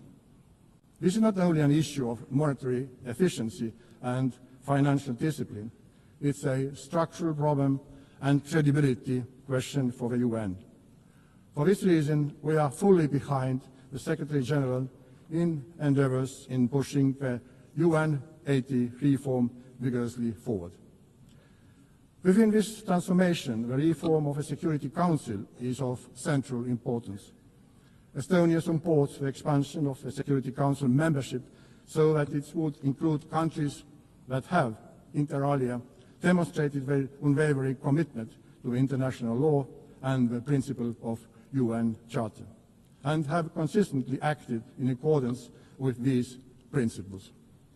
Furthermore, if we want to have functional and respected council, we also need to restrict the use, or rather abuse, of the veto, increase the transparency of the council's work and its accountability. Last but not least, we also need to ensure transparency when it comes to the selection of the next Secretary General of the United Nations. After 80 years of men-only leadership, we are very supportive to the idea that based on a fair process seeking the most qualified candidate, it is high time for a woman to be chosen as a UN Secretary General. We need to put forward ambitious selection criteria, clear timeline, and assure greater role of a General Assembly in this process. Given the current credibility crisis of the UN, we cannot afford to fall short in the selection process. Dear ladies and gentlemen, sustainable development with clearly defined goals remains a central focus of the UN. We have to redouble our united efforts to address global challenges, like the effects of ongoing climate change, which are getting worse in all parts of the world. The upcoming COP30 in Brazil should be a turning point. Countries should submit strong climate plans. These plans should cover all parts of the economy and follow the 1.3 degree goal of the Paris Agreement. Substantial progress during this decade is crucial. We must work together to triple renewable energy production by 2030, because this is the most effective way to reduce emissions. Estonia shows that this is possible. We used to rely on oil shale, a local fossil fuel, for our energy production, but today nearly 40% of our electricity comes from renewable sources. This change happened because of political will and private investments. Let us now raise our ambition together, like we did when we agreed on a World Cleanup Day to be acted upon the 20th September at Estonia's initiative and example worldwide. Not to celebrate it, but to do it. Dear colleagues, in myriad of challenges we face, accessible education is a prerequisite of understanding the current problems, learning from the mistakes of the past, and crafting a better world. Estonian educational system ranks high in many international rankings. We see how this has had an impact to many other fields where Estonia has been doing well, including digital governance, media freedom, and innovation. Our goal is to share with our partners, including through UNICEF board, our diverse experience in innovation, in education, developing educational policies, reforming education, and improving the availability of high-quality education. Every situation, every culture, every context is unique and requires specifically developed solutions. However, allow me to draw your attention to one of specific experience of ours. In 1991, at the start of the Internet revolution, we decided to radically integrate computers and Internet into our educational system. The program Tiger Leap, which had the aim of opening a computer class in every Estonian school within a year, was a cornerstone of Estonia becoming one of the most digital societies in the world today. The world today looks different from the one 34 years ago. But new technology is there again and waiting to put it into the best use. Therefore, Estonia is making a new leap, the artificial intelligence leap. We are again providing the best technological tools available to our students and teachers so that we keep comparative edge in education for years to come. Equipping citizens with the skills to use AI wisely and responsibly is essential.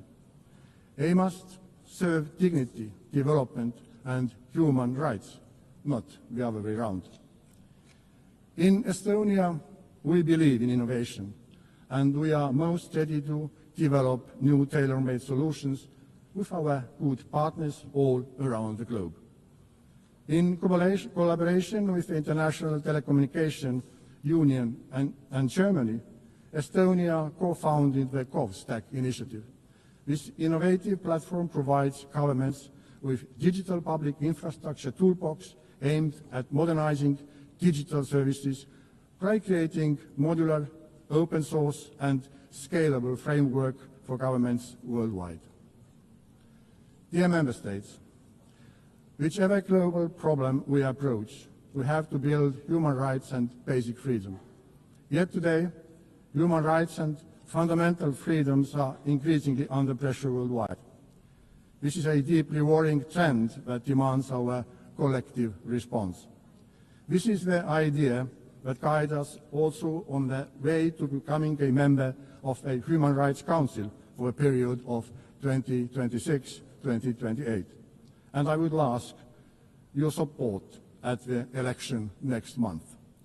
Our priorities during our membership are the promotion and protection of children's rights, safeguarding digital rights and reducing the digital divide, and advancing media reform. All three are critical for advancing democracy and protecting international law-based multilateral world order. We are capable of learning as human beings and as a mankind. We learn from mistakes. We get up and will do better. Let us do it. Thank you for your attention.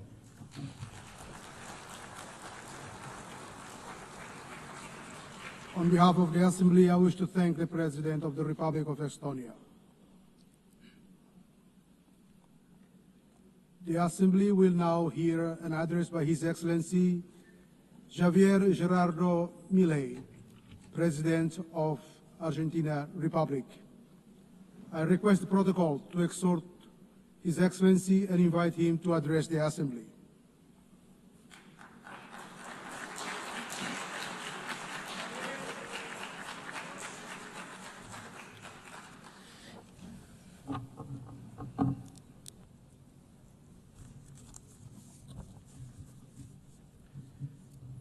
Las autoridades de las Naciones Unidas, United Nations authorities, representatives of member states, all citizens closely following this summit, good morning to you all.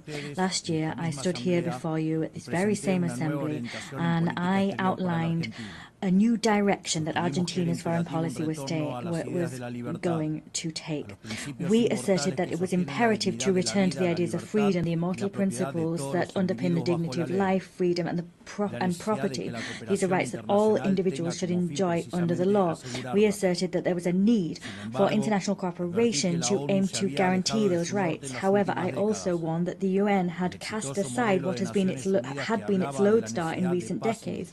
The successful model of the United Nations spoke of the need for peace without victory. It was grounded in cooperation between nation states. It was, however, replaced by a supranational model of government comprising international bureaucrats that sought to impose on citizens across the world a specific way of life.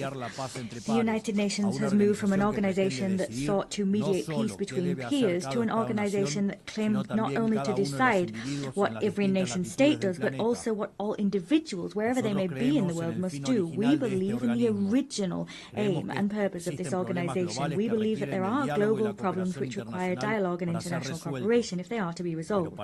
However, for that reason and to achieve that goal, we must reject these abuses of authority that often go hand in hand with noble agendas. As we maintained last year, we will never support the amputation of indigenous or commercial freedoms, nor will we support the violation of natural rights of citizens of member states. In the last year and a half, we have voted in accordance with that principle. I am saying this to you well aware that many of you don't share my views, but as I've always said, it's preferable to say an uncomfortable truth than to speak a comforting lie. In that vein, today I want to talk to you about a specific problem facing all modern countries. As things stand, the world is seeming to pit the present against the future and seeing it as a contradiction. This is a political, economic and philosophical problem. And the response to that problem and that opposition will determine the course of humankind. If we push to the end this idea of comfort versus discomfort, the entire world, I would say that now the entire world seems stagnating in the comfort of the present, overlooking the consequences that will have for the future. Given that doing what is uncomfortable seems to strip votes and power from those that take it on, leaders prefer to do everything in their power to protect the status quo that they inherited. And they do so disregarding future consequences. They light a fire to heat the future and heat the present and disregard the future. Modern states have thus entered into a very complex dynamic from which they cannot return. Incentives both for people and politicians mean that we tend to talk about the distribution of wealth today, overlooking the need to compile wealth for tomorrow. Currently, decision makers are facing the decision. Either they preserve the legacy that was entrusted to them or they destroy it. This legacy can be accumulated wealth, productive capacity, laws, or any other thing that serves the common good. In general, they tend to if they burn their legacy, if they opt to continue with what's comfortable, they'll have a lot of profit and benefit in the future, but there will be great future costs. What you put aside today, you lose for tomorrow. They seem to be preserving growth and prosperity in the present and casting aside the well-being of future generations. We need to find a balance, meaning that eating bread today doesn't mean we'll go hungry tomorrow, and we need to guarantee sustained growth and well-being. That's something economists call economic growth. That growth can sometimes seem slow and sometimes halt briefly because progress is never linear, but it's precisely long-term consistent growth that has systematically revolutionized the world and has wrenched thousands of millions of people from poverty. The difference between zero growth and 2% growth in the long term is the difference between stagnation and prosperity. The Argentinian people know a great deal about this issue because we're the only country in the region that hasn't experienced growth in the last 15 years. In legal terms, growth, the condition for growth, is respecting the sanctity of property and the free market. And that means nothing other than ensuring free trade between peers and free cooperation between peers. Without the right to ownership, there can be no savings, and without savings or free trade, there is no investment. If there's no investment, there can be no growth. But it's not in anyone's individual political interest, apparently, to respect these principles, because it is precisely when we expand the state that individual freedoms of the citizens are eroded. And we simply seek to protect ephemeral present well-being to earn votes, and that's what our politicians do. Accumulated wealth decreases over time with this way of moving forward. And so what we're seeing now is countries are increasing public expenditure, but that doesn't ultimately create wealth, it rather destroys wealth. With that in mind, politics gains power on two fronts. They get democratic legitimacy and they obtain resources that they can spend. So politics has a double incentive to foster that intergenerational betrayal, because despite the fact that people lose in the future if this course is followed, there's short-term gain. A great man may be that who sows trees, whose shade he will never enjoy.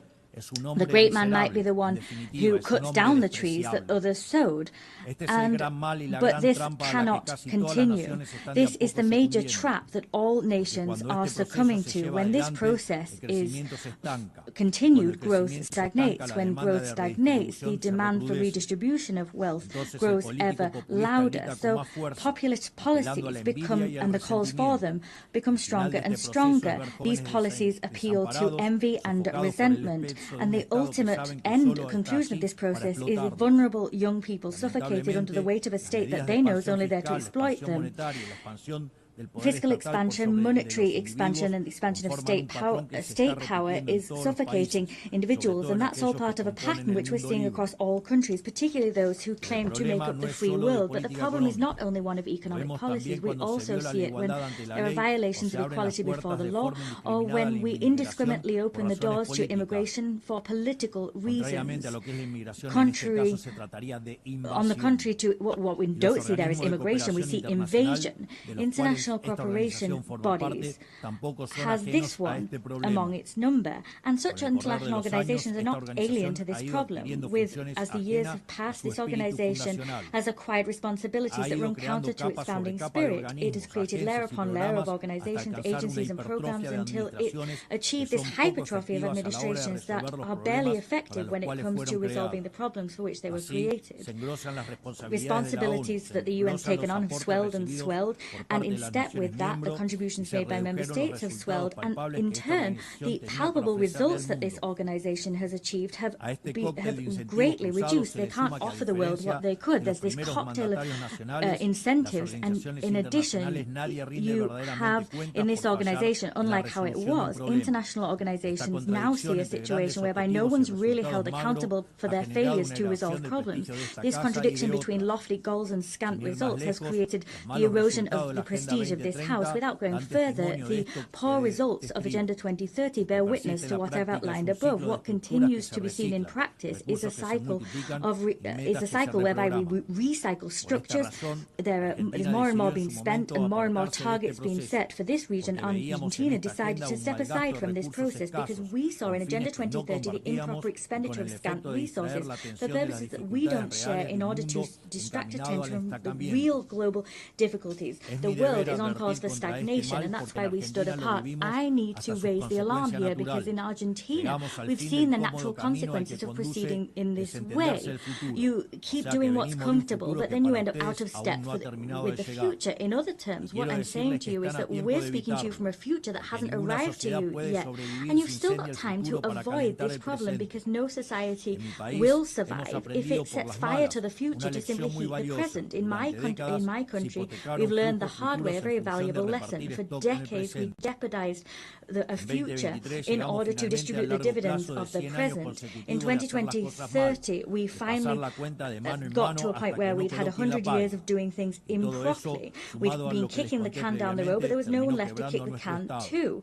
And then what happened was what I outlined previously. Our state crumbled as a result of this implosion. For the last year and a half, we've taken on the Herculean task of administering and managing extreme scarcity, and for the first time in decades, we're doing what we have to do for a better future. So the only way to usher in that better future is to do exactly the opposite of what we previously did.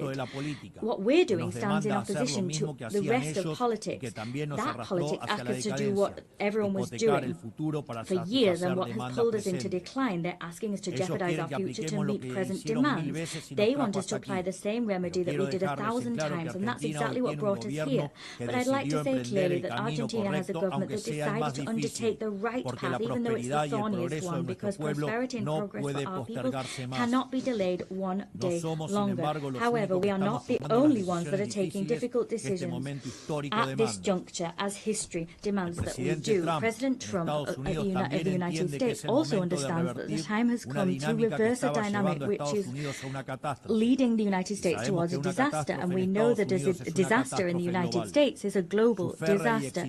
His unflinching and successful policy in terms of halting illegal immigration makes that conviction more than clear. He knows that he must do what's necessary, even though many may not like it, before it's too late. In other countries, for example, it's already too late to take the decisions he has. That's not only what's important.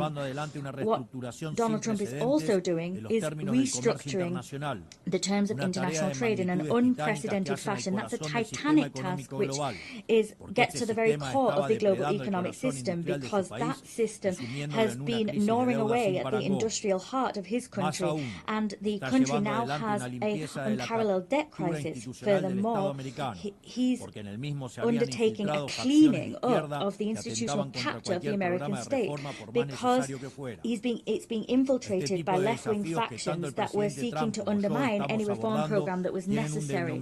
Both I and Donald Trump know what we're doing in the face of these challenges. All of these challenges have a common denominator that all countries, including supranational organizations, must address. They must find a way of creating dividends for the future and not succumb to the temptation of dealing with the present. This is something that major nations, Western nations, have been aware of and putting into practice for decades. We need to get back to that. We need to go back to our roots. We need to tackle priorities first, and that needs to go hand in hand with the idea that you need to do what's difficult but right and prioritize that over and above what's easy and comfortable. As I previously said, this also stands for international organizations that have gradually been integrating such actions into their ecosystem. I think I speak on behalf of all of you when I say that the UN must lead the charge when it comes to this paradigm shift. They must return to the roots that made it the great organization that it once was in the past. I wish to humbly lay before you as an assembly four principles that we think might serve as we seek to achieve the aforementioned goal. 1. The principle of a core mandate. The central mission of the United Nations is to preserve international peace and security. Everything else must be viewed as complementary to or in service of that goal. The strategic management of resources of this institution consequently requires that we stick to our priorities and not take on others. Secondly, the principle of international subsidiarity. The UN must tackle an issue solely when it is patently clear that the problem demonstrably exceeds national capacity for action. In all other cases, it is right and proper to return the initiative to states. They are the ones who have the democratic legitimacy and answer to their peoples. 3. The principle of institutional efficiency. Argentina has undertaken a process whereby it seeks to optimize the state. We've eliminated redundant structures and returned resources to taxpayers.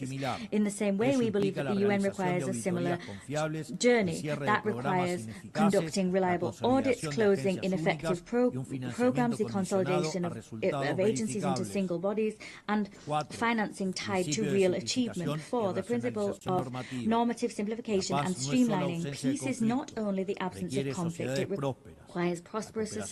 International cooperation must not transform into an obstacle for economic growth and an obstacle to the creation of opportunities.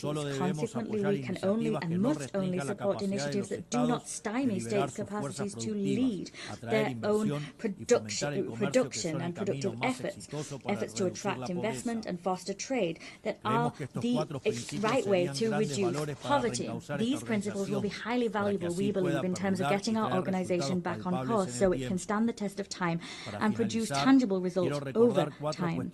To conclude, I want to raise 4 sensitive and crucially important issues for the Argentine Republic. Firstly, I wish to reiterate our legitimate claim and irrenunciable claim in terms of sovereignty over the Malvinas, South Georgia, South Sandwich Islands and the surrounding maritime areas that continue to be illegally occupied. In spite of the fact that 80 years have elapsed since the creation of this organization, colonial situations such as this one remain unresolved.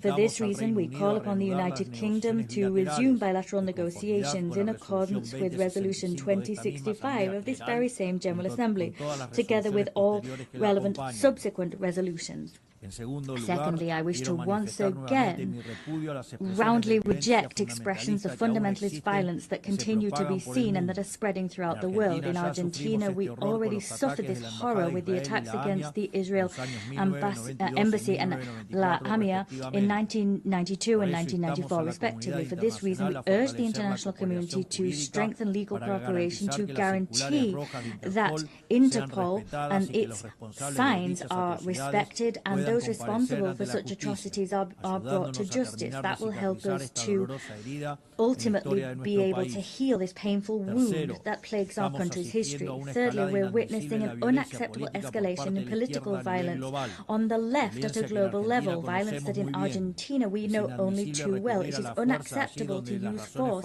where reason fails. For this reason, we emphatically reject any procedures which essentially undermine the basic norms of democratic peaceful coexistence. 4, to the situation of the Argentine citizen Nahuel Gallo, who was abducted and detained arbitrarily in Venezuela without charge, with no legal assistance or consular assistance. In simple words, this is a forced disappearance. We demand that the Venezuelan government release him immediately, and we appeal to the international community so that this legitimate claim is heeded. This in defense of the most basic principles of international law and human dignity. Finally, we reiterate our demand for the immediate release of the hostages which remain captive in Gaza. Finally, may God bless the free world. May the forces of heaven accompany us. Thank you. Thank you very much on behalf of the Assembly, His Excellency, the President of Argentina Republic.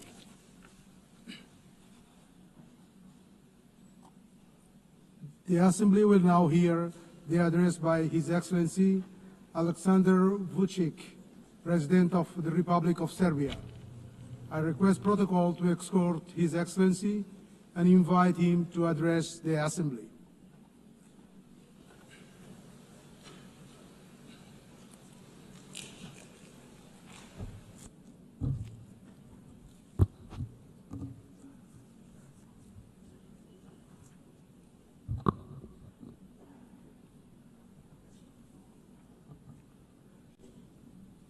Excellencies, ladies and gentlemen, I'm very honored to address this 80th anniversary session of the General Assembly of the United Nations on behalf of the Republic of Serbia, a founding member of the United Nations and a freedom and peace-loving country proud of its history. This year we mark 8 decades of the existence of the World Organization, and during that period the UN has provided a framework for dialogue, cooperation and solidarity among the nations, short of which it would not be possible to respond to the challenges of our day. Only by joint efforts we can create a future featured by security and dignity. This brings me, ladies and gentlemen, to the 5 essential principles that guide Serbia and its foreign policy vision and constitute pillars in its international actions. Number 1, the United Nations is not a relic of the past, it is a compass for the future. 80 years on, this is a moment for reflection, but also for candor. The UN should not be a stage where giants wrestle while smaller countries hold their breath. It should be a round table where every seat counts. Countries like ours, countries that belong to Global South, are too often treated as chess pieces. It's time to show that we can be conveners, innovators, and guarantors of cooperation.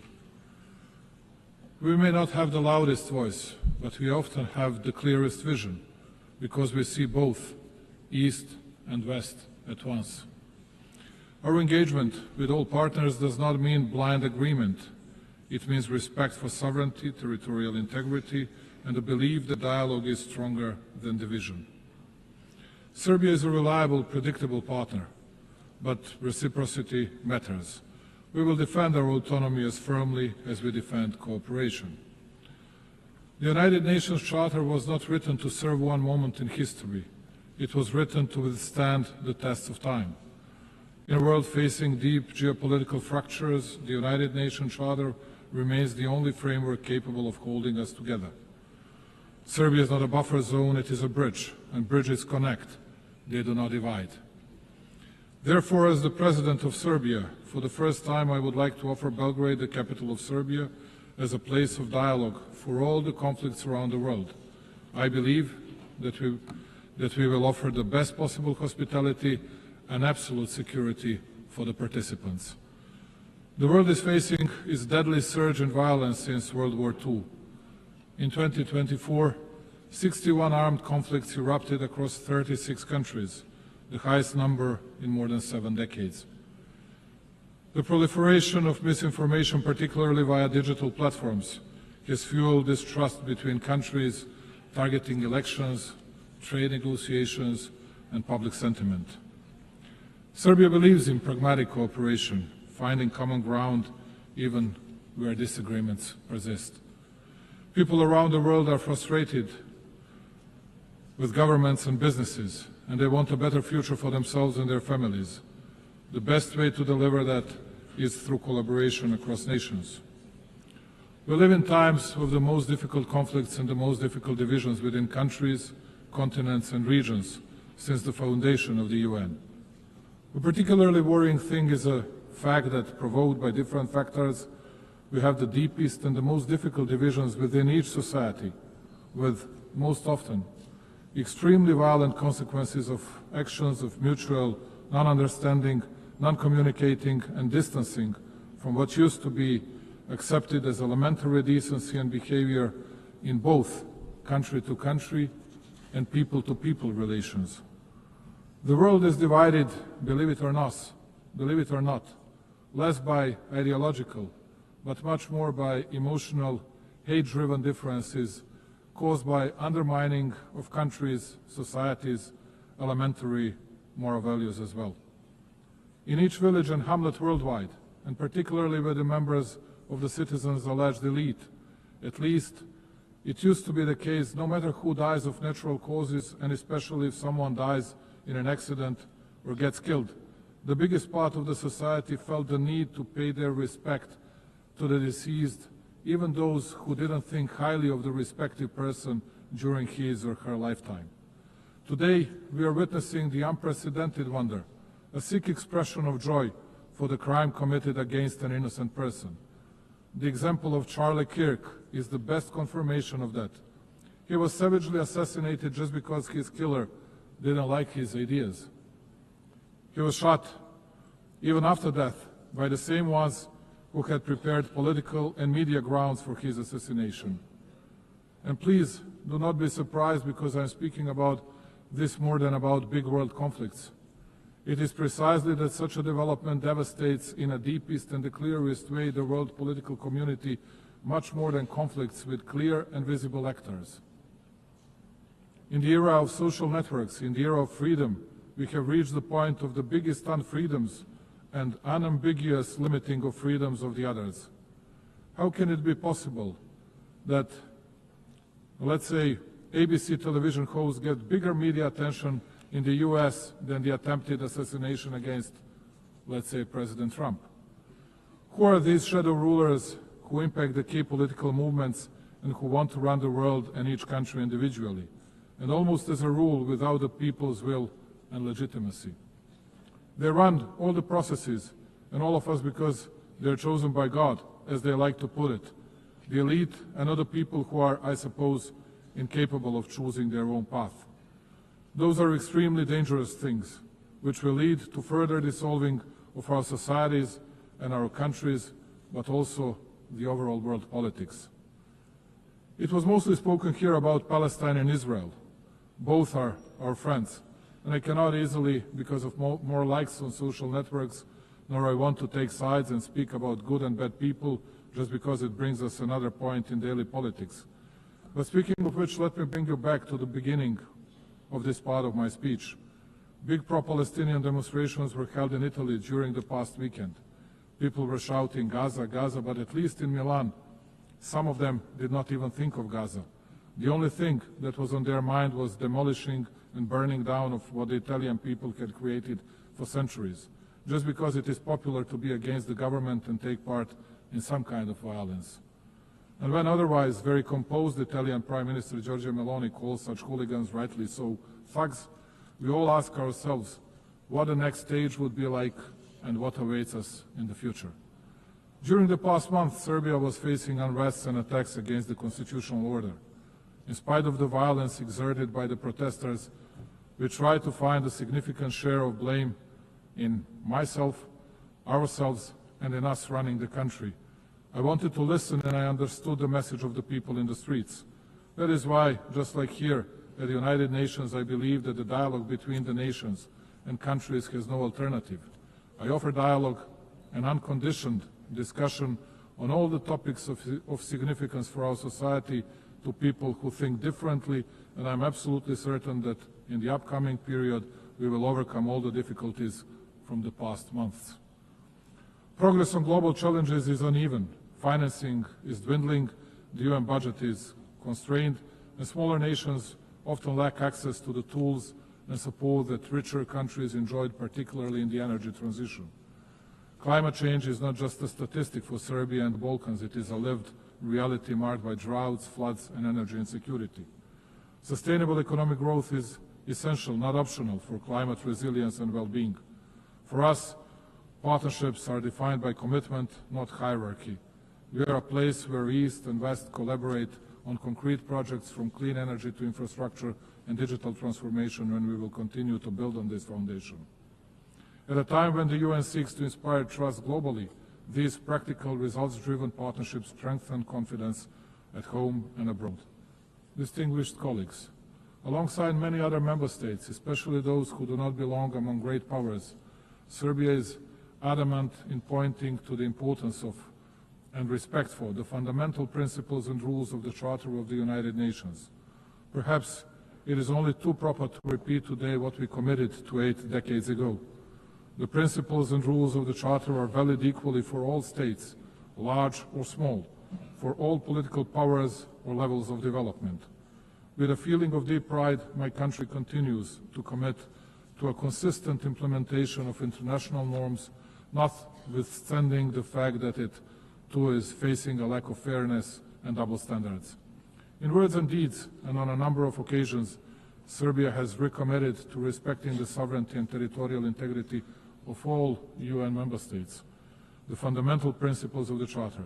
In doing so, my country expects all the states to respect its sovereignty and territorial integrity, which I have the pleasure to note most of them do, and to which I owe my profound gratitude. After all, as I said on many previous occasions, the respect of the Charter of the UN is not a matter of choice. Rather than that, it is a universal and binding obligation of us all. Number two, territorial integrity is not a principle measured by power. It is the measure that restrains power. If the principle of territorial integrity is applied selectively, it ceases to apply at all. Its violation in one place becomes justification for conflict everywhere. Undermining it does not create exceptions. Rather, like in the case of Serbia, it creates precedents, dangerous ones. Serbia is well aware of the price paid in disregard of international law and multilateralism. 26 years ago, my country fell prey to a brutal aggression by NATO. It opened a Pandora box of sorts, whereby the very postulates of international law were unscrupulously undermined and the principle of territorial integrity brought into question. The consequences of such actions of those who consider themselves untouchable at the time are felt today as well. Even though small in respect of global powers, Serbia is not deterred from commitment to the principles of international law. We firmly believe that they should be respected in every situation, without exception and selectivity. As a persistent drop can shape stones over time, so does our perseverance in defending universal norms help assert their durability. Serbia will continue advocating those principles, as the observance of the respective is the only reliable way to peace and stability. This rostrum and this occasion are the best opportunity to reiterate that my country will never forget its history, its people, its sanctities. Kosovo and Metohija is an inseparable part of Serbia, the main pillar of its identity, culture, and spiritual heritage. For us Serbs, it is not only a piece of land, it is the cradle of our spirituality and our existence on that land over centuries. Our concern is not only moral and historical, it is humane too. It is with a heavy heart that I advise of the dramatic circumstances in which the Serbs of Kosovo live today. Day in, day out, they are denied basic human rights, the right to life, freedom of movement, the right to education and health protection, access to workplace and property. They live in isolation, basic foods and medicines are in short supply, while children grow up in a fear and uncertainty. Their situation is not only local by nature, it touches upon the conscience of the entire international community and is a test of its readiness to fend for the innocent and helpless. We witness ethnic violence suffered by the Serbs almost every day. It is frightening in size and scope. The Serbs are physically attacked, intimidated, arrested unlawfully, their property is confiscated, and their rights to language, education, and cultural expression limited. The Serbs are often discriminated against, too.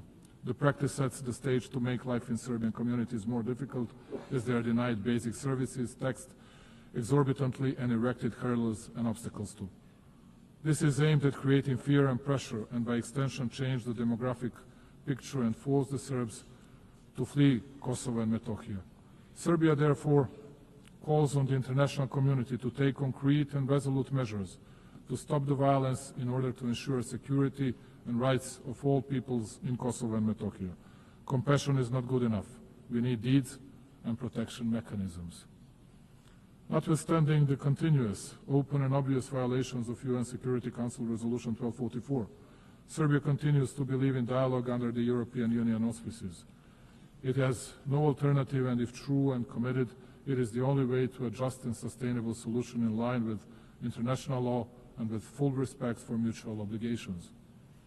Just as in the past, my country will continue to fight for peace, patiently, emphatically, and in good faith. Number 3, the Balkans must not be a stage for the ambitions of others, but a space for shared responsibility. 30 years after the conflict, stability has become our highest value. The nations of the Balkans deserve the right to shape their future free from external patronage through cooperation, mutual respect, and regional ownership. Distinguished colleagues, cooperation, dialogue, and mutual confidence are perceived as main levers of international relations also on the regional level.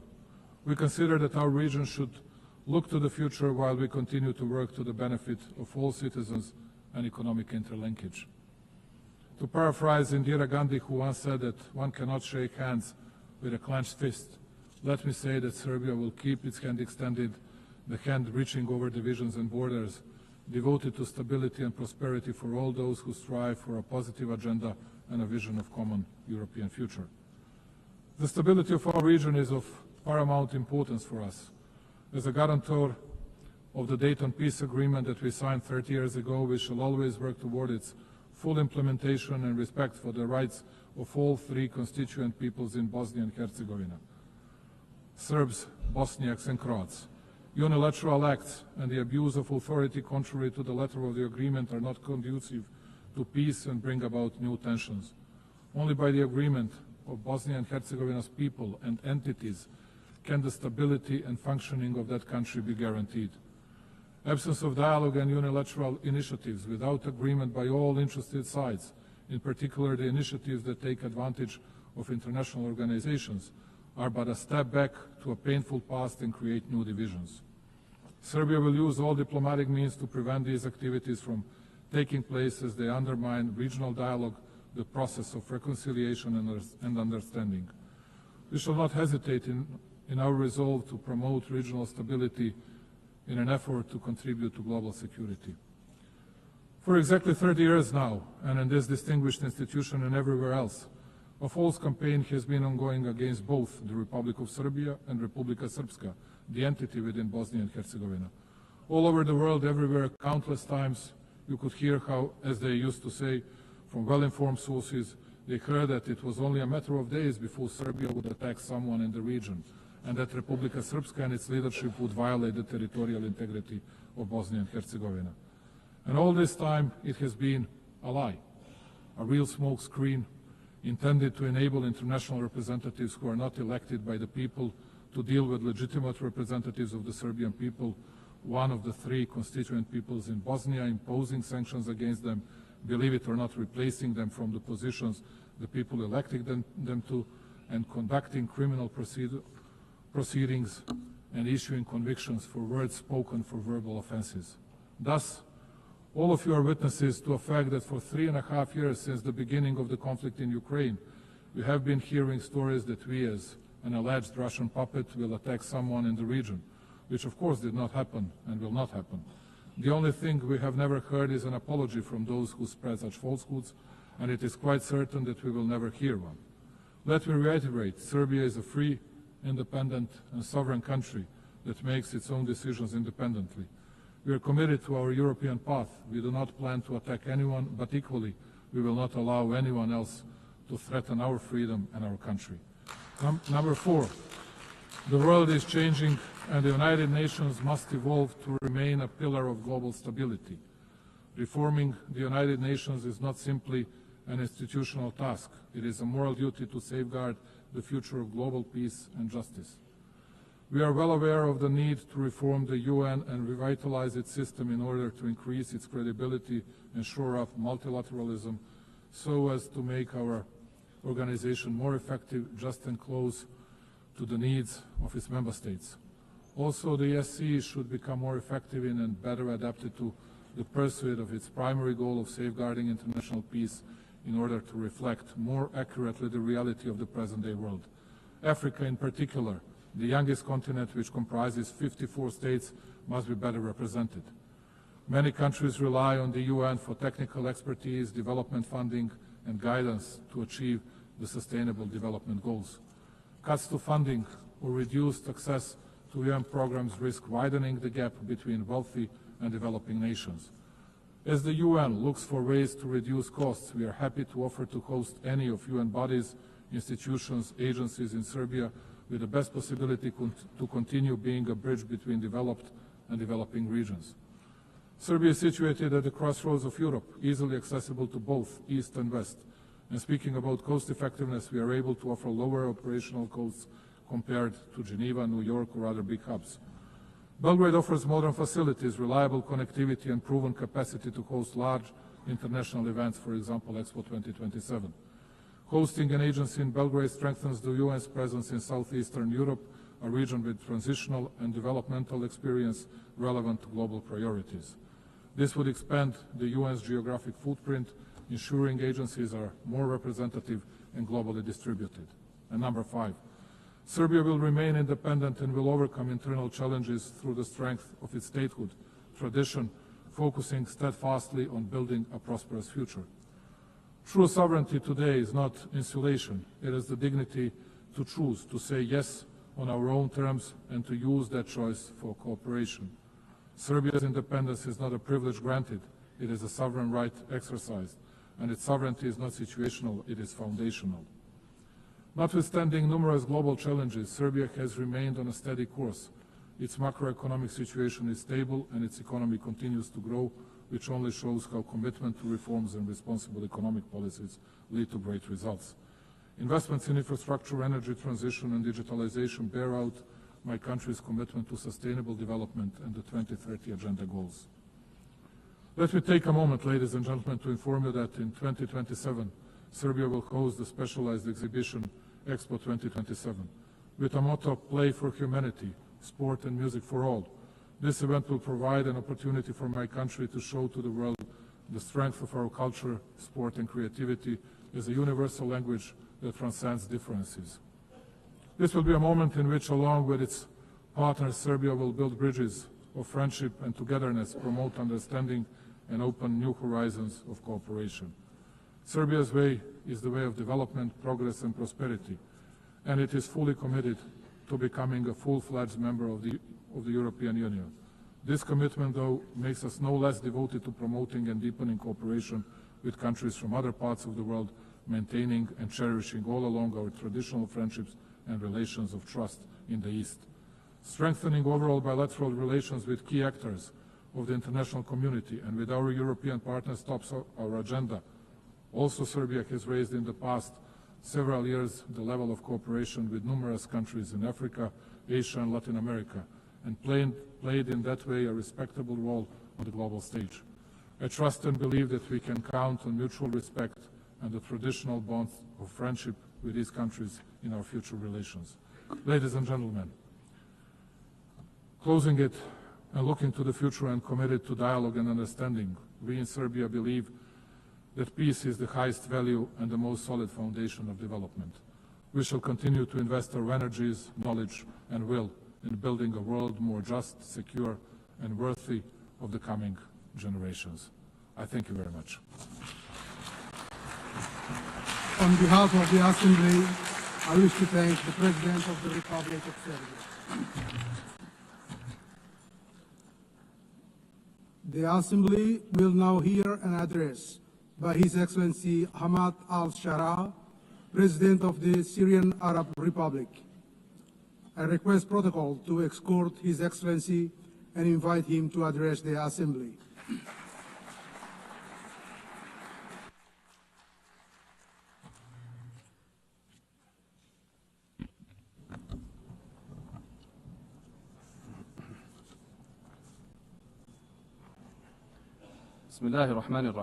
In the name of God, most compassionate, most merciful. The Syrian story is filled with emotions, and it mixes pain with hope. The Syrian story is a story of struggle between good and evil, and between the weak right cause that has no supporter except God. Our story is one of the lessons of history, and it is an embodiment of noble human meanings and values. In this eternal struggle between good and evil, we find the Syrian story that tells a new chapter of the struggle, one filled with creativity and determination and patience and torture and pain and sacrifice, and clinging on to noble customs and values and hard work and relying on God. All these are tools for truth against injustice and falsehood. Your Excellencies, Mr. Secretary General, Madam President of the General Assembly, Your Excellencies, may the peace of God be upon you. I come to you from Damascus, the capital of history and the cradle of civilizations, a beautiful country that has taught the world the meaning of civilization and the value of human beings and coexistence, to be a beacon for the world. Syria, however, for 60 years fell under repressive rule that disregarded the value of the territory it ruled over. For long years, we've suffered injustice and deprivation and oppression. Then we rose in claiming our dignity. The previous regime has used the worst kind of torture against our people, chemical weapons and bombardment and torture in prison and displacement and sectarian strife, and used drugs against our people and the world. It has torn our country apart and brought forth fighters from around the world. The former regime killed around 1 million innocent people and displaced thousands and millions and demolished 2 million homes. Ladies and gentlemen, the unarmed people were attacked using chemical weapons. Our women and children have inhaled toxic gases, all this to silence truth. And with all this criminality, there was no language for solution.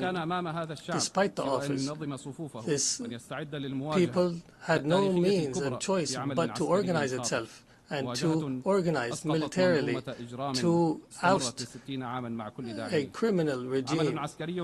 It was a military operation that was filled with mercy and good and that prioritized tolerance and that did not target civilians. It targeted justice without vengeance. We restored our right and we became victorious for sake of our grievances.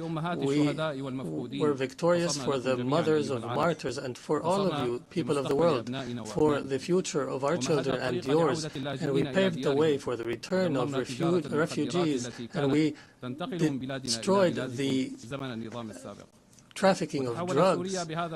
Accordingly, Syria has transformed from an exporter of crisis to an opportunity for peace for Syria and the region. Ladies and gentlemen, this unique Syrian achievement and the solidarity between our peoples led us to try to uproot sectarianism and to fight against attempts to divide our country once again. But the Syrian people are aware enough to understand and to resist. We formed commissions for fact-finding and granted access to UN fact-finding missions. I guarantee to bring to justice everyone accountable and responsible for bloodshed. And in this context, Israeli strikes and attacks against my country continue, and Israeli policies contradict the international supporting position for Syria, which threatens new crises and struggles in our region. For this purpose, and in face of this aggression, Syria is committed to dialogue, and we are committed to the disengagement of forces agreement of 1974, and we call on the international community to stand beside us in the face of these attacks. Ladies and gentlemen, from the very moment the former regime fell, we set out a clear strategic policy built upon three pillars: balanced diplomacy, security, stability, and economic development. We filled the power vacuum, called for an inclusive national dialogue, and announced a government of competence. We strengthened the principle of participation and established a national commission for transitional justice and another for the missing, ensuring justice and fairness. We are now proceeding toward electing representatives of the people in the Legislative Council. We restructured civil and military institutions, dissolving all previous formations. Through intensive diplomatic activity, Syria restored its international relations and forged regional and global partnerships, and achieved the gradual lifting of most sanctions. And we call now for the complete lifting of sanctions so that they no longer shackle the Syrian people. Investment laws have been amended, and major regional and international companies have already begun entering the Syrian market, contributing through investment and reconstruction. Syria today is rebuilding itself through establishing a new state, building institutions and laws that guarantee the rights of all without exception. A land of ancient civilization and culture deserves to be a state of law, protecting everyone, safeguarding rights, guaranteeing freedoms, and fostering life to flourish while turning the page of a wretched past. We are determined to restore Syria's glory, dignity, and honor. And in continuation of the Syrian story, I declare before you today the triumph of truth over falsehood. Truth has come and falsehood has perished. Syria is reclaiming its rightful place among the nations of the world. This announcement is the echo of a great people's will, a people who forged glory throughout the ages, who rose again from beneath the rubble to restore their rights and freedom and dignity. On behalf of the Syrian people, I extend gratitude to everyone who stood by the Syrian cause, who aided Syrians in their tragedy, and who welcomed them in their countries, and to all nations and peoples who rejoiced in the victory of the Syrian people's will. And I particularly thank Turkey, Qatar, the Kingdom of Saudi Arabia, and all Arab and Islamic states, the United States of America, and the European Union. And before I conclude, let me affirm, the suffering Syria endured, we wish upon no one. We are among the peoples most deeply aware of the horrors of war and destruction. For this reason, we stand firmly with the people of Gaza.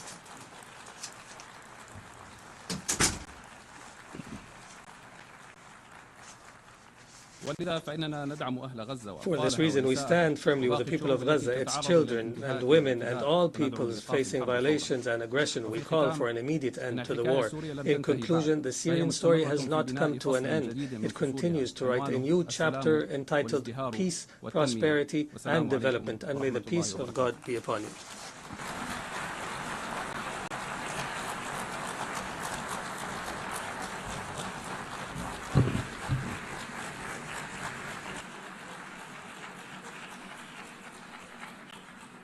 On behalf of the Assembly, I wish to thank the President of the Syrian Arab Republic. The Assembly will hear an address by His Excellency Zoran Milanovic, President of the Republic of Croatia. I request protocol to escort His Excellency and invite him to address the Assembly.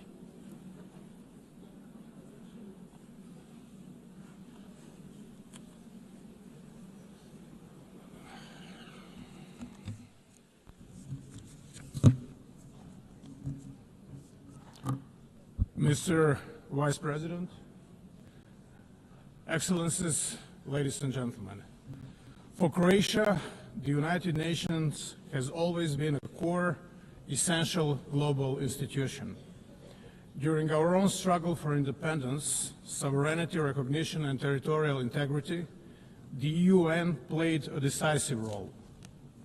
Our path to admission and early years of membership were about braving the stormy seas rather than smooth sailing, and it was this organization and what it represents, the principles of the Charter of the UN, that served as our safe harbor.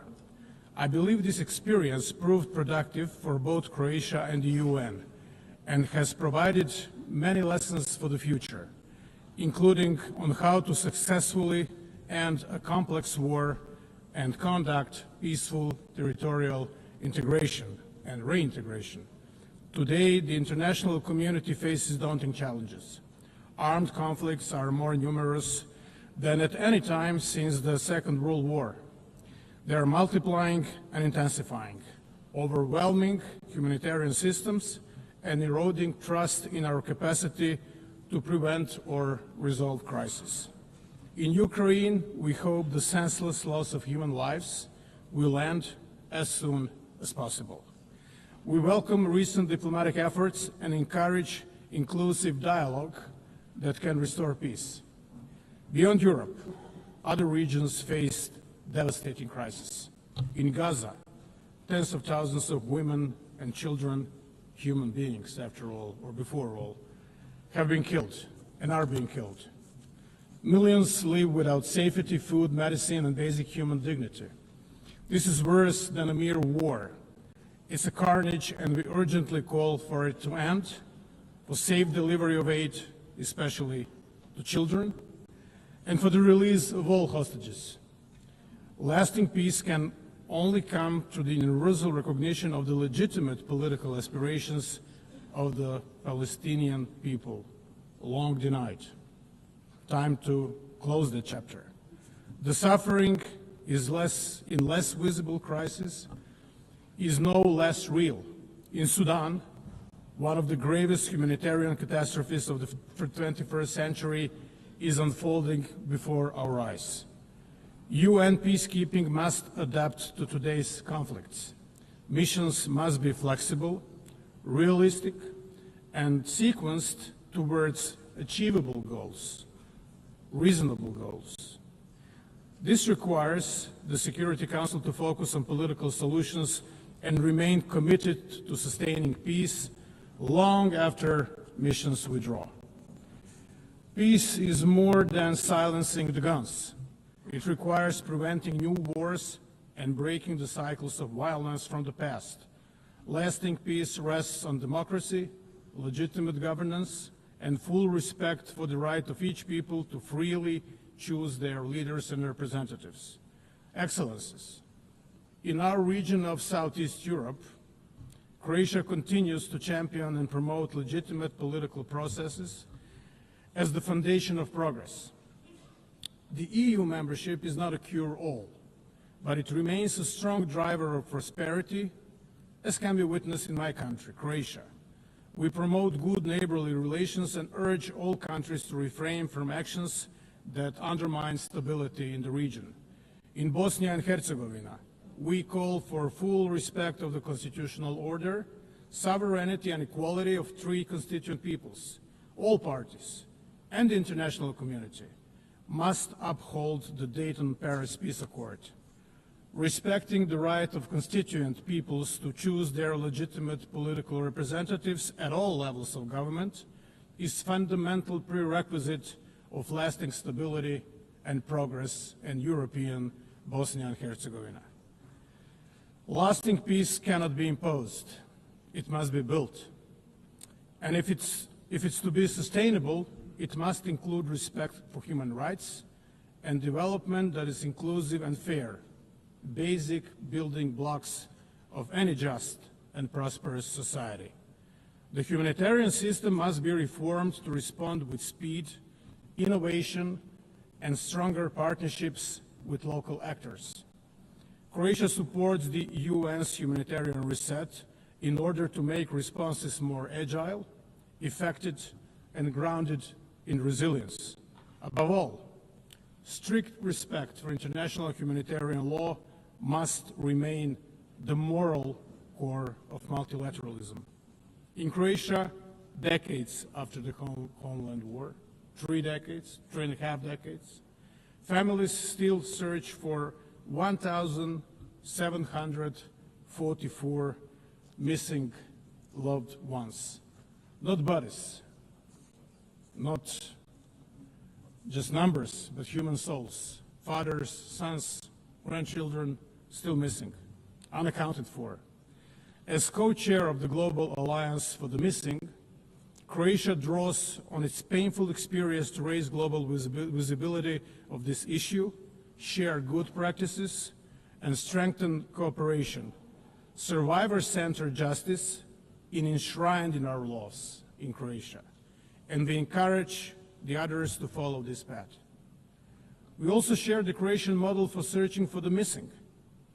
It rests on an effective interdepartmental cooperation and a comprehensive, transparent approach without discrimination, consistent with the highest international standards, of whom some are set by us.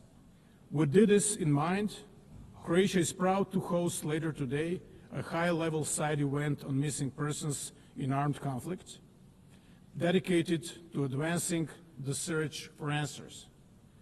Another legacy of the Homeland War is the issue of landmines. Croatia has been active in promoting the Human Rights Council's first resolution on landmines, adopted by consensus on April 4th, International Mine Action Day. The resolution reaffirms the treaty banning anti-personnel mines and sends a clear message. The needless cruelty of these weapons violates basic human rights, violates the sense of humanity, the notion of humanity. The togetherness which is promoted throughout this debate especially means inclusion of the most vulnerable. Therefore, Croatia is proud to have led the initiative resulting in consensus adoption of an impressive 99 member states co-sponsoring the General Assembly resolution declaring the June 27th as the International Day of Deafblindness. Peace and security are inseparable from development and human rights. The founders of the United Nations acknowledged this when they placed these 3 pillars at the heart of the organization. As we marked the 10th anniversary of the General Assembly's resolution on the 2030 agenda, Croatia reaffirms its commitment to the SDGs and to ensuring that no one is left behind. We are grateful to member states for their support in electing Croatia to the UN Economic and Social Council for the 2026-2028 term. Our priorities will include accelerating the 2030 agenda, preparing momentum for the 2027 SDG Summit and the agenda beyond 2030, and strengthening links between humanitarian, development, and peace efforts. At home, in Croatia, sustainable development is fully embedded in our national planning. Croatia's National Development Strategy 2030 is closely aligned with the SDGs, placing us among leading global performers. We reaffirm our commitment to progress made at SOP meetings, including the landmark SOP 28 agreement to begin phasing out fossil fuels. COP 29 in Baku, Azerbaijan, must deliver a new quantified climate finance goal, and COP 30 in Belém must raise ambition, advance fossil fuel transition, and scale up climate finance. Croatia supports a credible climate finance roadmap. The triple planetary crisis also threatens global public health. Croatia endorses the One Health approach, recognizing the interdependence of human, animal, and the environmental health. We welcome adoption of the pandemic agreement at the 78th World Health Assembly earlier this year. As a Mediterranean nation, Croatia knows that healthy seas are both a national imperative and the global responsibility. We remain committed to multilateral ocean protection under the United Nations Convention on the Law of the Seas. We welcome the outcome of the third UN Ocean Conference in Nice, France, have ratified the BBNJ agreement, and urge others to do so without unnecessary delay. Croatia's contribution to development cooperation and humanitarian aid continue to grow. Since 2011, we have steadily increased our support, reaching record levels in 2023. We share lessons from our own recovery, from democratic transition to mine action and veteran reintegration. In Ukraine, our expertise in humanitarian demining is particularly valued, making us one of the leading contributors relative to GDP. Our support extends far beyond our neighborhood, reaching whole Southeast Europe, the eastern and southern neighborhoods, and Africa. Excellencies, fundamental changes we are witnessing in our world are not mere historical echo, but an all-encompassing global transformation. We are at the defining moment of an era to come. Emerging technologies are reshaping every aspect of society: how we live, how we trade, and how we defend ourselves. Drones are a clear example. They did not only increase the lethality of war, they changed its economics. They showed us that assumptions we held only a decade ago about defense and deterrence are already outdated, total bygones. This disruption brings danger, but also opportunity. New tools can be misused by hostile actors, spreading instability and lowering the threshold for conflict. But the same tools, used responsibly, can strengthen our defenses, improve disaster response, and drive economic growth. Artificial intelligence, cyber capabilities, space technologies, robotics, each can be a threat or a solution. The choice is ours.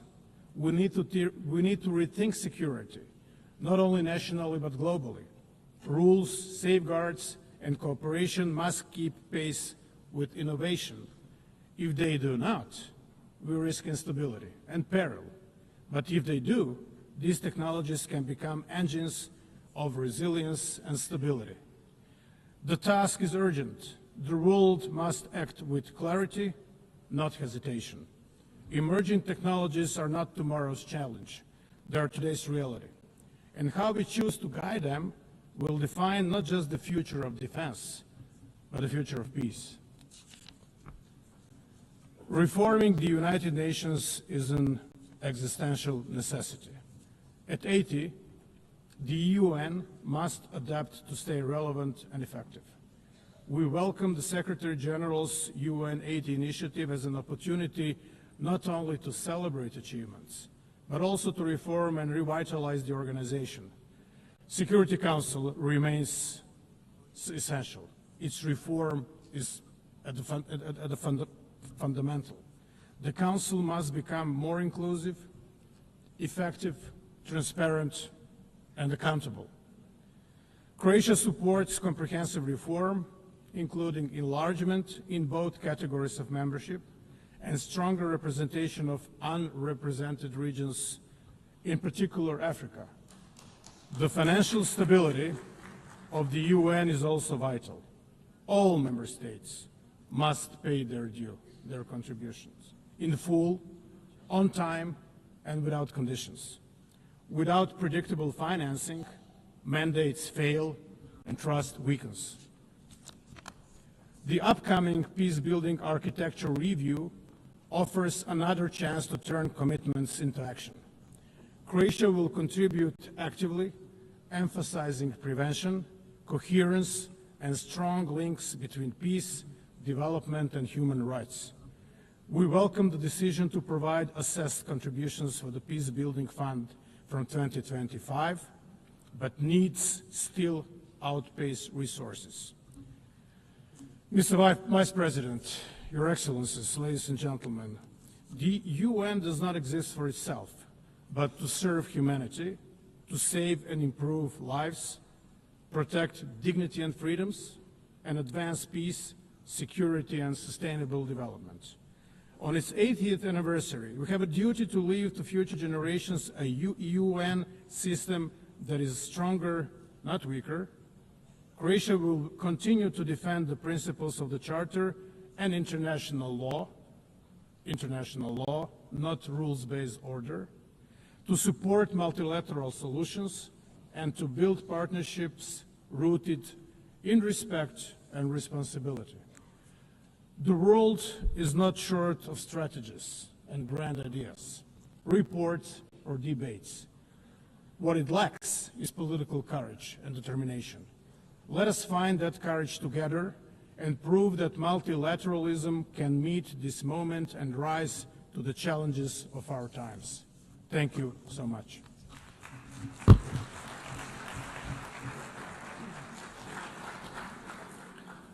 On behalf of the Assembly, I wish to thank the President of the Republic of Croatia.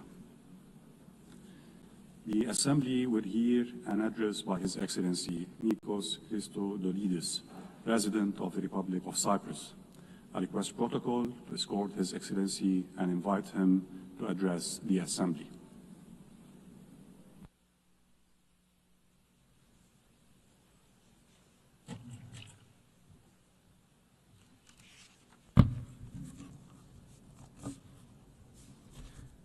Mr. President, Your Excellencies, we stand at the brink of a precipice. International order, as we know it, is challenged in an unprecedented manner 80 years since the United Nations emerged out of World War II. Today, we stand before drastic, unpredictable geopolitical shifts, instability that appears to spiral, and an uncharted landscape that seems resistant to the international order and norms as we know them. We are witnessing devastating wars, an unimaginable humanitarian catastrophe, and human suffering, blatant violations of international law and international humanitarian law that bring our system to its knees. We stand before the rise of use of force against sovereign states that constantly escalate and expand, threatening regional security and stability. States are sponsoring Malayan actors to destabilize, disrupting critical maritime routes. The use of new means of warfare is rising without even the most basic safeguards in place. Global security is constantly undermined. At the same time, we are faced with the challenge of the uncontrolled expansion of technology and AI, threatening our security and the well-being of our children. And climate change is looming, threatening livelihoods, economies, creating new migration routes, and inequalities are becoming embedded. Our world is changing rapidly. And while there can be no doubt that the United Nations has served a noble cause and that together we have achieved tremendous progress, at this critical moment of inflection, we have a responsibility to recognize the shortcomings, to admit that we have lagged behind, that we have failed along the way. And these admissions need to steer us into action. We must urgently evolve to be fit to effectively address the immense, complex challenges we are faced with. Ladies and gentlemen, this is our moment of responsibility, collective responsibility and individual state responsibility, inextricably linked and mutually reinforcing. The scale and nature of the challenges we face require both. Better together is the theme of this year's Assembly, but beyond better, we are also stronger together, more resilient together. This is the moment to renew our collective commitment and stand firmly and boldly in support of multilateralism and international law. Dialogue and diplomacy are the sole path to lasting stability and security. Dialogue and diplomacy over violence, each and every time. And most importantly, this is the moment to transform pledges into bold action, into change. Ladies and gentlemen, history will look back to this moment in time, and it will be unforgiving. It will judge us all, not by the declaratory statements we pronounce, but by the change we enable. We will be judged by the change we become as states, as governments, as leaders that have been elected by our citizens to deliver.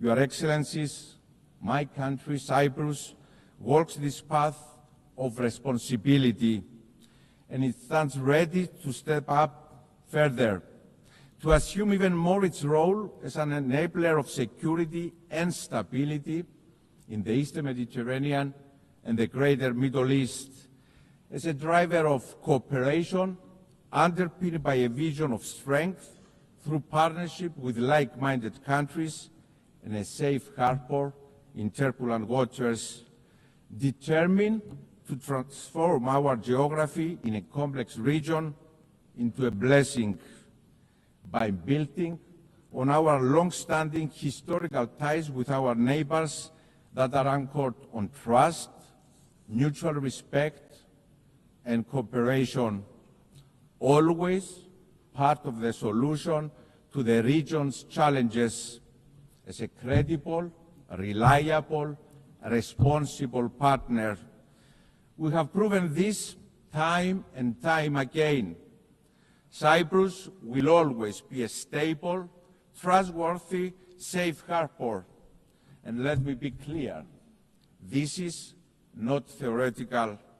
It takes shape and form through concrete initiatives that build on Cyprus' role as a hub of stability and cooperation in a challenging part of the world. Cyprus has consistently provided the necessary infrastructure and support for the evacuation of foreign nationals from areas of danger or conflict, from Sudan, from Lebanon, from Israel, from Iran. Following the barbaric Hamas terrorist attack of October 7 and the subsequent war that has led to a humanitarian tragedy in Gaza, Cyprus assumed yet again its moral responsibility to its region. We did so through the development of the Amalthea Maritime Corridor for the delivery of humanitarian assistance to the civilian population in Gaza. The route was reactivated as recently as this past week. We worked with like-minded partners, the United Arab Emirates, the United States, the European Union, the UK and others, and yes, we deliver. Furthermore, in the face of persecutions in the region towards religious and other minorities, Cyprus couldn't remain idle, proving our long-standing commitment to upholding fundamental rights and freedoms, demonstrating once again responsibility. We appointed a special envoy on the protection of religious freedom and the protection of minorities in the Middle East. At the same time, my country has responded to the calls of our neighbors for assistance in the face of fires, sending our brave firefighters as reinforcement, and our neighbors have reciprocated. Also, as a part of our regional responsibility in addressing climate change, Cyprus and Jordan's proposed initiative for a European firefighting hub in Cyprus, covering our region, is now in the path of implementation by the European Union. And the aforementioned example, dear friends, are only a snapshot of Cyprus's active, tangible responsibility. And I'm very proud that my country walks this path of responsibility, and we are determined to expand it, always part of the solution and never part of the problem. Your Excellencies, Cyprus stands ready to assume its regional responsibility also in the context of bringing an end to the war in Gaza, and given our proximity, to play a role in its reconstruction. Let me be clear, there are no substitutes for peace. This war must end. A first necessary step is the immediate ceasefire in Gaza, and I really hope that President Trump's initiative has a positive outcome. At the same time, the humanitarian catastrophe must be alleviated. This means unhindered flow of aid in Gaza. The displacement must also end. International humanitarian law must be respected. We also call with the same fervor for the immediate release of all hostages. And, dear friends, as unreachable as it may seem at this moment, we must not lose sight of the path for peace, for a two-state solution in line with the United Nations Security Council resolutions. We have a responsibility to continue our work for a future in which Israel and Palestine live side by side in conditions of lasting security and peace. And we must be clear and unequivocal that Hamas, a terrorist organization, has no place in such a future. Your Excellencies, as part of our responsibility, my country will assume the rotating presidency of the Council of the European Union in January of 2026. The European Union, that has evolved into an unprecedented political union embodying the essence of multilateralism, anchored on respect for the UN Charter. It is a project of collective responsibility that delivers a unifying force of stability, security, and prosperity. And the European Union presidency is yet another moment of responsibility for Cyprus. Europe's heart will beat for 6 months from the Union's last divided member state under occupation since the 1974 Turkish invasion. We will exercise our responsibility fully aware of what is at stake. An imperative need to deliver stronger multilateralism, more integration and more cooperation between Europe and the world. To deliver a stronger, more secure, more autonomous European Union, committed to supporting partners focusing also on the Eastern Mediterranean and the greater Middle East, supporting and investing in strategic partners that are pillars of stability in the region, such as Egypt and Jordan, working together with our Lebanese partners to ensure long-lasting stability in the country, working to ensure stability in Syria, inclusivity, respect to religious freedoms, and of course protection of minorities, assuming more responsibility as a union for our security, but also for our neighborhood. Ladies and gentlemen, Cyprus will assume another role of responsibility for the first time in its history as a member of the Human Rights Council for the period 2025-27. It is in the same spirit that we also proudly presented our candidature for the presidency of the 81st session of the UN General Assembly. As a member state that embodies and embraces the principles of multilateralism, inclusivity, bridge building, and of course responsibility. Mr. President, Your Excellencies, the Russian aggression against Ukraine in violation of the UN Charter must serve as a wake-up call.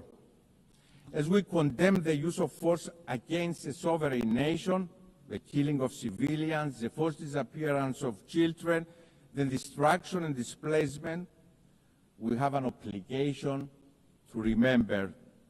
We must collectively act against aggressor, no matter who they are. Appeasing the aggressor never yields results, and history demonstrates this very clearly.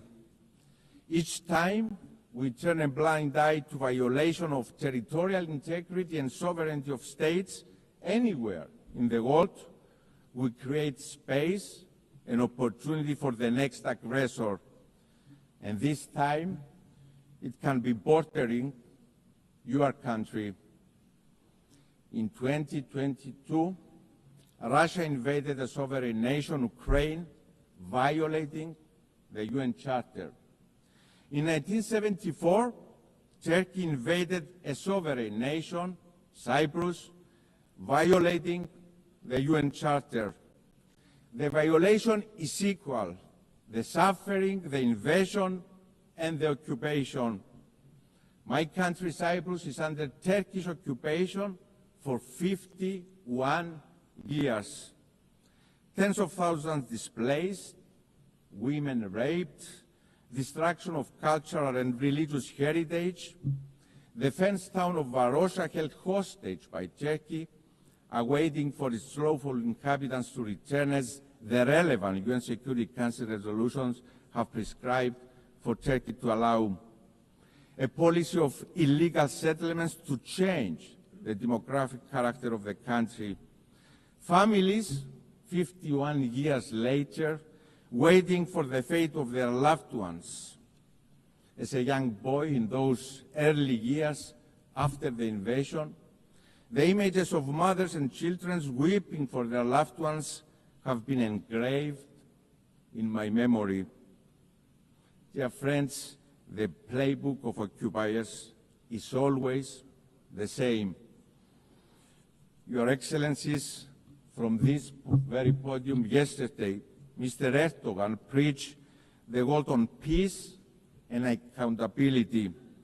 He pointed the finger to others for crimes Turkey itself commits every single day.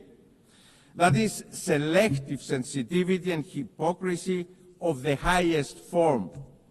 Illegality cannot yield legality. Illegality stemming from use of force cannot be recognized, no matter who is the perpetrator is, no matter who the victim is. Ladies and gentlemen, politicians are judged not by their words, but by their actions. It is what distinguishes politicians from leaders. Cyprus has proven time and again that it is a reliable, responsible actor. A country that not only talks the talk, but also walks the walk of responsibility.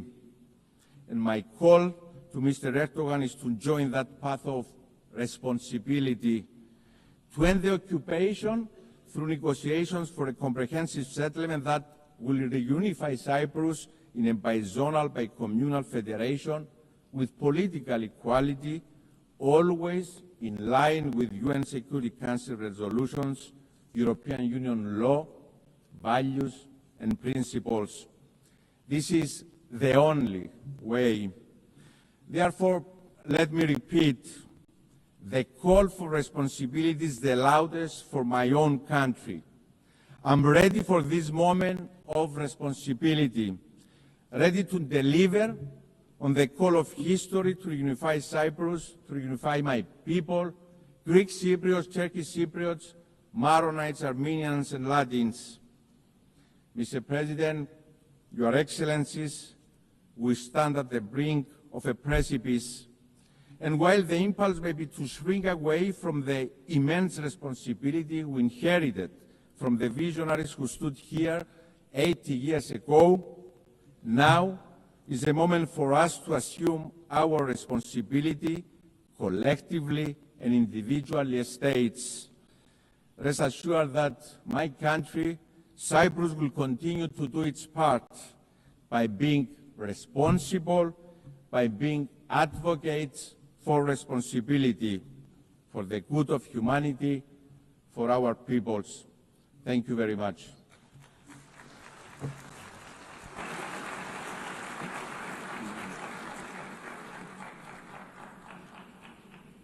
On behalf of the Assembly, I wish to thank the President of the Republic of Cyprus. The Assembly will hear an address by His Excellency Alexander Stubb, President of the Republic of Finland. I request protocol to escort His Excellency and invite him to address the Assembly.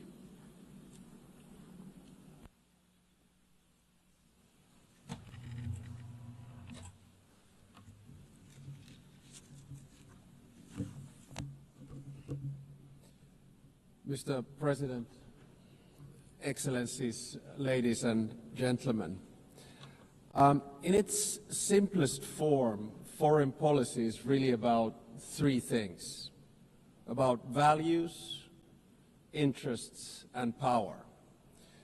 I come from a relatively small country, Finland, and our toolkit is mainly about two of those three things. It's about values and interests.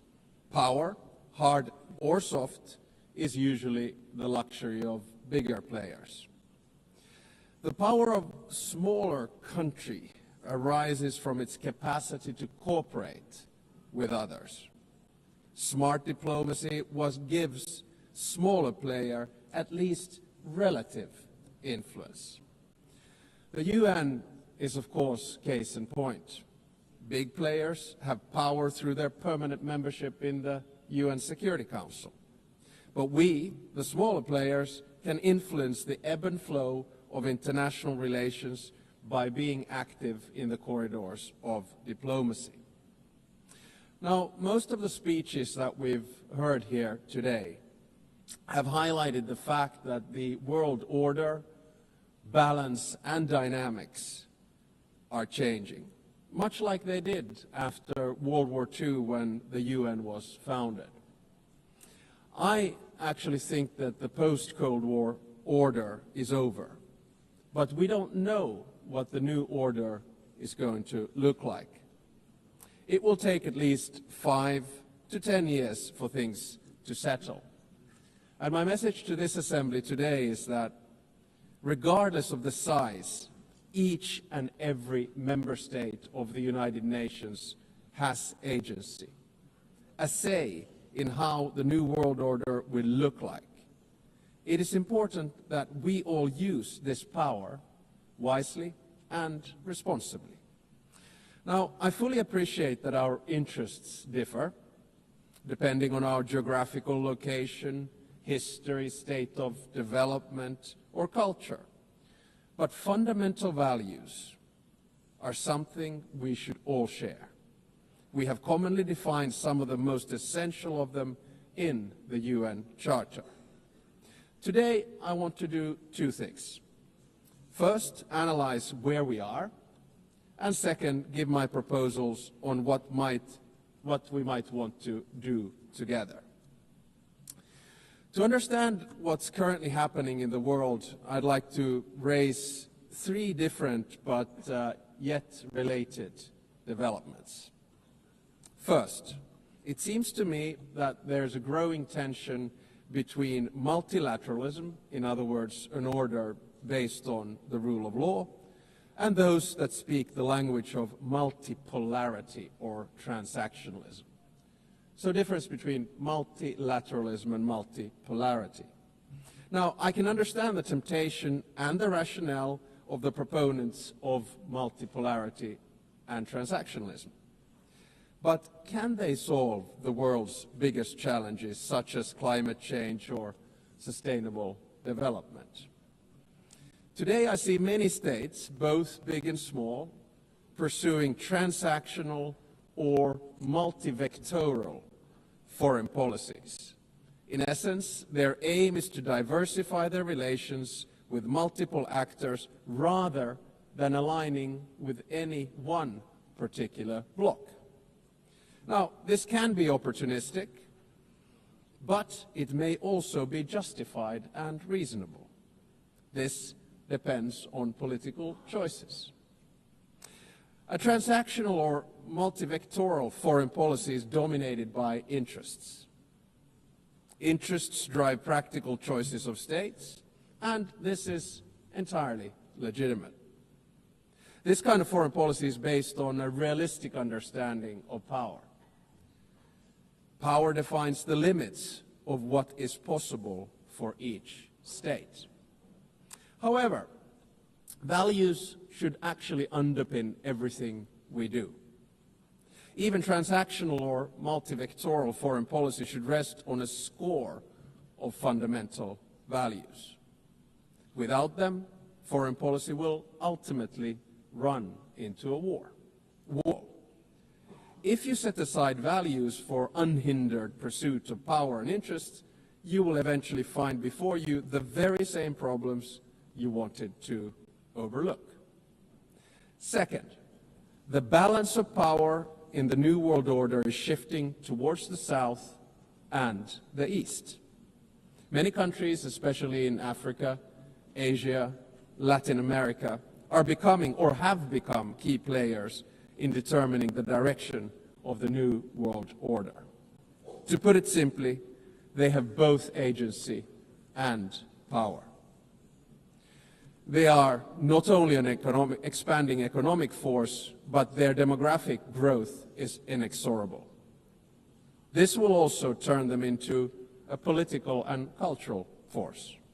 It will yield them both hard power and soft power, and they will use it to promote their interests as they should.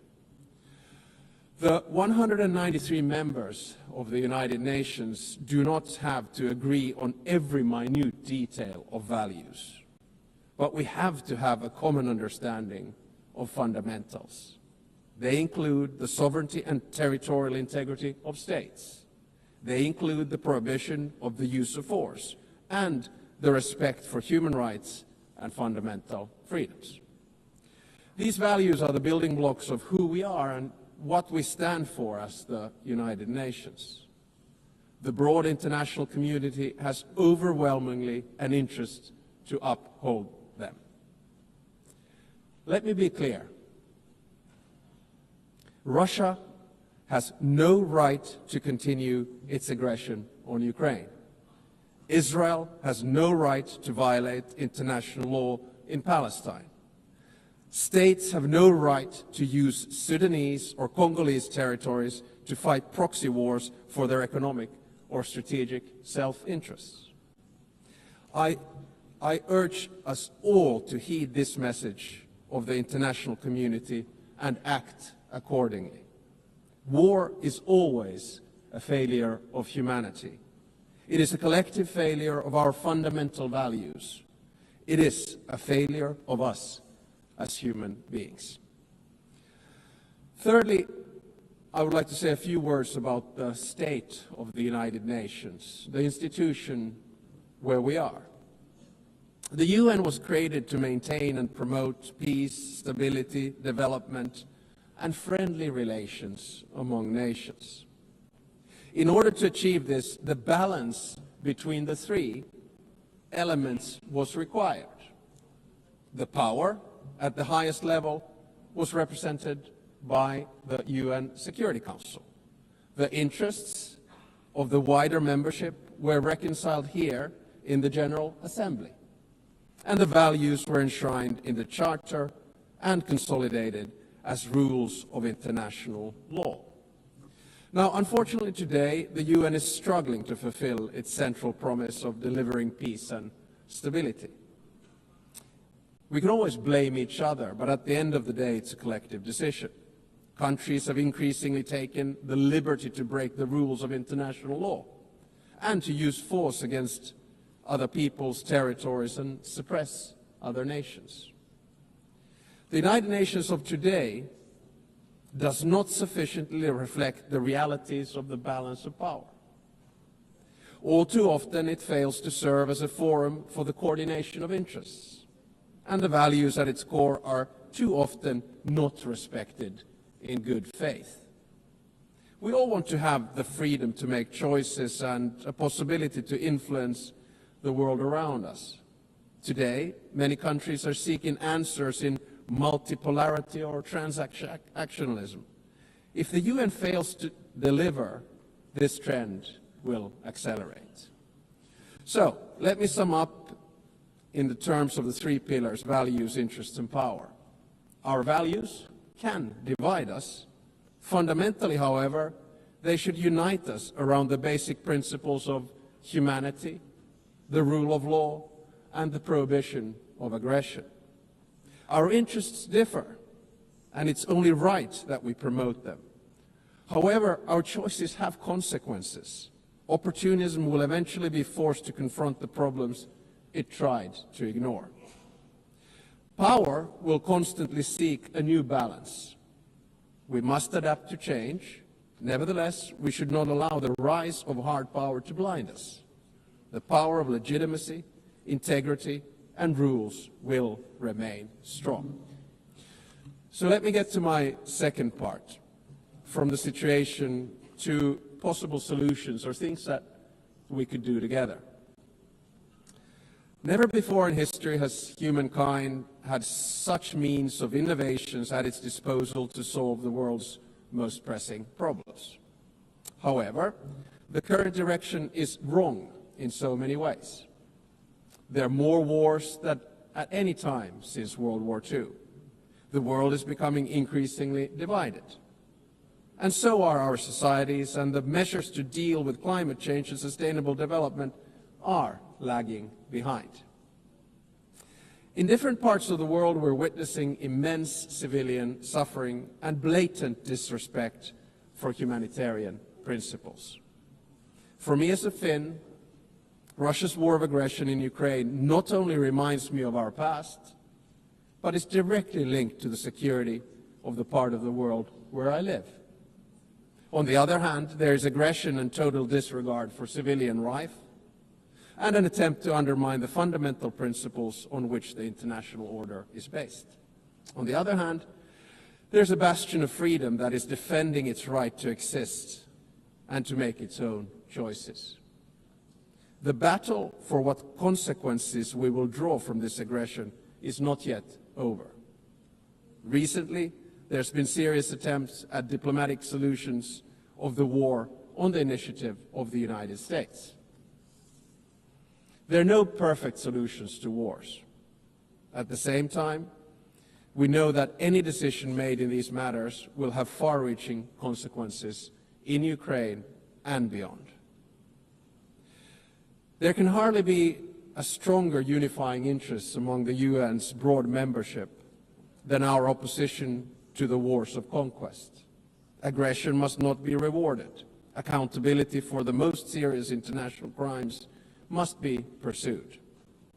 In the Middle East, civilians in Gaza are experiencing immense suffering. The deepening humanitarian crisis has reached unbearable levels and represents a failure of the international system. At the same time, Hamas continues to hold the hostages it has taken, and many have already lost their lives. An immediate ceasefire is needed in Gaza. That has been reiterated from this podium many times today and yesterday. Humanitarian aid must be granted safe and unhindered access. The hostages must be released. I commend the efforts led by France and Saudi Arabia to advance the two-state solution. The negotiations must meet the Israeli and Palestinian security needs and Palestinian right to self-determination, its legitimate aspiration for statehood and sovereignty. The occupation that began in 1967 must end, and all permanent status issues must be resolved. Correspondingly, the countries that have not recognized Israel must do so. At the same time, the international community must support and strengthen the Palestinian Authority, for it to govern the entire Palestinian territory effectively. This is the only viable option for achieving a two-state solution. A stable Palestine will also significantly benefit the security of Israel. In many parts of the world, conflicts are raging, causing immense suffering locally, instability regionally, and reverberations globally. We've witnessed particularly brutal violence in Sudan, in the Democratic Republic of Congo, in Haiti, Myanmar, and Mali, among others. Civilian populations continue to face famine and displacement at a large scale. And sometimes I feel that we end up looking at conflicts only that are near to us. But I think the job of the UN is to look at all of them with equal determination. I praise all those who, in good faith, continue to work for peace despite the daunting task. In June, a peace agreement was reached for the conflict in the Eastern Democratic Republic of Congo. The true test, like with all peace agreements, lies in its implementation. Does it stick? There's a humanitarian crisis of alarming proportions that compels us, all of us, to respond. Peace processes should not be transactional. They must be guided by international law. All countries and stakeholders in the region must be engaged and committed to achieve sustainable peace. The presence and involvement of the UN is essential. I would also like to stress the crucial work carried out by journalists amid conflicts and in other difficult circumstances. Attacks on members of the media are unacceptable. Media freedom is the basis for democracy. It is a prerequisite for an open society. The ability of the press to carry out its work is important for all of us. Ladies and gentlemen, the composition of the UN still largely reflects the world of 1945. As the world has changed drastically, so should the decision-making at the UN. Last year, in this very hall, I argued for a reformed Security Council, a council where currently underrepresented regions would have a stronger voice through permanent seats at the table. The number of permanent members should be increased in the UN Security Council. At least there should be 2 new seats for Asia, 2 for Africa, and 1 for Latin America. I think I'm going to say this every year because it's the only place where I get applause. No single state should have a veto power. And if a member of the Security Council violates the UN Charter, its voting rights should be suspended. I believe that these changes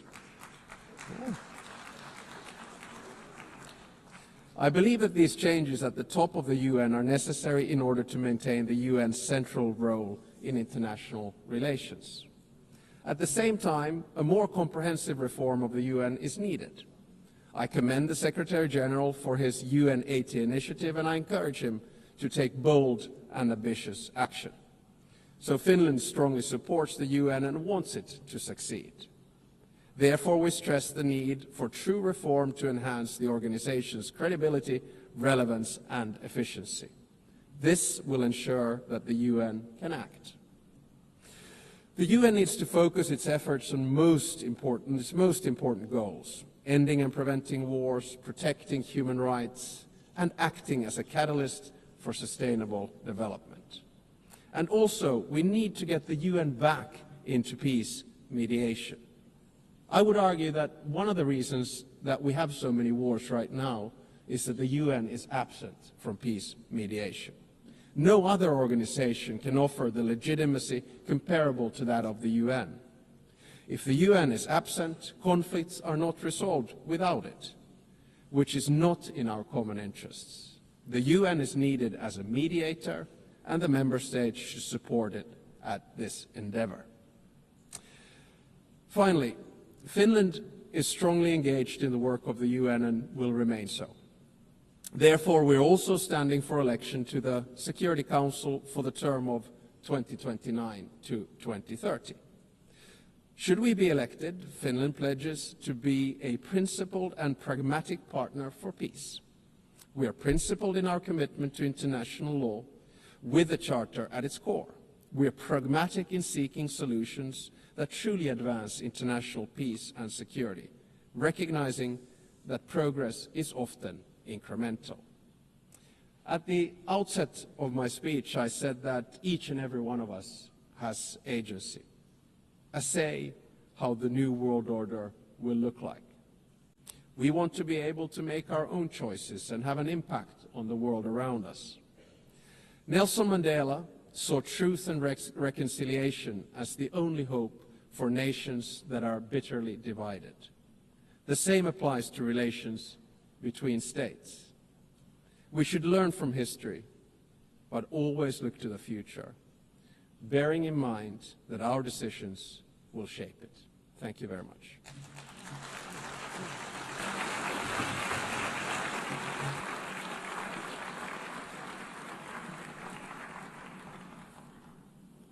On behalf of the Assembly, I wish to thank the President of the Republic of Finland. The Assembly will hear an address by His Excellency Julius Maada Bio, President of the Republic of Sierra Leone. I request protocol to escort His Excellency and invite him to address the Assembly.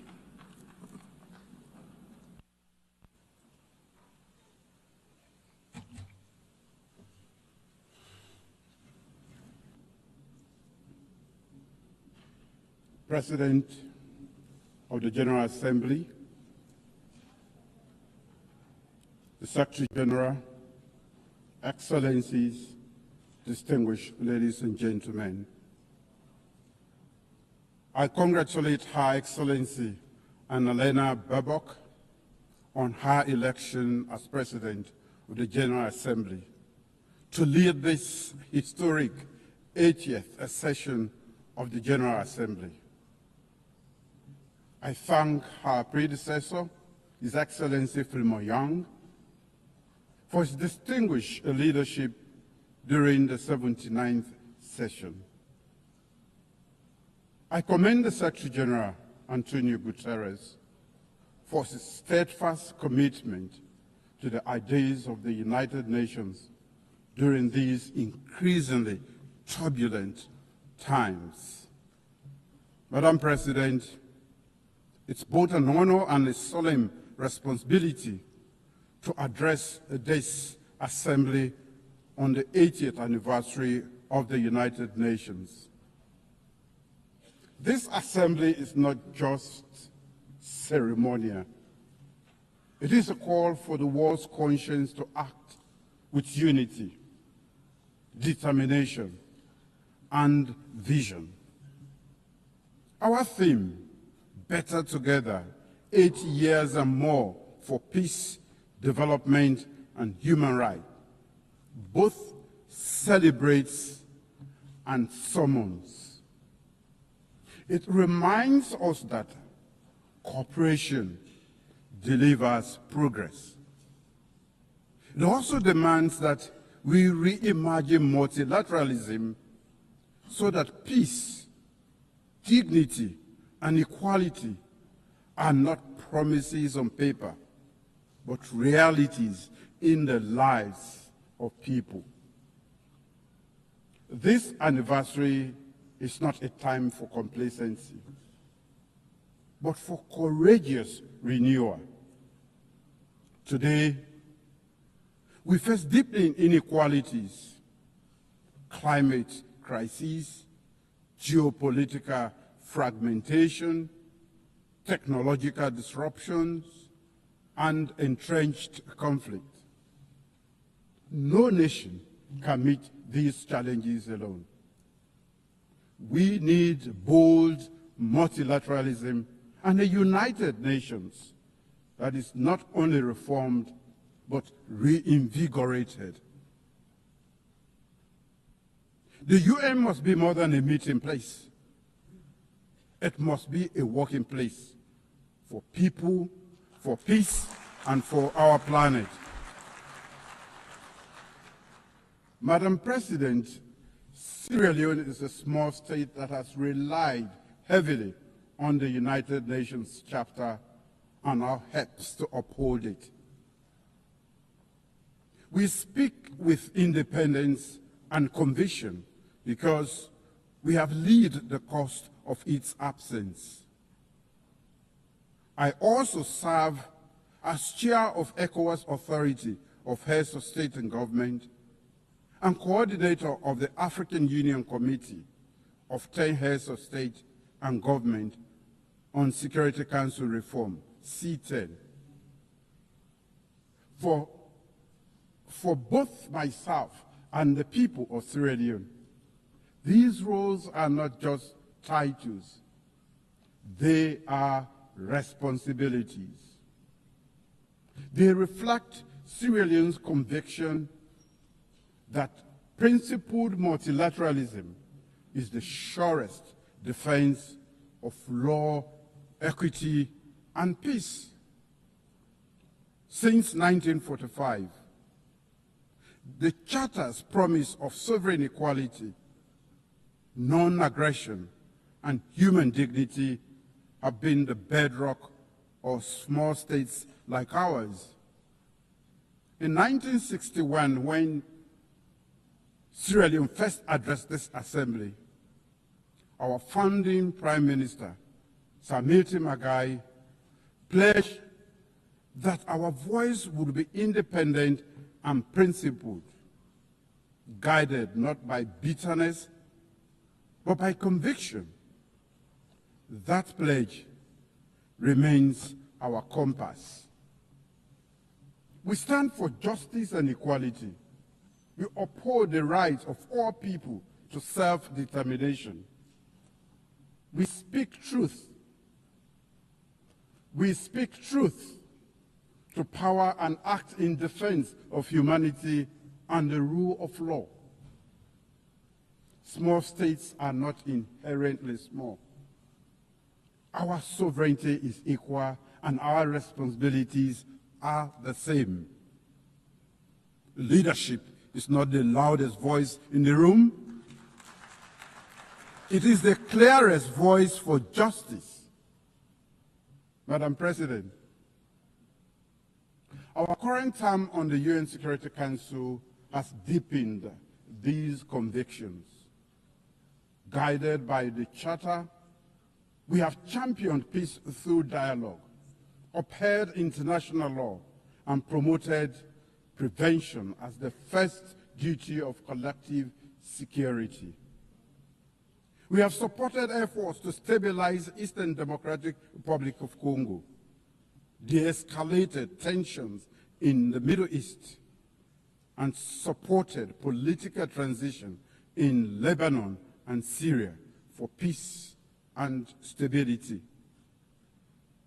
We have also seen the Security Council's limits, its paralysis in the face of grave human suffering. Nowhere has this failure been heart-wrenching than in Gaza.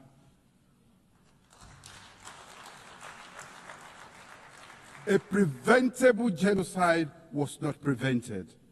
Mass starvation that could have been avoided was not avoided. A broadly supported two-state solution has been obstructed by division and inaction. We therefore welcome all member states that have recently announced their long overdue recognition of the State of Palestine. Yet, much more remains to be done. We must bring an end to the war and ensure the release of all hostages and prisoners. Sierra Leone has not wavered. We have spoken with independence, voted with principle, and pressed for urgent action to end atrocities and revive hope. We say again, cease fire now in Gaza. Cease fire now in Sudan. cease fire now in Ukraine. These are not just slogans. They are calls to conscience, calls to action. In fact, they are echoes of the UN's founding pledge to save succeeding generations from the scourge of war. A veto should never be a verdict against humanity. Madam President, across the world, the UN's authority and legitimacy are being tested. Selective adherence to international law, disregard for Security Council and General Assembly resolutions, deprivation of funding, attacks on peacekeepers and humanitarian workers, disinformation that corrodes trust, and over-reliance on unilateral action. For countries like Sierra Leone, this is not an abstract debate. We know what a working United Nations means. At our darkest hour, during one of the most brutal civil wars in modern history, the UN stood by our side. The United Nations missions in Sierra Leone, UNAMSI, one of the largest peacekeeping operations of its time, helped disarm over 75,000 combatants, restore civilian governance, support democratic elections. The Special Court for Sierra Leone and the Truth and Reconciliation Commission, both backed by the United Nations, ensured justice and reconciliation. When the United Nations Integrated Peacebuilding Office in Sierra Leone closed in 2014, it signaled something rare in our world: a successful transition from war to peace. We saw blue helmets on our streets. We saw ballot papers returned to citizens' hands. We saw our nation breathe again. When the UN works, lives are saved. When it fails, lives are lost. We must ensure the UN delivers for all. And to do so, we must respect and implement UN decisions. Protect those who serve under the United Nations flag. Invest in prevention and peace building. And reform the Security Council so its authority and legitimacy match today's world. The United Nations cannot protect vulnerable people if it cannot protect its own authority. As a nation, Sierra Leone does its part and contributes troops to peacekeeping missions. We serve as elected Security Council member and offer our experience in peace building to the world. Sierra Leone's story is proof that multilateral solidarity works when it is grounded in trust, mutual respect, and genuine investment in national ownership. Madam President, peace is inseparable from development. In Sierra Leone, our medium-term national development aligned with the SDGs and the African Union's Agenda 2063 prioritizes people-centered growth. We are transforming our agricultural sector to ensure food security. We are investing in a digital economy that fosters inclusion and innovation. We are deepening investment in human capital development through free quality education, and in healthcare, particularly maternal and child health. We are expanding renewable energy to support industrialization and climate resilience. Climate change is an existential threat to Sierra Leone.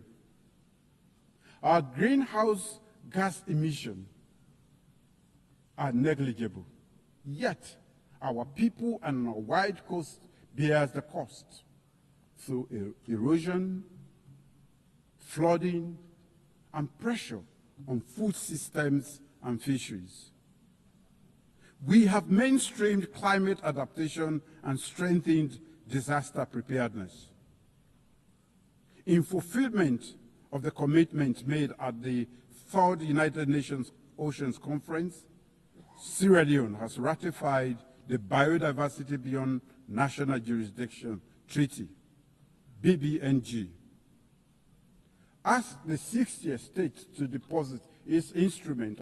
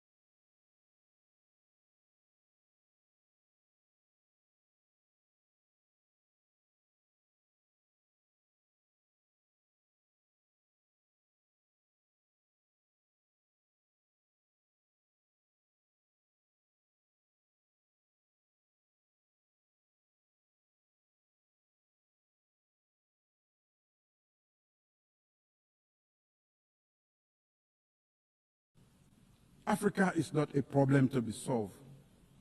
Africa is a partner to be empowered.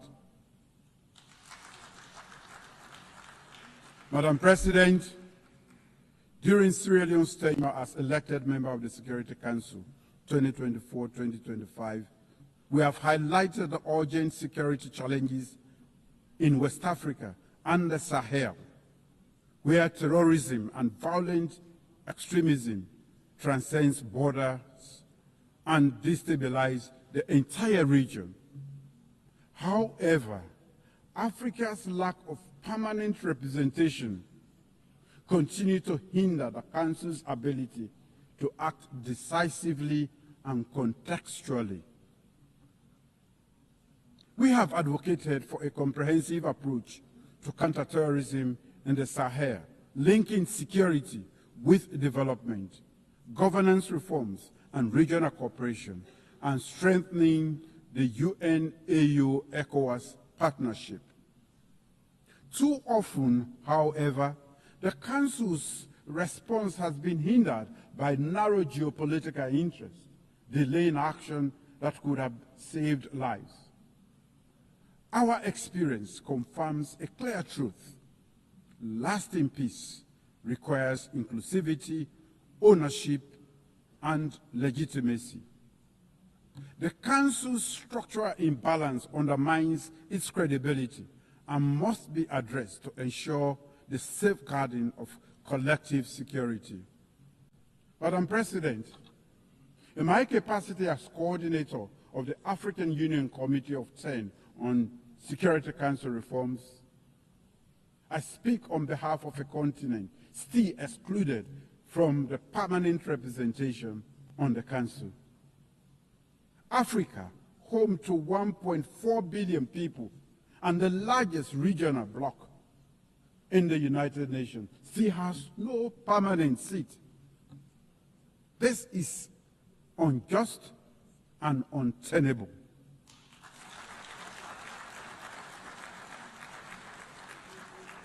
It undermines the credibility of the Council and the legitimacy of its decisions. The common African position expressed in the Ezowini Consensus and SAT Declaration calls for at least 2 permanent seats for Africa with full rights and prerogatives, including the veto, if retained, and 2 additional non-permanent seats.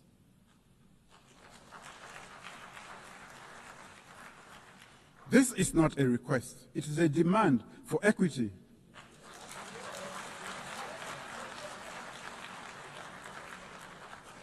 It is a test of UN's commitment to fairness and its own charter.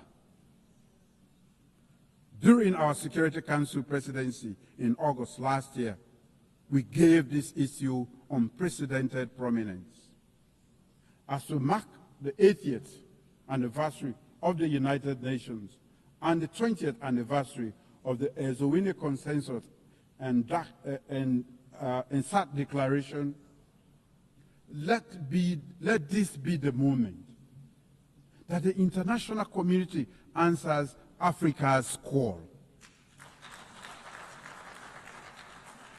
Let us not pass on to the next generation a Security Council reform that fails to reflect the world as it is today.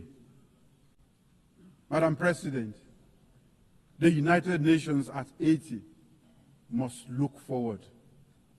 Sierra Leone stands ready, committed to principled multilateralism, to speaking with independence and conviction, and to working for justice, solidarity, and the dignity of all peoples. Let this anniversary be a turning point, measured not in the many speeches we make here, but service, not in declarations, but in delivery. Let us build a United Nations more representative, more responsive, and more resilient. The world does not need a louder United Nations. It requires a braver United Nations.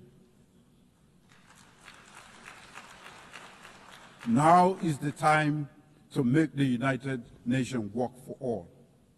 Together, let us forge a future of peace, shared prosperity, and human dignity. For in unity, we are not only better, we are stronger. Thank you.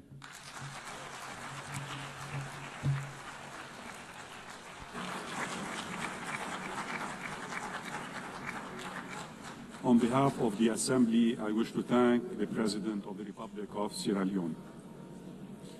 We have heard the last speaker in the general debate for this meeting. The next plenary meeting to continue with the general debate will begin at 3 p.m. The meeting is adjourned.